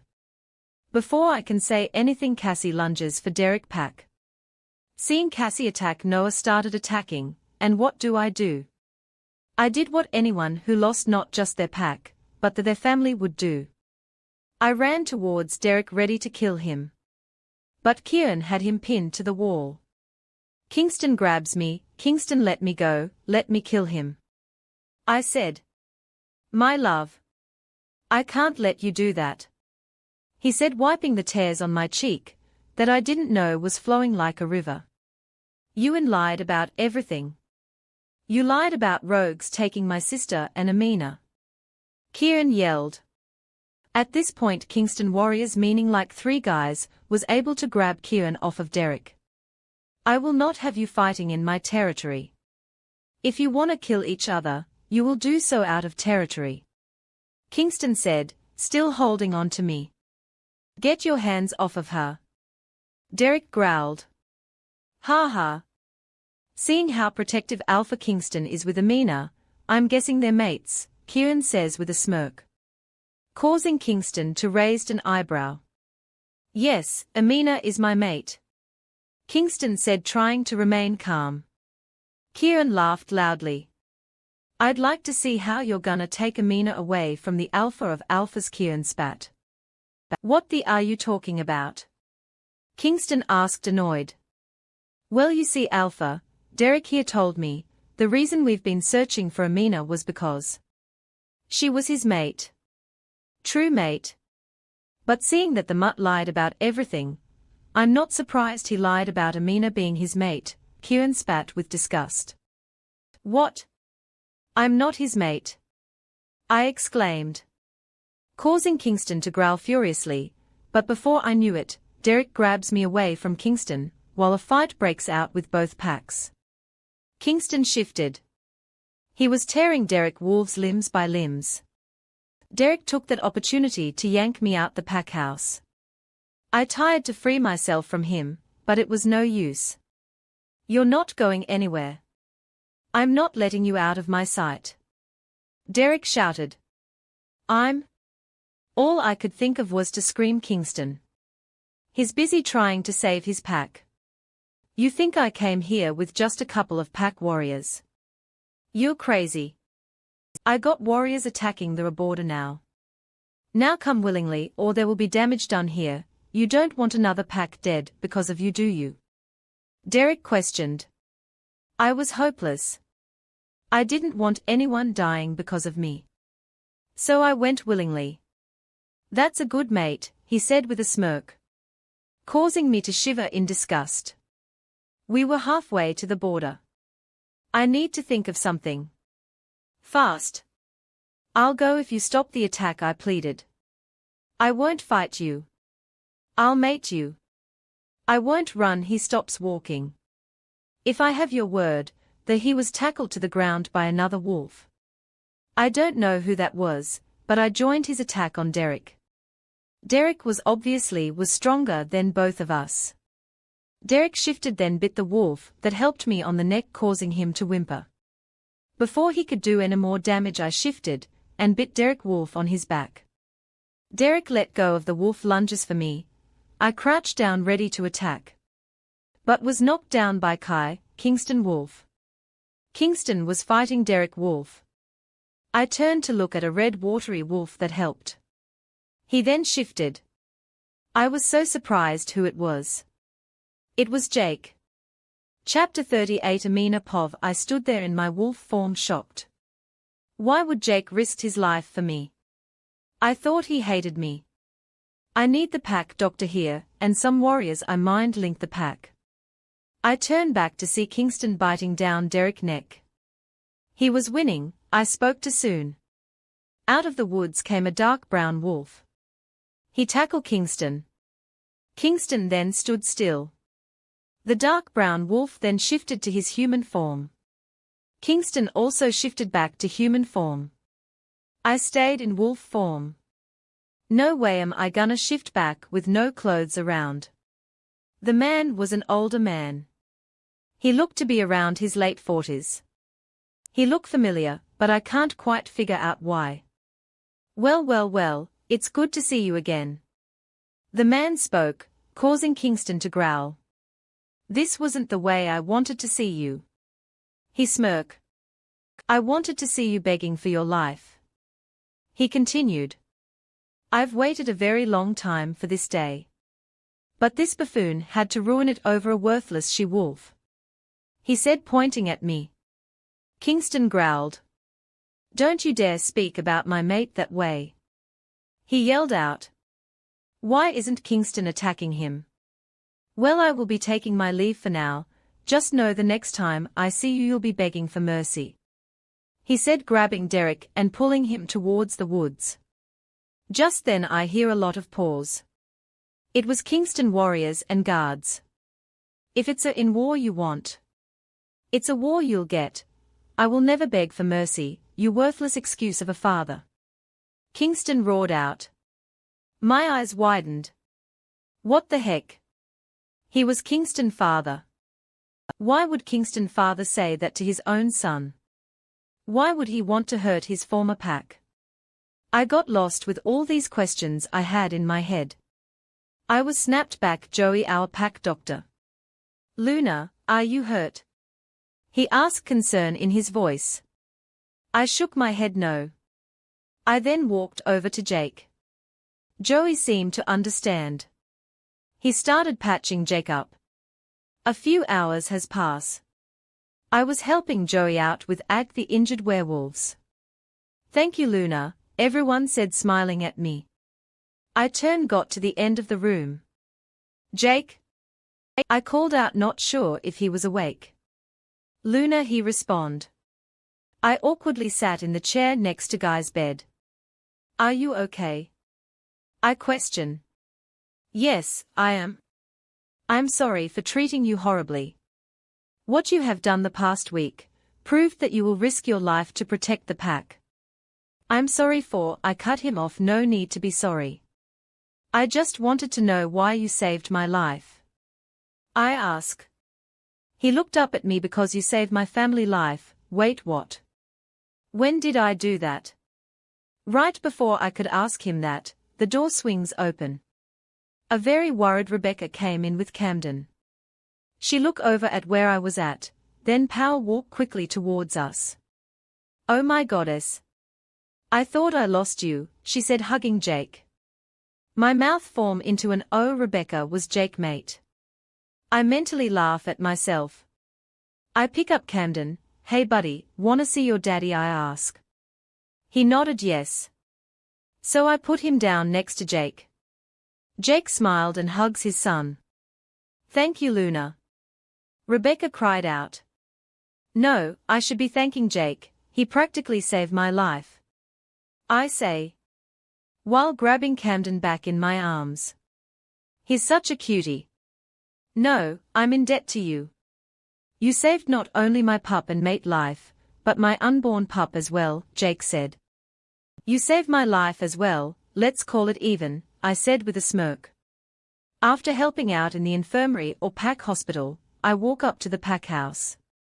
Walking upstairs to Kingston office, I opened the door to be greeted by shouting and chaos. Nobody seemed to notice I walk in, not even my mate. He looked tense. I will not have him walking around as if nothing happened. Kingston yelled out. You're being unfair. He didn't know what the hell was going on. Cassie yelled back. Alpha, he can be dangerous and harm our pack. Ethan blurted. He won't, he's not one of them anymore. Noah shouted out. And how the do we know that? Ethan shot back. I've had enough of this. Enough, I yelled out. Everyone stood quiet. What's this about? I asked nobody in particular. Alpha wants to lock Kieran up in the cell. Cassie was the first to speak. What? I said, looking at Kingston. He shrugs. Then walks back to his desk. I'm the alpha around here, I think everyone forgetting that. He roared, causing everyone to flinch except for me. Everyone stood quietly. Well, I'm the Luna, does my word mean nothing? I question. Everyone out, my mate and I have a few words to exchange, he said coolly. Love, you are my equal. Please don't ever question me, he says, getting up. Well, I think Kieran doesn't deserve to be locked up in a cell. He didn't know that Derek was lying to him. Derek was his best friend. Shoot, he was Cassie and I at one point as well. I never would have thought he'd become this evil person. I said lowly. Kingston grabs me to the couch, sat me on his lap. Do you mind telling me what happened? He asks in a soft voice that made me melt into his chest. Can we bring Cassie, Noah, Ethan and Jess back in? I think it's best if we ask Noah the story. He nodded. He mind-linked them. A few seconds everyone was back in his office, including Kieran. Which I didn't even ask him to do. Kieran looks like he's ready to kill. Making me a little nervous. I stood up. Cassie, it's time they know the truth. I said. She nodded and got up by my side. Everyone looks a little confused. I took a deep breath. When we were 18, our pack got an attack. Cassie and I was having a sleepover in the pack house. Later that night or morning, my father Alpha Andrew Conaway of the Crescent Moon pack. I said, choking up. Missing my father. Kingston was right by my side, rubbing soothing circles on my back. I gave him smiled. Derek attacked my pack. He killed many of pack member that night. Derek was supposed to come renewed our contract, that we do every 3 years. But instead he added another demand. He wanted me. Kingston then growled, wrapping his arm around my waist. Mind, he said lowly but deadly. He said that he wanted to mate with me cause our pups will be strong. Cause I did not only have alpha red water in me, but I was also my father first and only child, meaning I will inherited not only my father alpha red water, but also his power when he retired. Making me a very powerful she-wolf. I said, looking at Kingston. Kingston looks beyond shock. Everyone else had the same expression except for Kieran and Cassie. So you're that powerful? Jess asked. I shrug. I never really tested out. I say. My mate is not only amazing, beautiful, smart, and with the proper training she'll be one badass, Luna, Kingston said with a smile, causing Annie to blush. Well, aren't you lucky? A powerful Luna, and the alpha of all alphas gets to be your mate. Oh moon goddess, how unfair of you, Kieran sarcastically said. I roll my eyes. Kieran, you're still the same asshole you was a year and a half ago, I said, smiling. He smirks, opened his mouth to say something, but was cut off by Cassie. We are getting off topic, Cassie said. I miss you, ugly girl, he said, grabbing Cassie and giving her a bear hug. Noah growled loudly. Kieran turned to look at Noah. Who the is this? He then sniffed the air. Why the hell do you smell like him? He questioned. He's my mate. Stop over-exaggerating, she said, rolling her eyes. Can we continue? Kingston said, sounding annoyed. Chapter 39. Pick of Kieran Amina Pov. So Derek contract with my father was up. But my father would not sign it, he would never give me up to keep an alliance. Derek pack member killed Cassie mother first. Then they killed my mother, while she was in human form. My father then ordered us to run away, using his alpha tone. I couldn't do anything but followed his order. He said he'll find me and kill anyone that helped me. I don't want anyone hurt because of me, I said, sobbing. Kingston grabs my cheek. I would never let him come close to you again. I will kill him for causing you this pain, he says while wiping the tears on my cheeks with his thumb. I smiled at him, nuzzling in his chest. Kieran got up again, pacing back and forth. Everyone stares at him. No. I'm gonna kill that mutt, Kieran roared. He told me rogues attacked the pack. He came to save the pack, but not in time. He also claimed the rogues took my sister and Amina, saying Amina was his mate. I then joined his pack, earning my position as beater. But Derek was power hungry, he kept attacking smaller packs, making them join his pack, or die, Kieran said, throwing his hands in the air, frustrated. I can't believe I believe him, he killed my parents, my Alpha and Luna. He turns and look at me. Guilt in his eyes. It's not your fault, you thought he was your friend. Don't blame yourself, I said with a small smile. I can't face you, knowing I helped that monster out is killing me. With your permission, Alpha, I would like to leave. I need time to myself, he asked Kingston. No. I just got you back, Kieran, Cassie yells out. Kieran, it's not your fault. I don't blame you, I said, sobbing with Cassie. Hey, don't cry. I need time to forgive myself. I'm not proud of the things I've done being his beater. There was a lot of red water on my hands, he said, looking at us. Kieran was the only person I didn't call a brother. I used to have the biggest crush on my best friend brother growing up. I mean, you can't blame me, he was the hottest guy in school, a gentleman, meaning he wasn't a boy, plus he was next in line as beater. When he turned 16 and he treated me the same, I realized I wasn't his mate. I let that crush go. Eventually. But he still looks hot. Not as hot as my mate, but close. If that's what you wish, then you can go. I turned to Kingston and gave him a scowl. He shrugs his shoulder. I'll be back within 2 months, the war will start then, he said, looking at Kingston. How do you know? Kingston questioned, raising an eyebrow.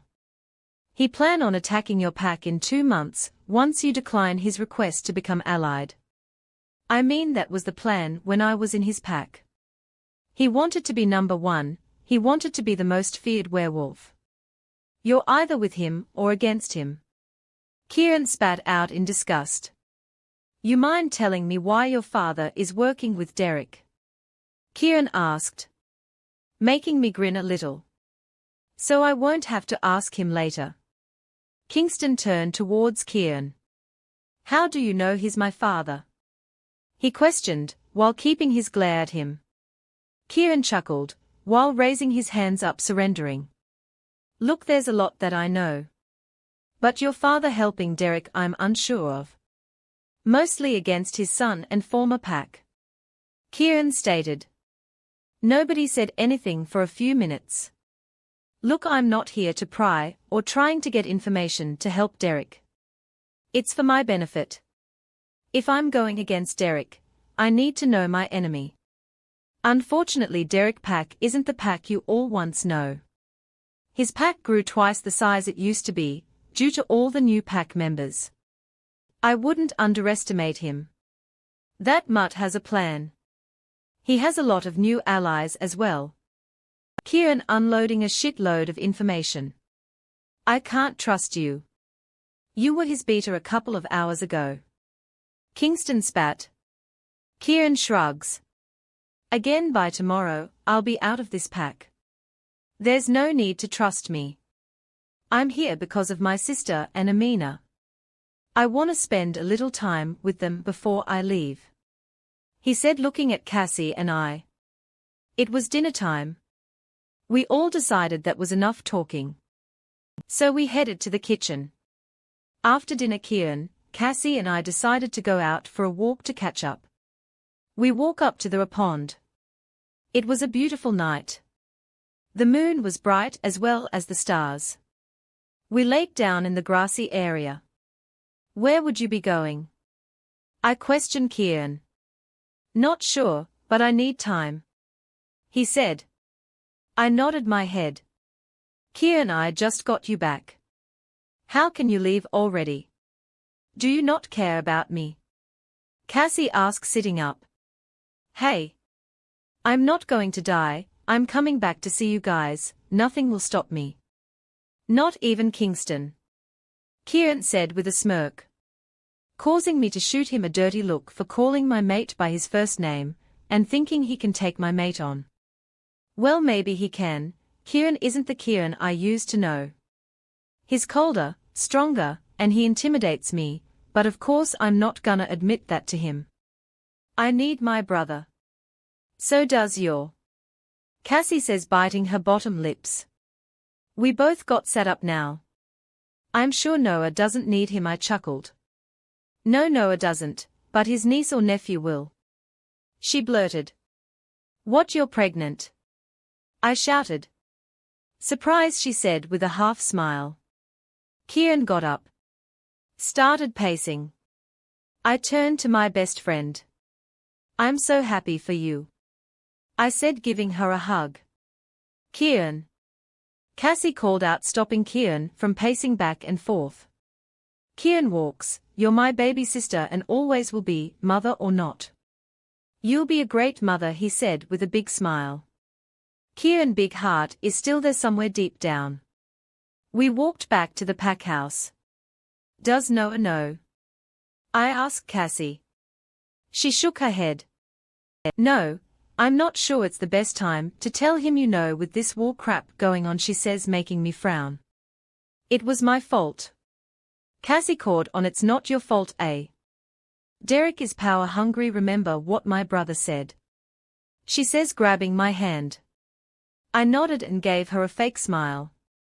But couldn't help but feel like it was my fault. Chapter 40. Cassie Pov, I can't believe my brother is alive. I mean, he's not the Kieran I know, but who could be the same after losing your parents? For Korean, it's probably worst. He was misled by his ex-best friend. This whole time, he was working for the person that was responsible for not only our parents' death, but our pack. After we had our catch-up time, and me dropping the bombshell on them, Amina would not stop complaining and telling me I should tell Noah. It's not that I don't want to tell him. I do, but with all this crap with Derek and the war shit, I think it's best to hold off. I make my way to our room. Noah was laying shirtless on the bed. Hey, handsome. I say, closing the bedroom door. He smiled. He looked exhausted. Hey, yourself, beautiful. He said as I'm laid down next to him. I think we should get our house. I blurted. He turns to me. Okay, whatever you want, my love, he responded, pulling me into him. Thank the goddess he didn't ask question. Minutes later I was consumed by darkness. The next day, I woke up, as usual. Noah left for training. Being the beater was a lot of work. I went to bathroom and handle my business. I had a checkup today afternoon with the pack doctor. Dr. Joey Waters was the only other person that knew I was pregnant. Hell, he was the one that sensed it first. Can't blame me, I was never pregnant before. I walked downstairs to the kitchen where I was greeted by my best friend and Jess, who was also becoming a best friend of ours. Morning I greeted them planting a seat next to Jess. Amina handed me a plate. I took one look at it and ran through the bathroom. I puke my guts out. I rinse my mouth and walk back. The plate was thankfully gone. Are you okay? Amina questioned me. I nodded. How far along are you? Jess asked out of nowhere. My eyes shot to Amina. Amina shook her head. I didn't say anything. She says. Jess chuckled. Come on, did you forget I have a 4-year-old daughter? I know the sign when I see them, Jess commented while taking a bite of her pancake. Making me gag. I'm not sure, but I have a checkup today at noon with Dr. Waters. I told them. They squealed. Can we tag along? Jess asked, a little too excited. I nodded my head. Of course, could use the support, I smiled, grabbing a banana. Wait, Noah doesn't know. Jess asked, raising an eyebrow. No, I haven't told him yet. I coolly said. Well, you should tell him soon. Jess commented. I will. We were in the PAC hospital. The mother sighed. Good afternoon, ladies. Dr. Waters saying, walking in. No, Noah. He frowned. No, he's busy. I half lied. Dr. Waters did my checkup.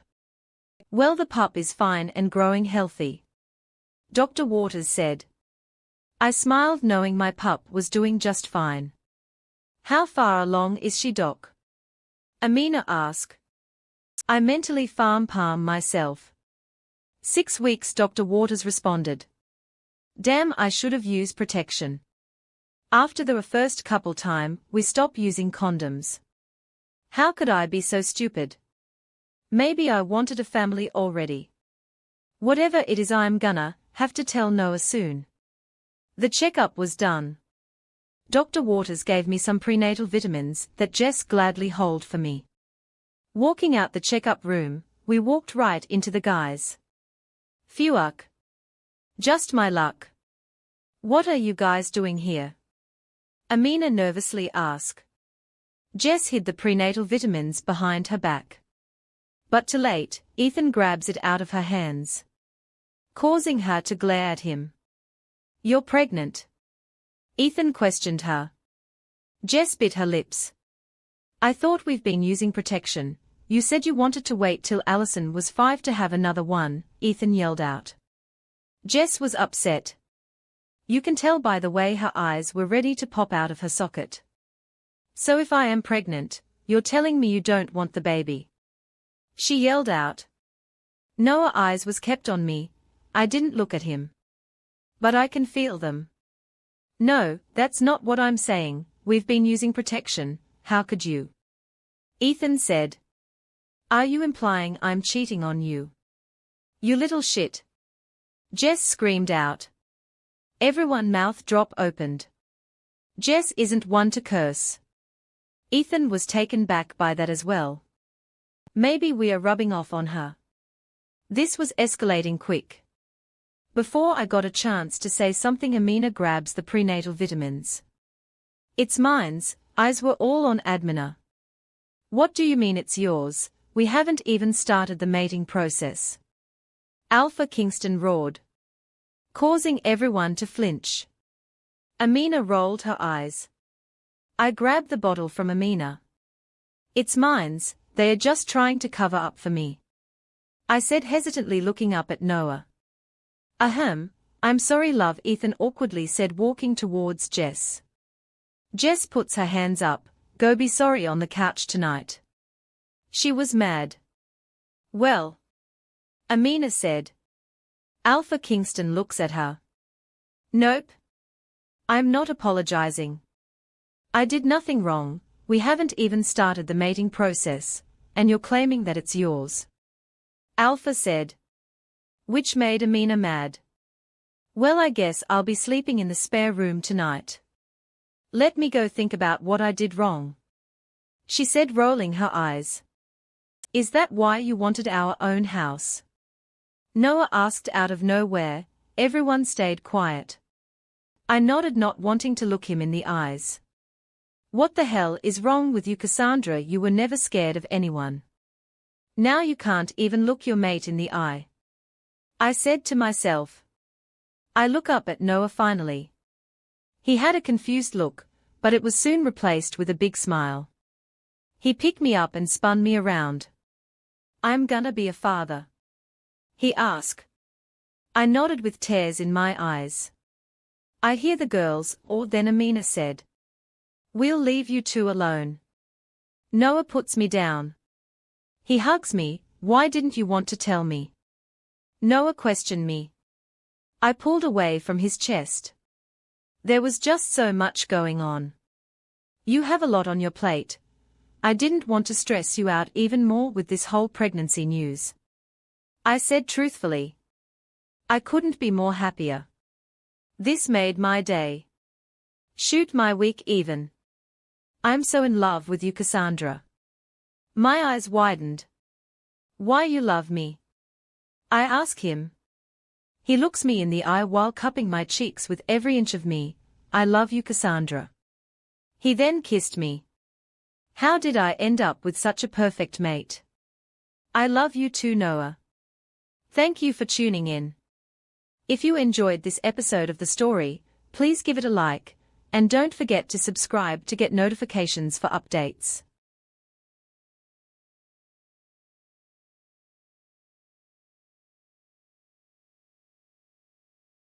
Kingston's childhood was extremely tragic. His mother left him at a very young age, causing his father to lose his mind, often subjecting him to beatings and abuse. As he grew older, the abuse became more severe, escalating from beatings and slaps to being chained with little to no food. Welcome to the Alpha's Love channel. If you enjoy this story, don't forget to subscribe and give it a thumbs up. Chapter 41. Derek Pov. I can't believe this shit. How can Amina be mated to Kingston?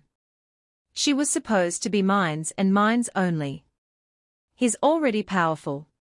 Yet the moon goddess gives him a strong she-wolf as a mate. This shit isn't fair. How the is Amina Kingston mate? I growled out. She will be useless like his mother. Mates only make you weak. I'd advised you many times. Falling for someone is only gonna get you weak. Now let's plan this war. I need to take control of my pack once more. Kingston father said calmly. Everything wasn't going as planned. Not only did Kingston didn't agree to be in alliance, but I also lost my beta. I knew it was coming, when he'll finds out the truth. But I honestly thought it'd be after this war. I mean, it's his own stupid fault. Flashback. My thoughts drifted back to Amina. When we were about 9 years old, my father visited her father's pack. We actually visited at least twice a month. We were practically neighbors. But as I was saying, when we were 9 there was an incident. We were not supposed to venture out too far from the pack. But we were kids, we didn't listen. Kirian, stop being a wussy, I yelled out. I'm not a wussy. I just don't want to go that far. We've never gone out that far, he exclaimed. Kieran obviously wasn't gonna go with me. So Amina spoke up. He's right, Derek. Our parents said not to go out very far. It can be dangerous, she says. Fine, if no one wants to go, I'll go by myself. I'm not scared, I said while walking further away from them. Not before hearing Cassie yell out, that's a very stupid idea. I shake my head and continue deeper in the woods. There was a beautiful lake. I sat there exploring with my eyes. It was beautiful. Just as I began to relax, I heard a twig snap.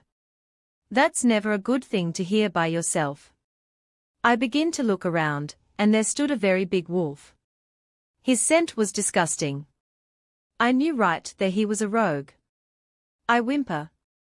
The rogue eyes were completely black. Meaning his wolf is in control. The wolf walks up to me, sizing me up.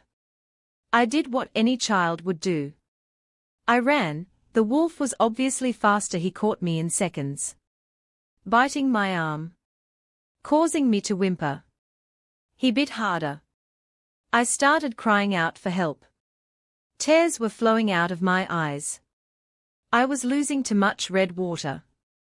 As I lay there ready for my fate, I closed my eyes and thought back to Cassie's words. This was a stupid idea. The wolf let me go and growled. I turned where he was gazing at. It was Amina. "Bad wolf, leave my friend alone," she yelled out, throwing rocks at the rogue. The wolf then lunges for her. She screamed, running around in circle. The rogue tilted his head. "If you're smart, you'll leave. I already told my daddy through the mind link, and he's on his way to kick your booty," she said, sticking her tongue out at him. The rogue thought for a minute and ran. She ran towards me.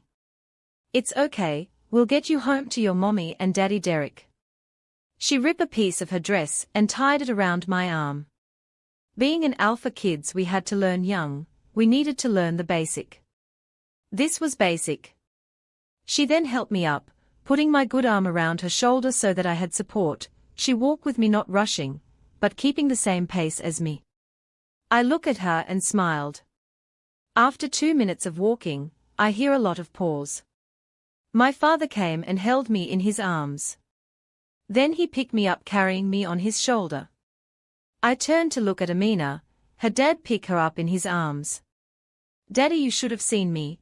I threw the rocks at the big scary wolf. I told him you was gonna come kick his booty," causing everyone to chuckle.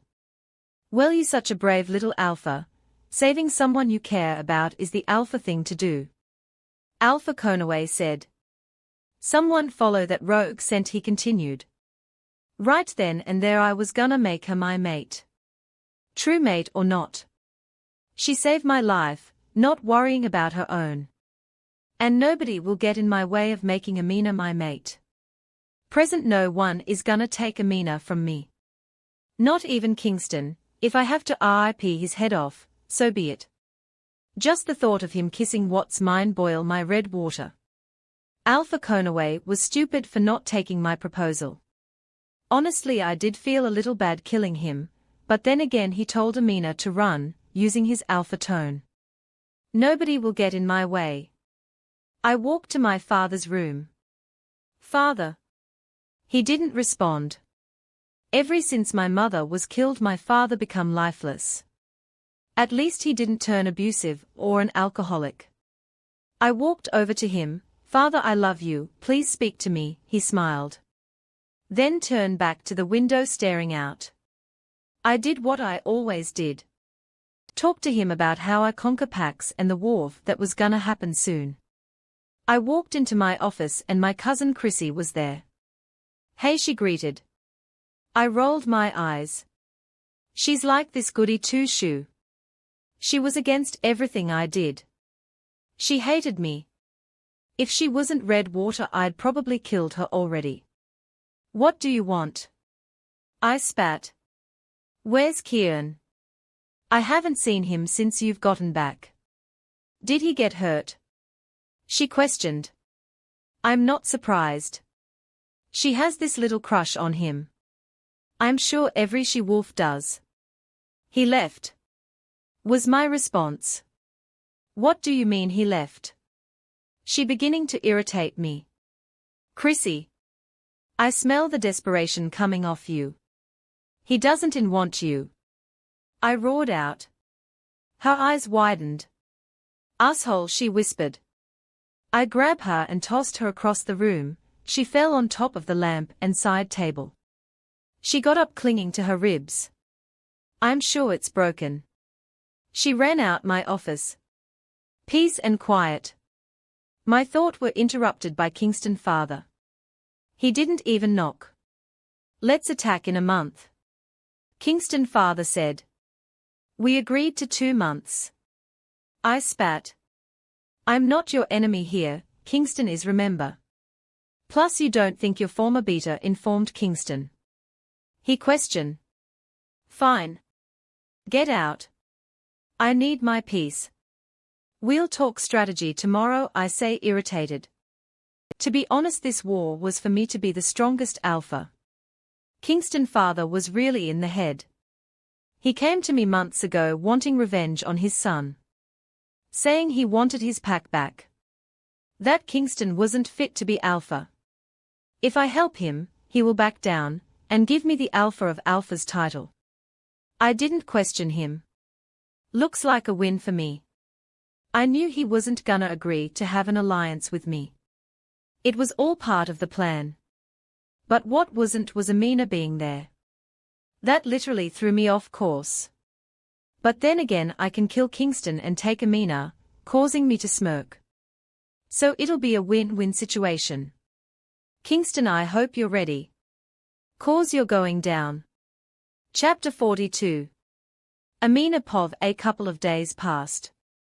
Kieran was already gone. Kingston been busy with training and even patrolling the territory, if not that he's catching up on his paperworks.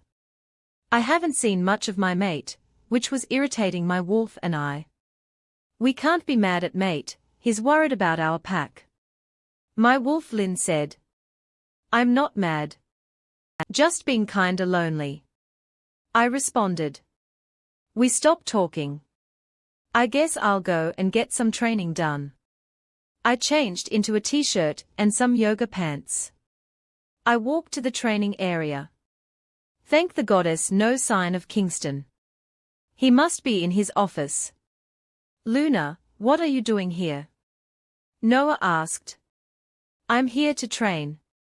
I respond. Noah scratched the back of his neck. Does Alpha know? He asked. No. But he can't make any decision for me. I snap, getting mad that he thinks I need Kingston permission to train. All right, who wants to train with the Luna? Noah shouted. Nobody spoke up. Just as I was about to say something, someone spoke out. I'll fight, I mean train with her. I smiled, turning around, but just as fast as that smile came, it disappeared. My training partner was no other than Crystal. We got in our fighting position. Crystal lunged at me. I dodged it easily. She then side-swiped me, causing me to fall. She took THST opportunity to get on top of me. SND started punching me. Enough, I hear Noah yell out. Damn, I thought we were training. Not full-on fight. But if that's what she wants, then I'm not taking it easy on her anymore. It's okay, Noah, I said, blocking my face. You're just a weak, pathetic excuse for a Luna. Crystal says while landing a few punches in my face. That's why your pack is gone. You think nobody heard Alpha Kingston and Alpha Derek fight? The whole pack is in danger because of you. She said, landing more punches. I froze at the thought of everyone hating me. She's right, I put everyone in harm's way.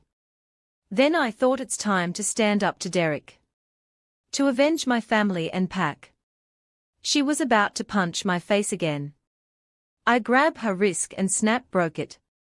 She whimpers. I took that opportunity and grabbed her broken wrist and tossed her to the side.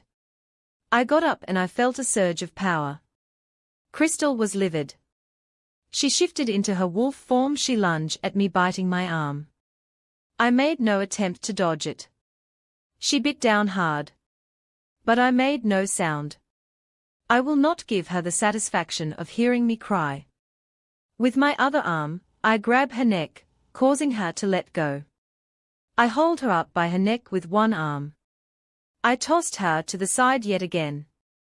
Enough! I shouted. I hear whimpers, but paid no attention. Cause she lunged at me again.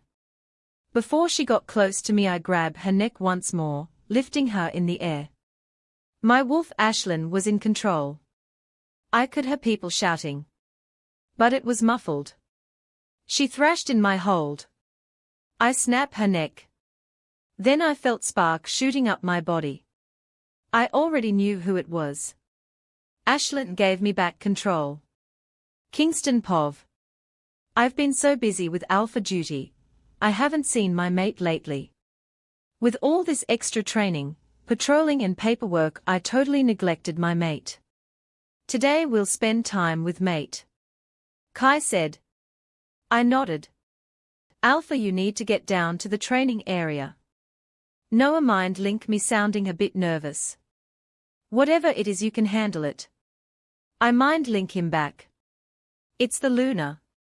With that said, I ran downstairs. When I got to the training area, I see Crystal on top of my mate. I was pissed. Kill the bitch, my wolf said. As I'm about to intervene, I heard a snap. Actually, I'm sure everyone heard it.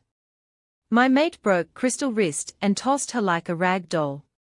Enough, she yelled out. Her eyes turned into a gold-amber color. Power was radiating off of her. Was this what Derek was taking about? She's is a powerful she-wolf. I was too busy admiring my mate, I didn't realize Crystal shifted into her wolf. Crystal Wolf bit down on her arm. Everyone gasps. But my mate made no sound. She then grabbed Crystal Wolf by the neck, lifting her in the air with ease. Snap! Everyone seemed to be amazed yet afraid of my mate. Love? You need to calm down, I shouted. She paid no attention, she tossed Crystal's lifeless body to the side once again. She looked confused. I ran to her side, grabbing my mate by the waist. Sparks flew throughout my body. Oh my goddess! What did I just do? She said, ripping out of my grip, running towards Crystal. It's all right, love, she's gonna be fine, give her a few minutes. I said, trying to calm my frantic mate. A few seconds later, Crystal was without clothes in her human form. Breathing. Are you okay? She asked Crystal. Crystal was still catching her breath. Someone get her some clothes. She yelled out. One of the female warrior handed Crystal some clothes. Crystal put the clothes on, and Amina tried to help her up. She swatted my mate's hands and glared at her, causing me to growl. How dare you disrespect my mate, and your Luna? I yelled out, pissed that not only did she shifted into her wolf form, while my mate was still in her human form, but she swatted my mate's hands while trying to help her. Noah and Crystal, my office now. I yelled, causing everyone to flinch. I walked to my office with 3 werewolves behind me. Once I got to the office, I sat down in my chair. What the was that? I questioned, looking at Noah. When was it okay to let your Luna train? Looking at Crystal now. Why the did you shifted to your wolf form while your Luna was still in human form? Nobody said anything. Answer me, damn it, I shouted. Don't yell at them. I wanted to train. I told Noah I don't need your permission to train, it isn't his fault. My mate said, throwing her hands up, frustrated. I growled. And you? I asked Crystal, who looks like she's about to cry. I slammed my fist on the table, breaking it. While standing up, Crystal and Amina jump a little. Crystal opened her mouth to say something, but was cut off by my mate. I asked her to train with me. She stated. So she didn't have to shift. I shot back, causing Amina to raise an eyebrow at me. You guys may leave, she said. The hell they are. I'm not done with them. I shouted angrily. She walks up to me and nuzzles her face into my neck. Please, Kingston, she whispered in my ear. My whole body shiver in delight. I love it when she says my name. I nodded. They both left my office. I sat back down in my chair, pulling my mate onto my lap. You can't just go doing what you want, love. You could have gotten hurt. I said softly, looking her in her eyes. I'm sorry. But I can handle myself. I'm not a baby, Kingston. She said, pulling away. I pulled her back to my chest. You're my baby, of course I'm gonna worry. My mate started blushing a little. You saw, I kick ass, she said smirking. I stared at my mate. God, you're beautiful. My mate is as red as a tomato now. I couldn't help it. I sweat clothes my lips onto hers.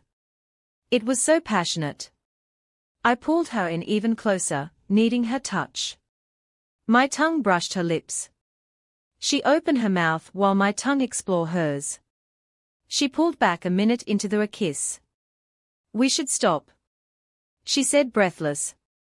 Fine, next time you challenge me in front of our pack members, it'll be an even worse punishment, I said, letting her go. Punishment? Well, if that was punishment, I'd love to see the worst next punishment, she says. I smiled. You can have it now if you want. She looked at me. Did I just said that out loud? She asked, walking to the door. I nodded and gave her a grin. She looked mortified. Okay, see you at home, she blushed, turning around, walking out my office. I smiled. My mate is amazing. I looked down at my desk, my smile turning into a frown. Damn, I need a new desk now. Chapter 43. Amina Pov. After the whole crystal incident, I avoided everyone. I stayed home, cooking and watching TV. Hey, what you doing, Cassie? Mind link me. Nothing, just made some pasta, I link back.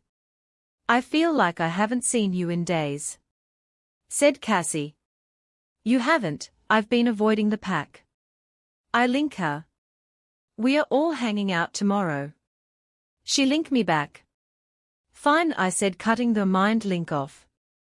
It was lunchtime, so I grabbed my pasta, turned the TV onto some cartoon on. I was stuck on Tom and Jerry laughing. I didn't realize Kingston was home until he was next to me.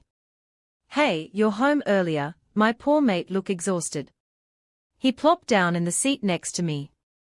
I felt horrible. He must have felt my emotion. He pulled me onto his lap. It's not your fault, love. No one is to blame. If there is, it'll be that mutt Derek and my father. He spat in disgust. I look at him. Why is your father working with Derek? Kingston looks at me for a moment. You don't have to tell me if you're not ready. He nodded. I walked to the kitchen and clean up. I guess Kingston back to alpha duty. I walk upstairs. Mature content ahead. Without hesitation, I slowly unbutton my pants, then taking my shirt off. Tossing it to the floor. I'll pick it up later. I needed to relax, and a bath will do it. Before I could make it another step, I heard a growl. I turned around and screamed. It was Kingston. What the actual Kingston? I shouted. He didn't say anything. His eyes looking me up and down. I'm in a bra and panties. I quickly try and grab something to cover up. Too late, Kingston's eyes were pitch black. I was pinned to the wall in a matter of seconds. He started kissing my neck, causing me to bite down my moan. He smashes his lips on mine's. He grabs my ass, which made me gasp. He slipped his tongue in and hits tongue fight for dominance. I wrapped my legs around his torso. He lifted me up. While my hands was in his hair, he started walking. He then tossed me to the bed. He was on top of me, kissing my jawline. Kingston, I moaned. I can hear a rumble from his chest. Don't do that. He pulled away. What? How is he gonna get me this work up and stop? I stood up. You don't want me? I asked, a little hurt. No. God, do I want you, every inch of you. But I don't wanna do anything without your consent. He turns to me, looking at me. Really? You get me all horny and bothered, and now you want consent. If I didn't want it, I would have stopped it before you even got me to the bed. His eyes was full of lust, desire and love. He climbed on top of me. We kissed. We laid down breathless. That was amazing, love. Kingston said. I kissed him. We were mated.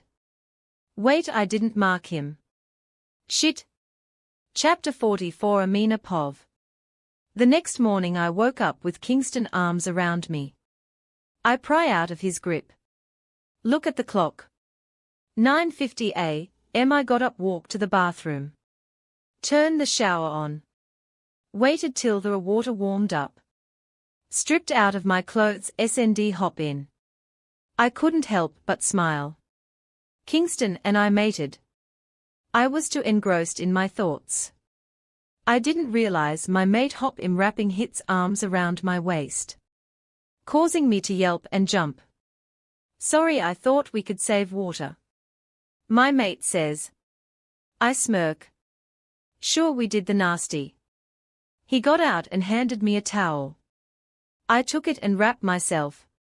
I walk in the walk-in closet. Kingston stood there looking at me. What? I questioned, putting my bra on. You haven't marked me, said Kingston. My eyes shot at him.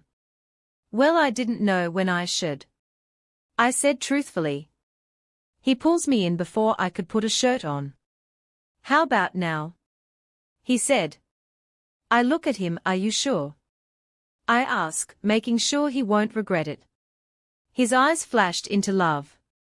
I've never been more sure about anything.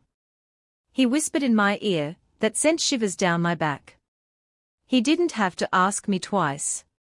I started kissing the area I wanted to mark him, and stick my canines in his neck. He moaned out. He said, ripping my bra off. He then tossed me on the bed. After round 1 and 2 I suggested we get some food. My stomach was growling. I was getting hungry. We walked to the pack house for lunch. Hand intertwined together. We were greeted by everyone. Ruth made us a couple sandwiches. We ate quietly. As much as I want to spend the rest of the day with you, I behind on paperwork. I gotta get back to work, love.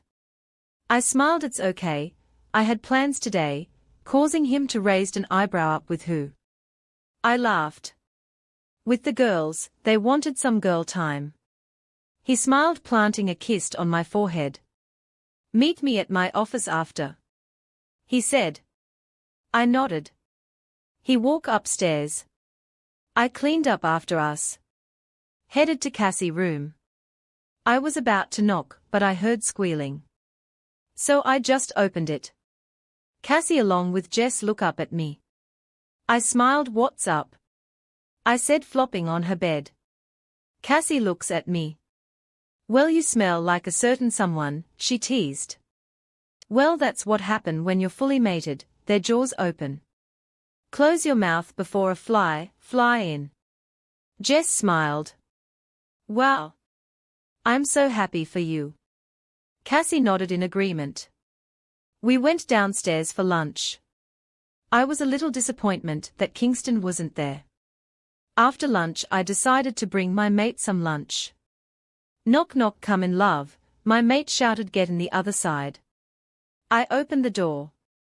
I brought you lunch, I said, placing the plate in front of him. He finished in a coup 00 zeli of minutes. He must have been hungry. I walked to his side to take his plate. Before I could grab it, Kingston pulls me onto his lap. How about dessert? He seductively said. He started kissing my jawline. Kingston, I moaned out. A minute after that the door burst open. Kingston was quick to pull me behind him. What the do you want? That's 1. 2, why didn't you knock? He roared. I peeked from behind Kingston. Noah and Ethan was holding in their laugh, causing me to blush behind Kingston. Well? My mate asked. They both look at each other, then burst into laughter, no longer able to keep it in. After a few minutes of laughter and straight torture for me, okay, as funny as it was, let's get on to more important matters, Noah said, while Ethan's face became serious. I poked my head all the way out. I stared from Noah and Ethan to Kingston. Kingston doesn't look too happy. I turn and have Kingston a peck on his cheek. I'll let you guys handle your business, I said. Kingston sends me a small smile. I walk outside. It was still early. Having nothing to do, I decided to walk home. I'll mind link Kingston later, knowing he's got important business with Noah and Ethan. I was halfway home until a very frantic Jess mind link. Where are you? She asked. Heading home, maybe watch a little TV, take a bath and cook something. My mind link would cut off. You need to come back to the pack house. She linked me back. Is there anything you need? I link her back. Alpha Kingston is going batshit crazy in the pack house. She linked back. What? She didn't respond. I ran as fast as my feet can take me back to the pack house. Outside the pack house there was a crowd. What's going on? I asked no one in particular. Everyone's attention was on me. Luna. The Luna is here, someone shouted. Just like that, Paul was next to me. Hey, I mean Luna, he greeted. Can you just call me Amina, and treat me the way you used to do? I said. He smiled. Sure can do. Paul said with a smile. There was a loud bang right before I could respond. I think we need to get you to the Alpha. He's shifted with some pack members inside, including children and a pregnant Cassie, he said, pulling the pack house door open. It was like a tornado hit the pack house. What happened? I couldn't help but ask Paul. He looked very nervous, which only made me even more nervous. Another loud bang was heard. I look up, sounded like it was coming from the third floor. Cassie. I ran up there, not caring if Paul was behind me or not. You need to calm down, Ethan and Noah shouted. I look at their direction. There stood Kingston, who was in his wolf form. I walk hesitantly. I put my palm out to his snout. He sniffed it. I proceed and walk up to him. Hey my love, I said, walking up to him. Please calm down, I said, running my finger through his fur. He instantly calm. Shift, was all I could say. Kingston shift back to his human form. I turn around to my mate. Wanna tell me what's going on? I question. My father, he says, trying to not to let his wolf shift again. He pulled me into his arm. What is going on? Chapter 45. Amina Pov. What's going on? I repeat myself. Kingston just stood there hugging me. Without clothes. Can someone get my mate here some shorts? Ethan nodded. It's not like you haven't seen me without clothes before, love, he whispered in my ears, causing me shiver in delight. Well, I don't need anyone else seeing it either, I said with a frown, noticing She-Wolf around. My mate chuckled. Are you jealous? He asked me. I said nothing. Just fidgeting with the hems on my shirt. Don't worry, love, I'm all yours, Kingston said while moving my hair from my face behind my ears. Ethan tossed Kingston some shorts. While he puts on his short, I move aside. Started picking up broken and shattered things Kingston destroyed. What are you doing? He asked. I turned around. What's it look like I'm doing? Cleaning your mess, I said, turning back to pick up where I left off. After an hour of cleaning and help with other pack members, I decided to visit my alpha mate. Hey guys, I waved to Noah and Ethan. Luna, they say while bowing their head. I was about to say something, but Kingston cut me off. We need to talk. Alone. At home. Now? I nodded, hearing the seriousness in Kingston's voice. We walk home in silence. Once we got in, Kingston headed to the couch. He sat down and I sat down. No one says anything for a couple minutes. I decide to break the silence. What was that? I blurted. A very confused Kingston said, what was what? I shake my head. Kingston, if you're not gonna tell me the hell is going on, I should just go do something productive. Kingston raised an eyebrow and like. I had nothing. Go hang out with Jess and Cassie. I said, folding my arms across my chest. All right, come here. He said, patting the seat next to him. I sat down. So, I'm not sure how to start this. So I'm just gonna say it. Flashback Kingston Pov. Growing up, my childhood wasn't the greatest. My mother left me at 5 years old, causing my father to lose his mind. He used to smack and punch me. As I got older, the punishment were more severe. It went from punching and smacking to chaining me to silver with little to no food. One day he came in my room with a whip, and started whipping me with it. He would say, you worthless piece of shit, you and your mother mean shit to me. When I find that bitch, I'm gonna torture her just how I'm torturing you. Everything was fine till you was born, she started feeling some type of way. He would spat at me. You see, my mother and father weren't actually mate.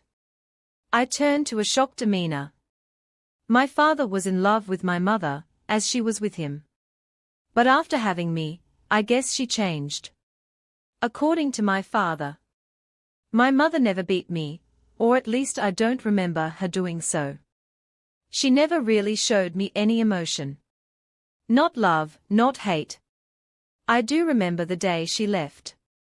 I was 5 and playing with my toy cars. I heard my father pleading with my mother.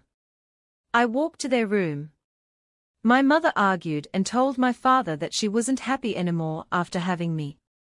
She said she was excited at first, then I guess when she had me, I was nothing but stress.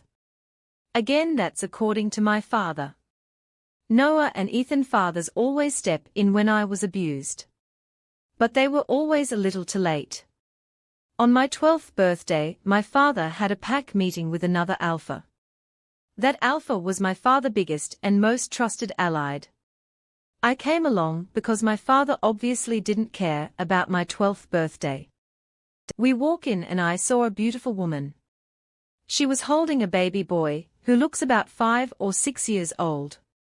That woman looks so familiar, but I brushed it off. My father, however, didn't. He laughed like a maniac. And said, so this is what you've been doing these past 7 years. Leaving me with this worthless piece of shit son, while you play Luna, and new mommy to another pack that I thought was my allied. The alpha from the other pack looks angry. How dare you speak to my mate that way? He roared out. I was still confused. I look at the woman. She looked at me emotionless. My father started attacking that pack. But we were outnumbered. I mean, we were on their land.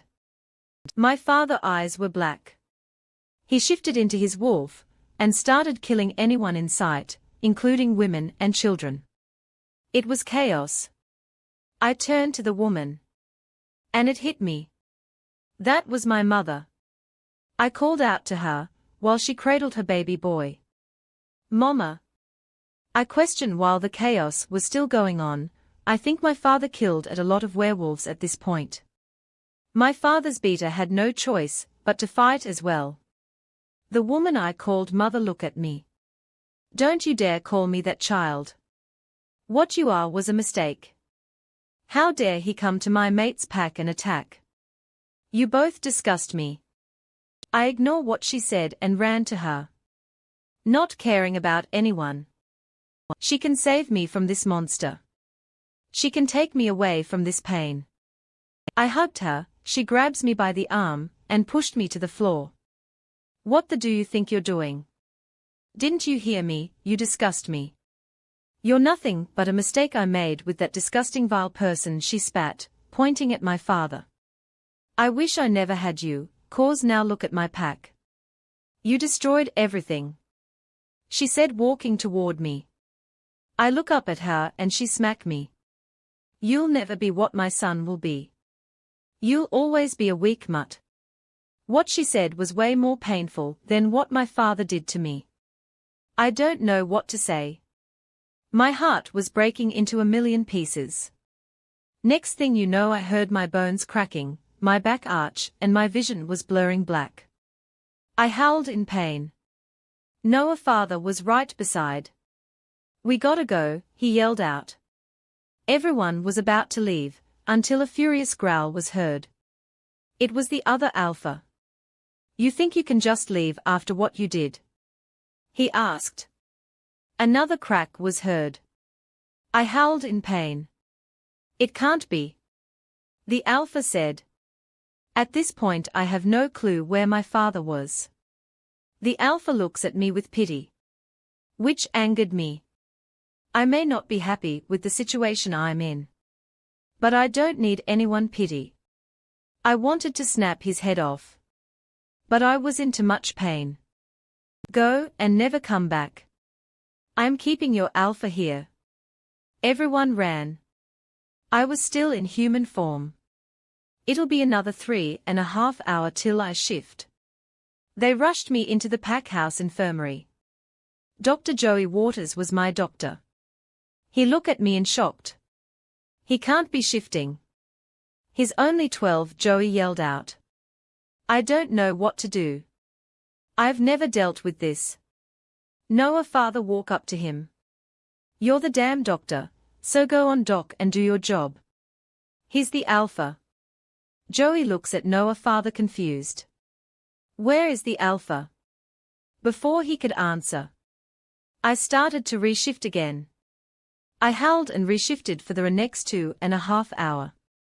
I was sweating profusely. Then crack, snap, I think I'm gonna pass out. You gotta stay in control, Kingston. You can't lose consciousness, or you could die. Joey yelled out. I kept my eyes open, and mind focus. I'm not dying like this. After 10 agonizing minutes of pain, I finally shifted into my midnight black wolf. Chapter 46. Amina Pov. So I became the youngest alpha at 12.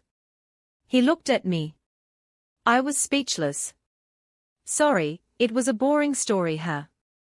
He said, getting up. I pulled him back down, climbed into his lap, laid my head on his chest and started crying. Are you crying? He asked. I stared him in the eye. I cupped his cheeks in my palm. I'm so sorry you went through that. I'm here now. And forever will be. I said, smiling. What happened to your father? And mother? I trained and trained. Once I was ready, I attacked my mother mate pack. I was gonna kill him. But I remember he spared my life.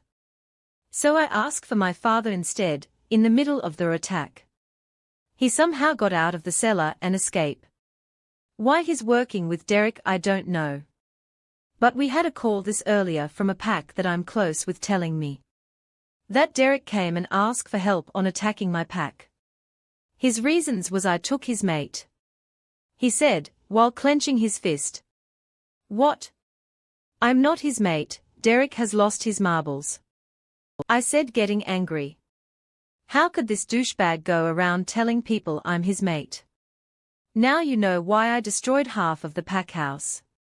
My mate says. I nodded. From the information I got from my trusted allied, he says they got about 4 other packs to agree to help him attack my pack. He said lowly. Well, get through this. I said, trying to comforting him. How? That's 5 pack. I could probably take out 2 packs, but 5. That's enough to wipe out my whole pack. He shouted angrily. He's right. Not to mention, they are planning in attacking in 2 weeks. That's not enough time for me to meet up with other packs for help. Not to mention, I'm not good with asking for help. My mate said, looking defeated. With only 2 weeks left, how are we gonna prepare for this war? Hey, look at me. If there's a will, there's a way. I won't let our pack get hurt, I said with confidence. Kingston looks at me. If you're thinking what I think you're thinking, get that idea out of your head, he said, looking at me. Kingston, I'm not going through this again. My old pack was killed because of me. I'm not gonna let my new pack get hurt, I shouted, getting up.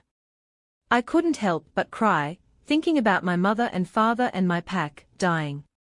Kingston pulls me into his chest. We'll figure something out, he whispered in my ear. I felt defeated. How can I put my new pack at risk? I would never be able to go through that pain again. We both decided we weren't hungry, so we skipped dinner. There was already a lot on our plate. The next day, we both walked hand in hand to the pack house in silence. I'm gonna call a pack meeting tomorrow. I think everyone deserves to know exactly what's going on, my mate said. I nodded. He mind-link everyone. There's a mandatory pack meeting tomorrow after lunch. Kingston went to his office. I decided to head to Cassie room. Hey Jess, can you meet me at Cassie room? I mind-link her. Okay, just dropping off Ally at the school. Be there in a few. She mind-link me back. I knock on Cassie door. Come in, she shouted. I walk in and she was watching TV. Hey, I said, sitting on her bed. Hey, why do you look so down? She asked, turning your volume down on the TV. I'll explain when Jess gets here, I said with sadness. Just then we heard a knock on the door. I got up and opened it. Good morning, ladies, a very cheerful Jess chirp. We walked to Cassie's bed. Jess laid down. What's up with the long faces? Jess asked.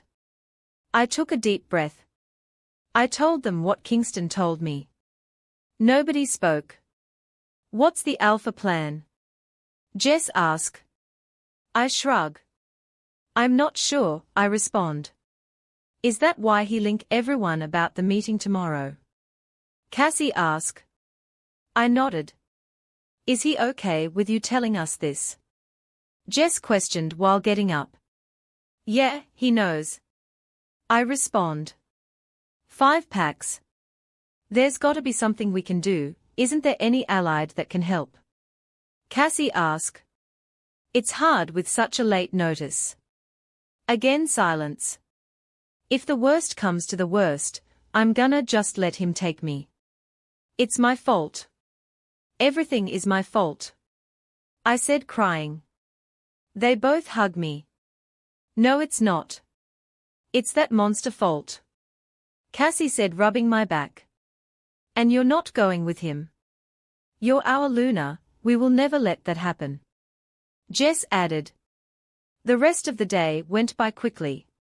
Before I know it, it was the next day, lunchtime. Nobody had an appetite. Nobody meaning Cassie, Jess, Noah, Ethan, Kingston and I. We all knew what was gonna happen after lunch. We all sat down at the retraining area. Pack members sat down chit-chatting.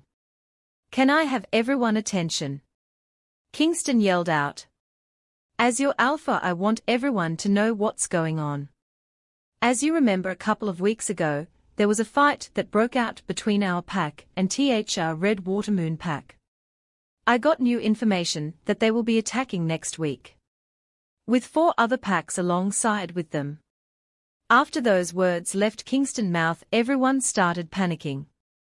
What is gonna happen? How about the kids? Aren't we in alliance with other pack? Will they help us? Are we even prepared for this war? What's gonna happen to our pack? Many question was thrown at Kingston. I can't sit here and say I have everything planned out. But I can, however, tell you, I'm working with a couple packs that might help us, Kingston said. Chaos erupted. It's so short notice, I'm not sure anyone is gonna help us. What? Are we gonna die? Well, we become rouges. Kingston growled, causing everyone to quiet down. I am your alpha. I will do everything in my power to protect my pack. We have a neighboring pack that is willing to help us with shelter. In the next week, the woman and children will be escorted there. Kingston said, we will conquer and defend ourselves till the death. Some of the guys started cheering. I couldn't help but cry. Here I am again useless, and now everyone is in danger because of me. I decided to go home. I was not in the mood to speak to anyone. I sat down thinking about the past couple months. How Kingston and I started. How I almost got killed by rouges. How I accepted the position as the Luna. I stood up and started pacing back and forth. There's gotta be something I could do. I can't sit here sulking. Then it dawned on me. I ran to look for a piece of paper in my drawer. I kept looking through each and every drawer, until I found it. Yes, I shouted. I dialed the number on it. It rang and rang. I clicked, feeling hopeless. I dialed the number again. It rang and rang, as I'm about to hang up. I hear THR3 voice on the other end that made me smiled. Hello, this is Skylar speaking. How can I direct your call? Hey Sky, it's me. Amina. I said. Oh here, how's it going? I was wondering when you were gonna call me. She said, laughing. I smiled. She's still the cheerful girl I met a month back. Sky, I need your help. Chapter 47. Pick of Christian. Amina Pov, is Alpha Hawthorne around? I ask. He's here somewhere. Christian. I hear Sky shouted. What? You know it's not very ladylike to be screaming across the hall. I feel sorry for your mate. Christian said. Well, don't. 'Cause my mate will love me and everything about me. I hear Sky says. I could picture her sticking out her tongue at him. I started chuckling. I almost forgot you were on the phone. Sky said, laughing. Who? Christian asked. Amina. I thought back to how kind Christian was to me. And the amazing bond he had with his sister. Hey Alpha Hawthorne, I said. I told you, Amina, call me Christian. He says. Okay, Christian. I need your pack help. I said, getting right to the point. I explained everything going on. What the fuck, Sky said. Don't you dare finish THST sentence. Christian sternly said. So you're telling me that crazy delusional alpha wanted to attack my pack? PFFFT, I'd kill him myself. Sky said, sounding angry. How, you barely go to training? You could hear Christian scolding his sister. Well, that's why I have you, my dear brother, she replied. I'm not always gonna be there, Sky. He shouted. I have a mate. Somewhere. But this isn't about me, it's about Amina. Christian takes a deep breath. I'll see what I can do. You know, I'm sure Alpha Carter isn't gonna be too happy with you calling me. He said. I knew he was right. But note isn't the time to be getting jealous, or have pride. I'm sure he'll understand. We said our goodbyes, and hung up. The days go on. Meaning the war grew closer.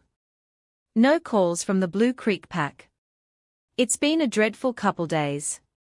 Most of the women's and children's were gone to the neighboring pack. Kingston and I haven't really spoke. I didn't bother trying, we were both on edge. I'm not in going. I heard Cassie yell. It's not debatable, Cass. You're pregnant, I'm not risking you getting hurt. Noah said with seriousness. Ugh. She said, knowing that she wasn't gonna win. Then Jess walks in. Amina, tell Ethan I'm not leaving to the neighbor pack house, she said, walking towards me. I'm sorry, but I agree with Ethan. You'll be safer. I said. As you will be too. Kingston said from behind me. You're crazy if you think I'm leaving. I'm the reason we are in this mess. I shouted. Jess and Ethan glanced at me with concern in their eyes. You'll be safe there, I can't lose you. He said, holding me. I opened my mouth to protest, but was cut off. Alpha, Luna. They are here. Paul said, running in. Noah and Cassie ran downstairs. Jess held on to Ethan. Already. Get everyone to safety. My mate shouted, and through mind link. Kingston heads out, I followed behind him. What do you think you're doing? My mate asked. I'm going. No matter what you say. Leaving no time for him to argue. I turn around and see Cassie and Jess kissed their mate. We walked to the border. I was behind Kingston. It's not Derek pack. It smell like another pack. Kingston said to Ethan and Noah. Maybe one of the other 4 packs that's supposed to attack us. Ethan said, sounding like a question. What are you doing on my territory? Kingston roared. It went quiet. I decided to peek from behind Kingston back. Christian. I said, emerging fully from behind Kingston. Hello, Amina. Christian said. I walked towards him. Where's Sky? I asked impatiently. I miss that girl. You really think I'm gonna bring my baby sister to a war? As much as we argue, I would never let anything hurt her. Maybe after the war she could visit. He said, giving me a hug. A loud growl was heard from behind me. I turn around to a very upset mate. Where have my manners gone? I said. Christian, this is my mate Kingston. Kingston, this is Christian, the alpha of the Blue Creek pack, and he saved my life from the rogues. Kingston pulls me into his chest. I'm sorry, love. My mate said. Alpha Carter. I believe we spoke once. Christian said. Kingston looked at him with a raised eyebrow. Yes, we have. I haven't properly thanked you for saving my mate, Alpha Hawthorne. He said, putting ours hands out for a handshake. Christian shook it. Now, why are you here, Alpha? My mate asked. I jumped in. I called him for help. Kingston looks at me upset. I brushed it off. We need the help. Please don't be mad at me. I mind link him. Kingston didn't say anything. He turns to Christian. How many people did you bring? He asked Christian. Christian scratches the back of his head. About 400 warriors and guard. I would have brought more, but I gotta make sure my pack is safe as well. Christian said. I smiled. Thank you. I said. Kingston nodded his heads. Let's go inside and talk strategy, Kingston said to Christian. Christian nodded. We got back to the pack house. Cassie and Jess was still there, causing Noah and Ethan to curse it out loud. The next couple hours Christian and Kingston was cooped up in the office. Noah and Ethan finally came back from personally dropping Cassie and Jess off. The war was close. I'm glad they were gonna be safe. I would blame myself if anything happened to them. It was dinner time. We all ate, mostly males, there was females. Not much though. They discussed about strategies, and where everyone is gonna be stationed. It was giving me a headache. I just wanted it all to end. Later that night I snuggled into Kingston. Will we be okay? I asked. Kingston kissed my forehead. We will. With that said, I slowly felt my eyes heavy. I slowly let it. Chapter 48 Amina Pov. The next day we ate breakfast. Everyone was still talking war crap. I was over it. I walk outside for fresh air. I'm feeling on edge today. It feels like déjà vu. My wolf said. I knew exactly what she meant. A year and a half ago, she felt the same feeling, and we were attacked. I ran back inside. We are going to get attacked tonight. I screamed, running into the kitchen. How do you know? Noah asked me. Trust me. Tonight they are gonna attack. Everyone prepared for tonight. I was getting nervous by the second. The thought of the attack on my old pack kept popping in my head. I was so scared of history repeating itself. It was currently 8 p.m. Everyone was on edge. The phone rings. Everyone looks at each other. Kingston walks up to the phone. Hello, they wouldn't be stupid enough to call and let us know that they're coming, would they? Hi. The person respond. This is Alpha Carter. Speaking. My mate says. You're Alpha Carter.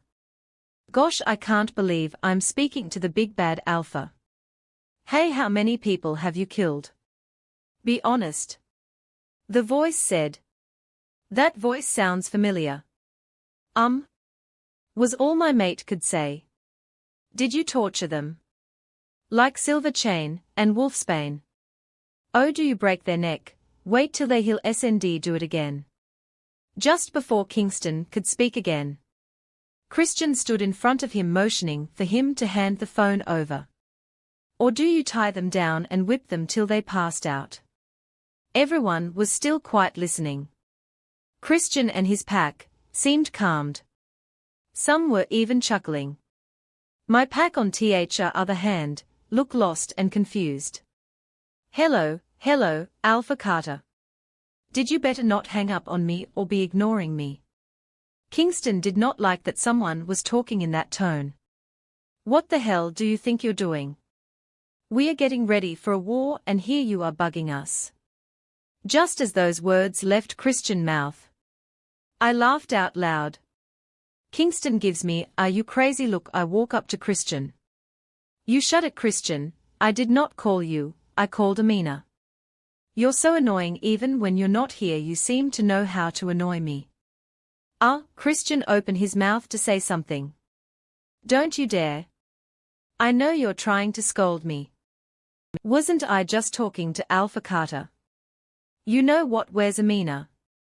Boys are so annoying. I grabbed the phone from Christian.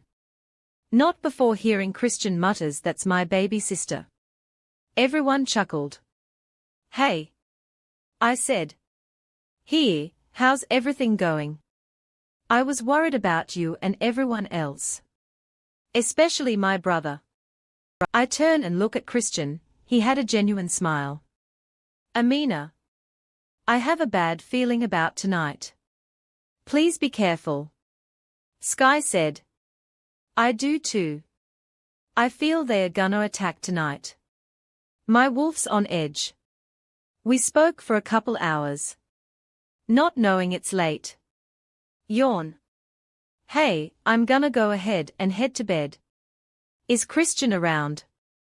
Sky asked. I grabbed Christian and handed him the phone. Everyone was still here. I'm sure they all heard our convo about mates, war, butterflies to make up. Now thinking about it, I started blushing.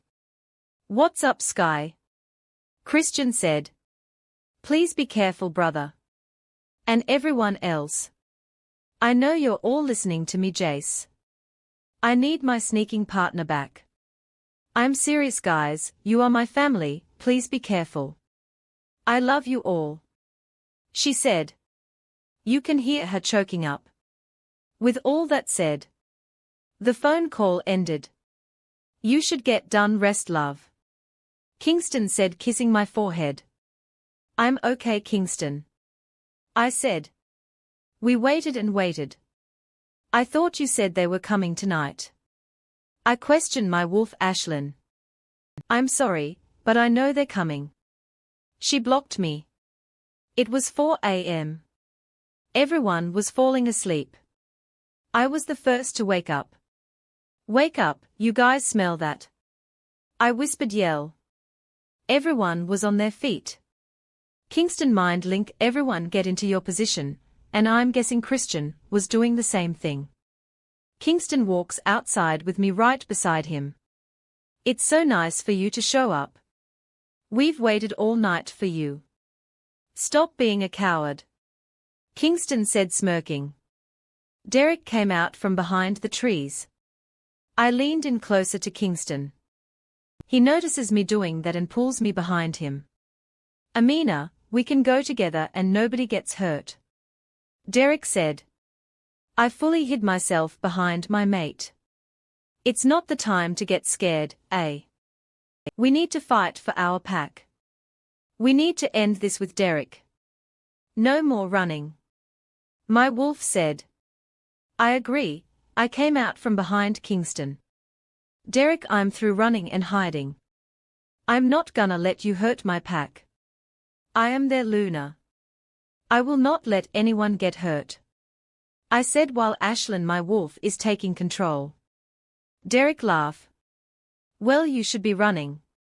When he said that, a shitload of werewolves appeared behind him. I was shocked at how many werewolves would back up that monster. I took a step back. Kingston walked forward. You think you're the only one with alliance? Let Mr. introduce you to my new allied. My mate says. Right after that, Christian pops out. Hello. I'm Alpha Hawthorne of the Blue Creek Pack. The second strongest pack. I heard you wanted to attack my pack. You really just pissed me off. Well, let's get this started. Christian said, shifting into his wolf. Kingston at this point shifted as well. Almost everyone did. I decided to shift as well. The fight started. Wolves were lunging for each other. I lunged for a wolf. Bit his neck. He died instantly. What the hell was that? I asked Lynn. Not sure, but I like it, my wolf said. We started attacking with this adrenaline pumping in my veins. Ashlyn was in control. She was a beast. Every time we kill one person, it seems like 3 more replace them.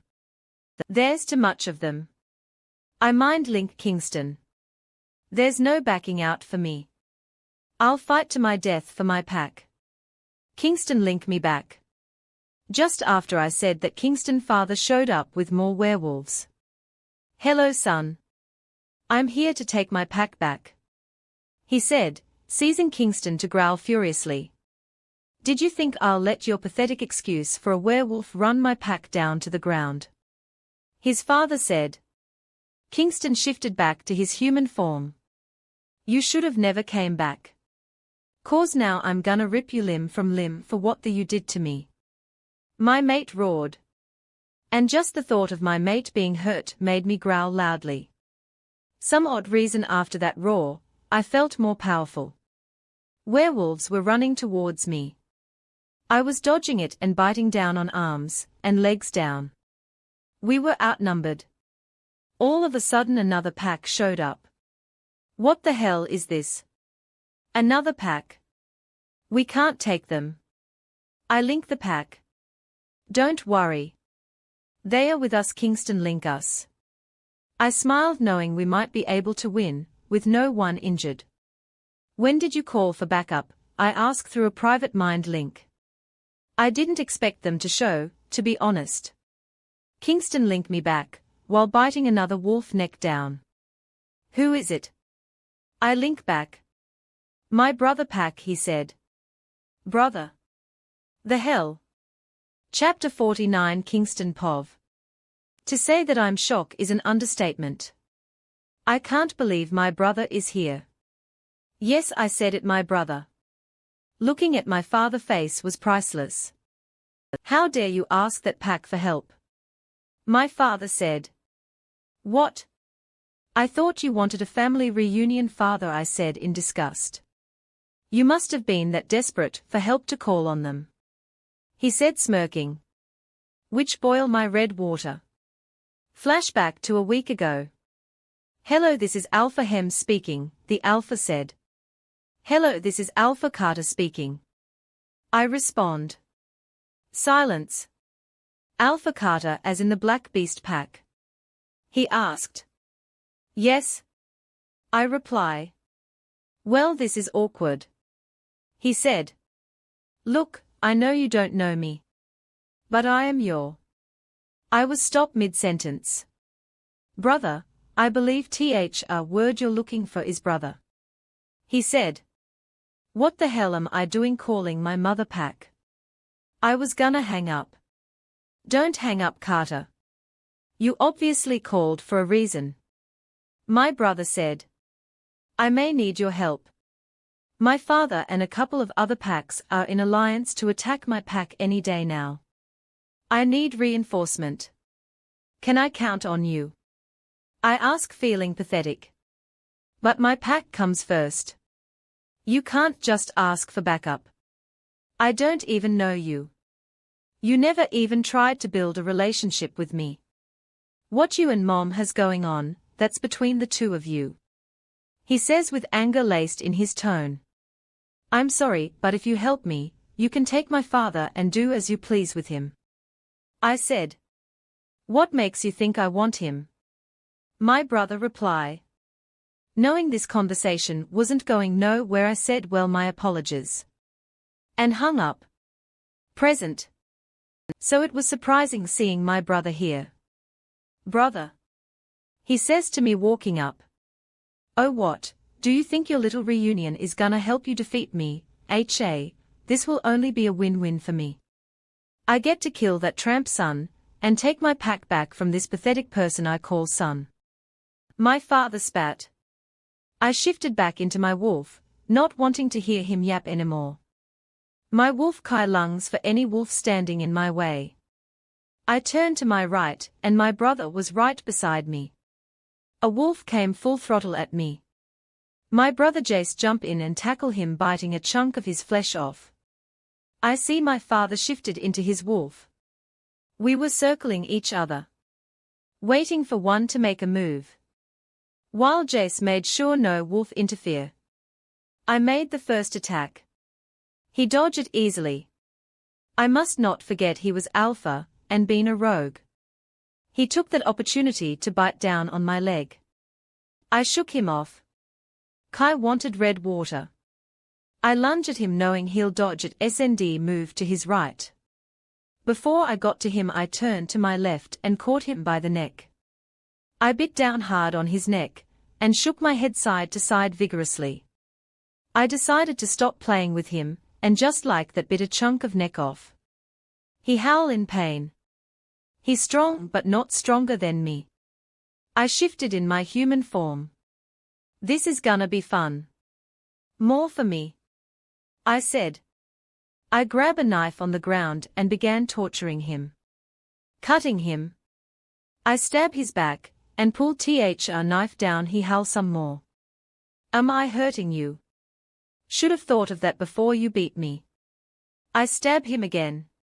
What, father? Did you think him that pathetic 5-year-old? I started laughing like a maniac. Well, I'm not. And I'm not gonna give you the satisfaction of killing you.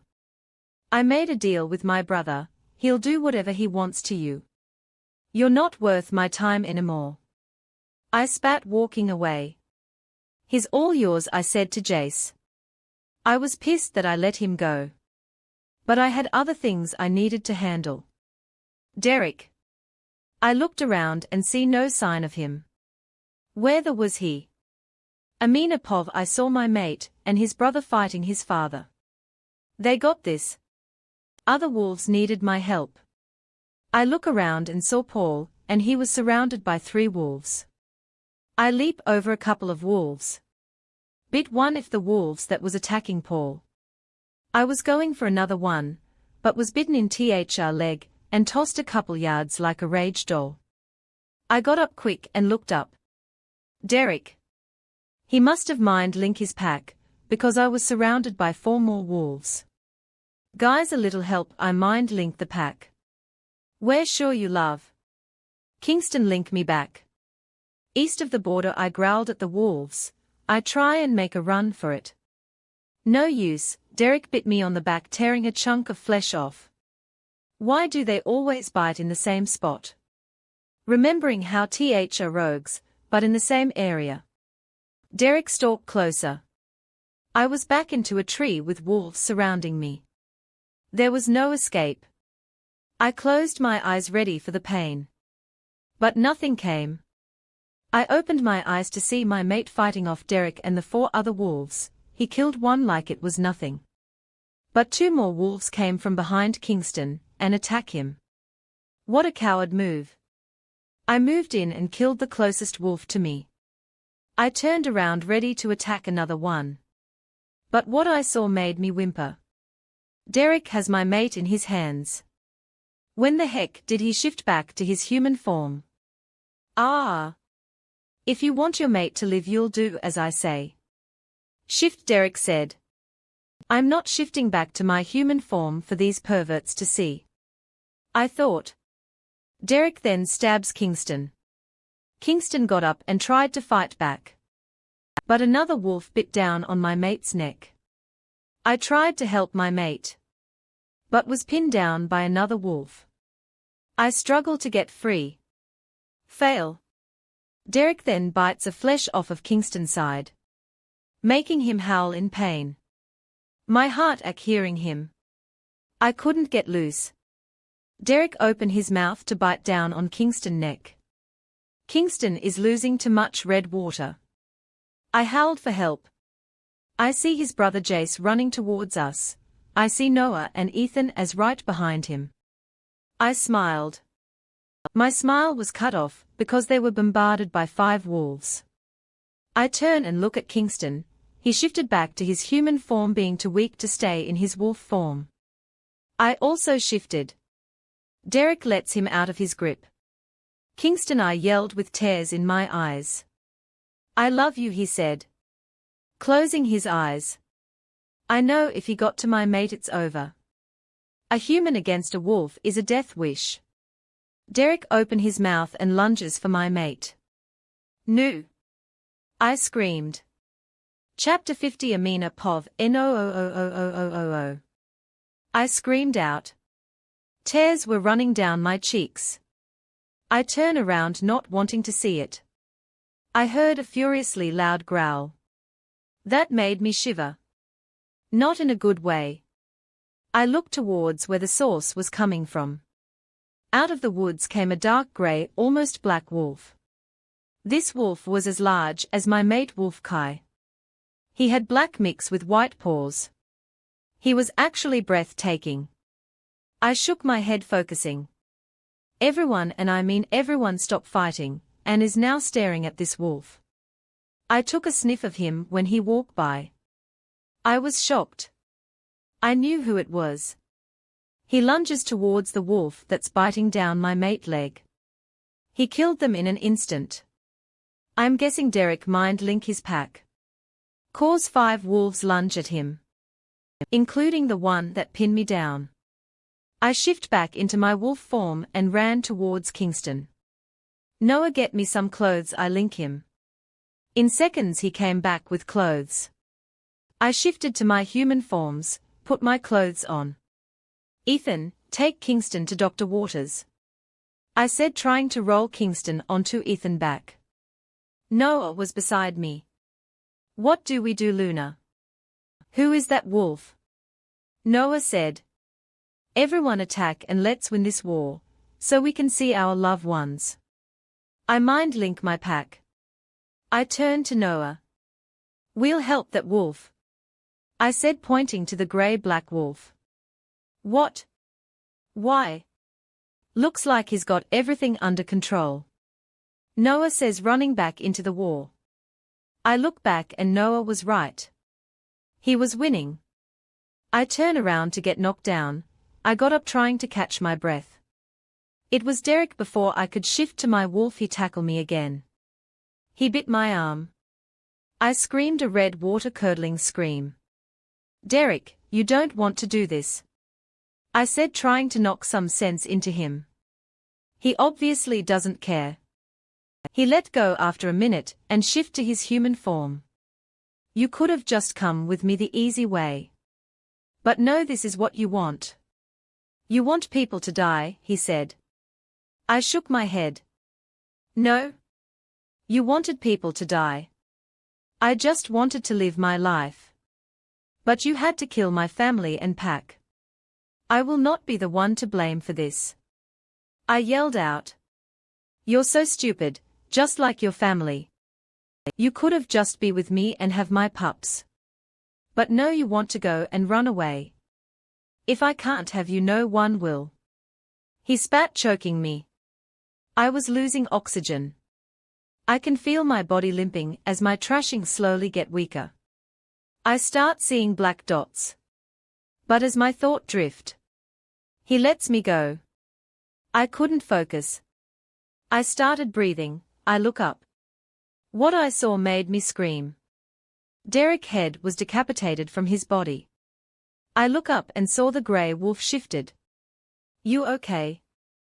He questioned. I nodded, still trying to catch my breath. You saved not just my life, but Kingston's life as well. Are you okay, Kieran? You're bleeding everywhere. He laughs. I'm okay, Amina. Let's get you to your mate, so he can heal faster. Kieran said, pulling me up. I looked around. The war was finally over. After 2 hours of fighting. It was fast, but it's now over. I just wish Derek would have came to his senses. I would be lying if I say that I didn't feel bad. I've known Derek since we were kids. I walk in the infirmary. Luna. You're bleeding. Dr. Waters said with concern. I'm fine. Where's Kingston? I ask. He was up half an hour ago, but I had to sedate him. He was going crazy. He wanted to go back into battle. If he went out there, he'd only get himself killed. Dr. Waters says, while examining my open flesh near my shoulder and arm. Let's get this clean and stitch up. He won't be up for another 45 minutes. I nodded. After Dr. Waters stitched me up, I sat down in a chair next to Kingston. While holding his hands, I slowly drifted to sleep. It's been a long morning. I felt tingles shooting up and down my arms. I look up to see Kingston looking at me with admiration. You know you can take a picture, it'll last longer. I said with a smile. He kisses my forehead, pulling me closer to his chest. When did you wake up? How long was I asleep? How did I get in bed with you? I question. I woke up a while ago. You was asleep for a couple of hours. I guess you must have been really tired to not even notice me picking you up. He replied, hugging me.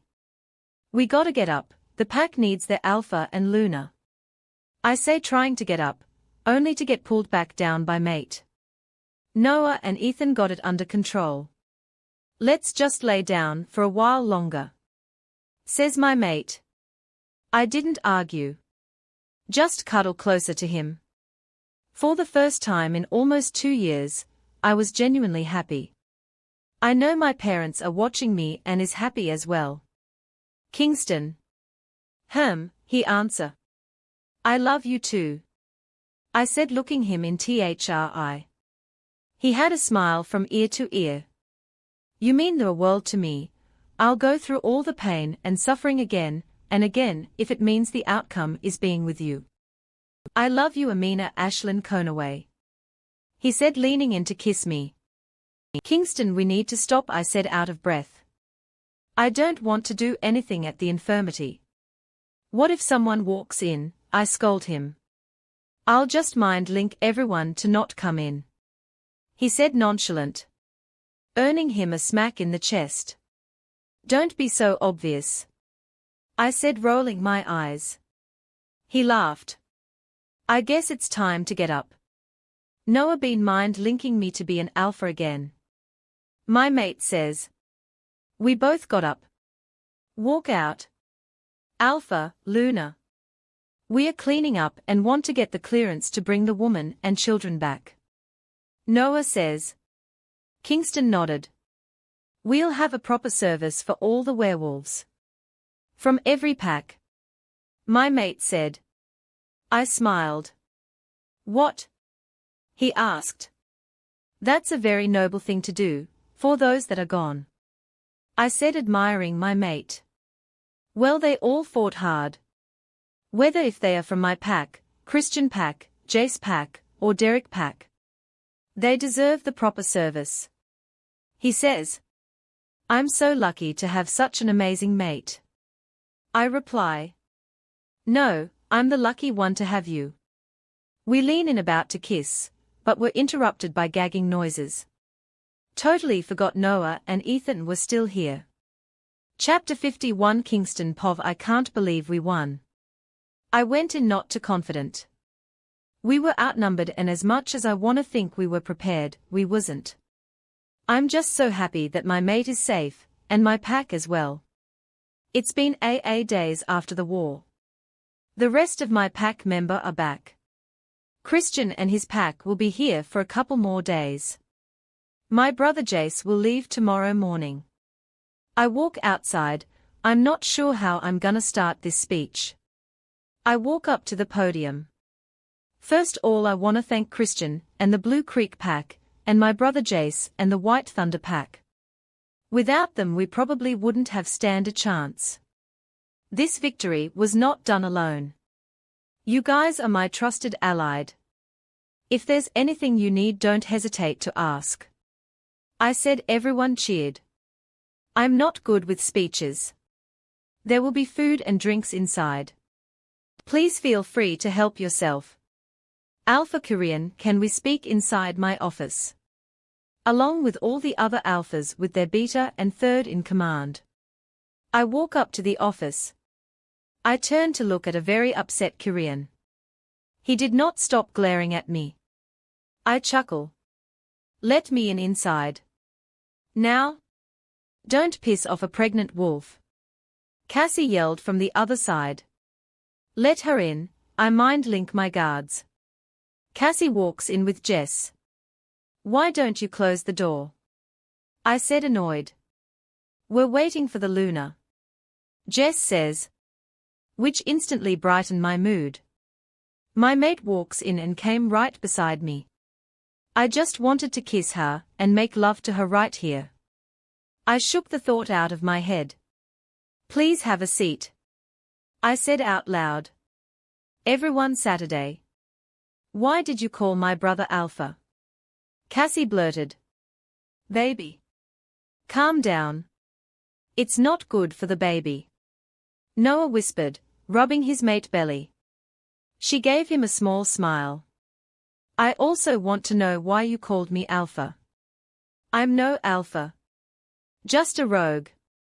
Korean angrily stated. I shook my head. No, according to the books of werewolf lore. Section 20. If a werewolf killed or defeated an alpha, that wolf becomes alpha of that pack. I said, handing Korean the book. He read it. What? I killed him for revenge. I don't want to be alpha. I just wanna live my life. He said. Korean was getting angry. His eyes were flickering black to his brown eyes. His wolf is trying to take over. Just then the phone ring. I look at Christian, knowing who'll it'll be on the line. Christian shot me an ignore it look. It stopped ringing. 2 seconds later it started ringing again. Hey. My mate answers. This girl timing is impeccable. Here, are you guys ignoring me? Nobody has called and said anything to me about what is going on.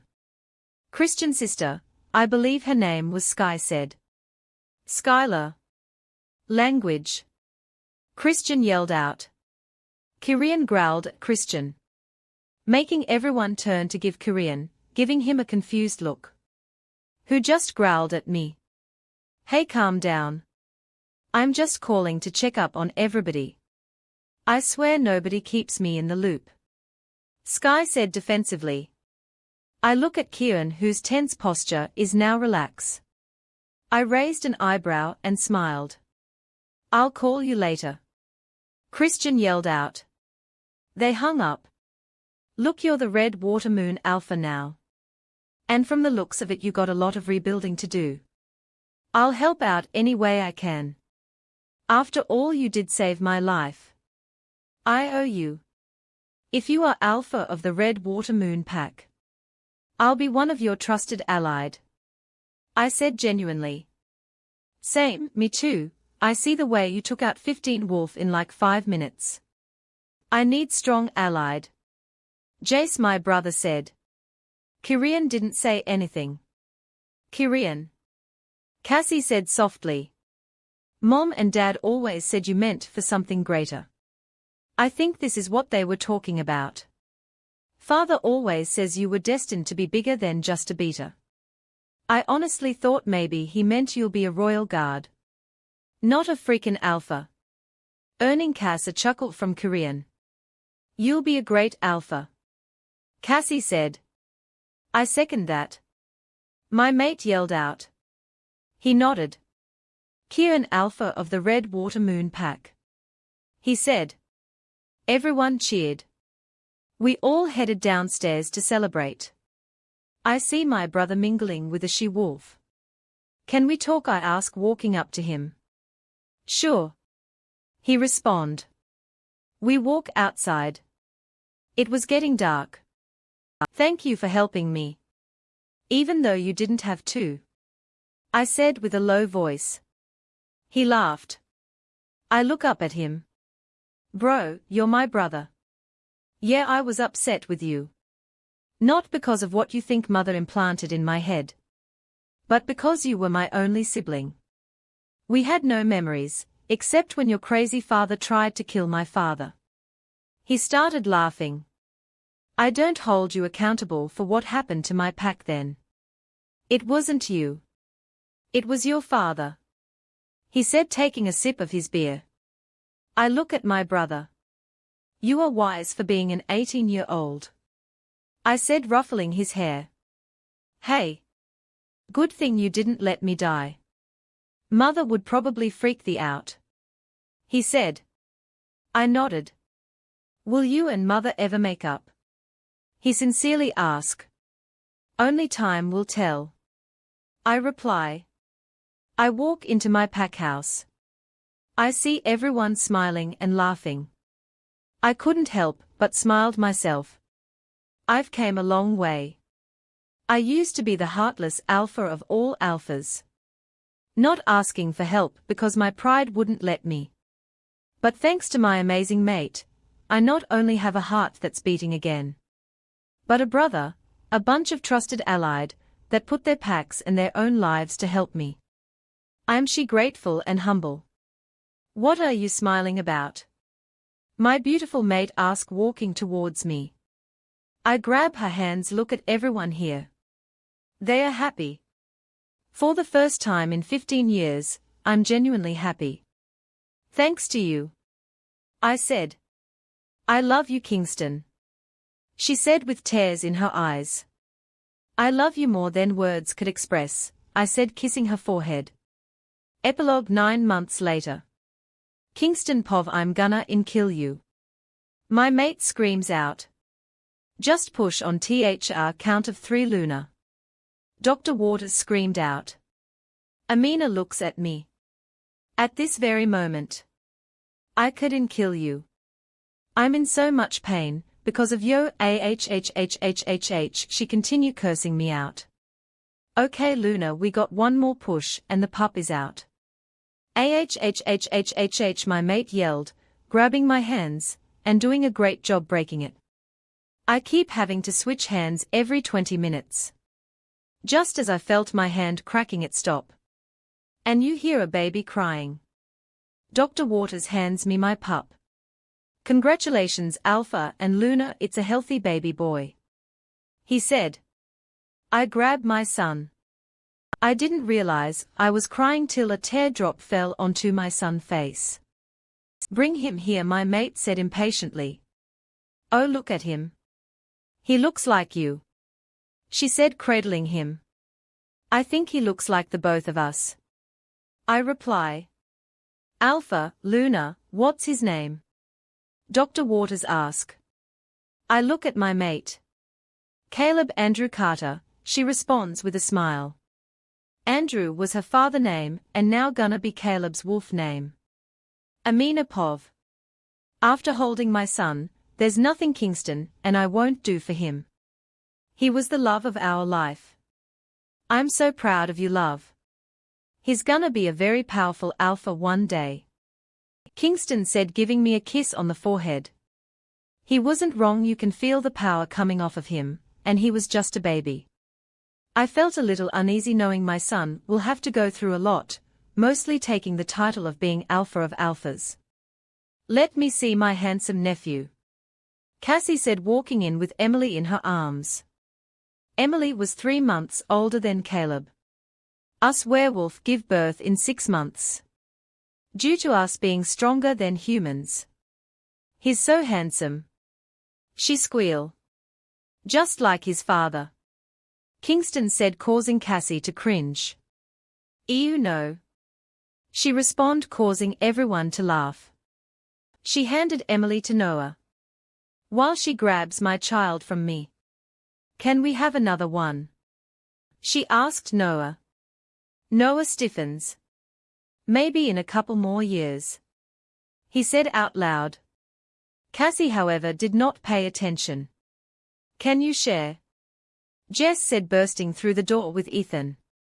Congratulations, Alpha, Luna, Ethan said. Thanks guys, I'm great, you know, after being in labor for 6 hours, I'm doing great. I said sarcastically.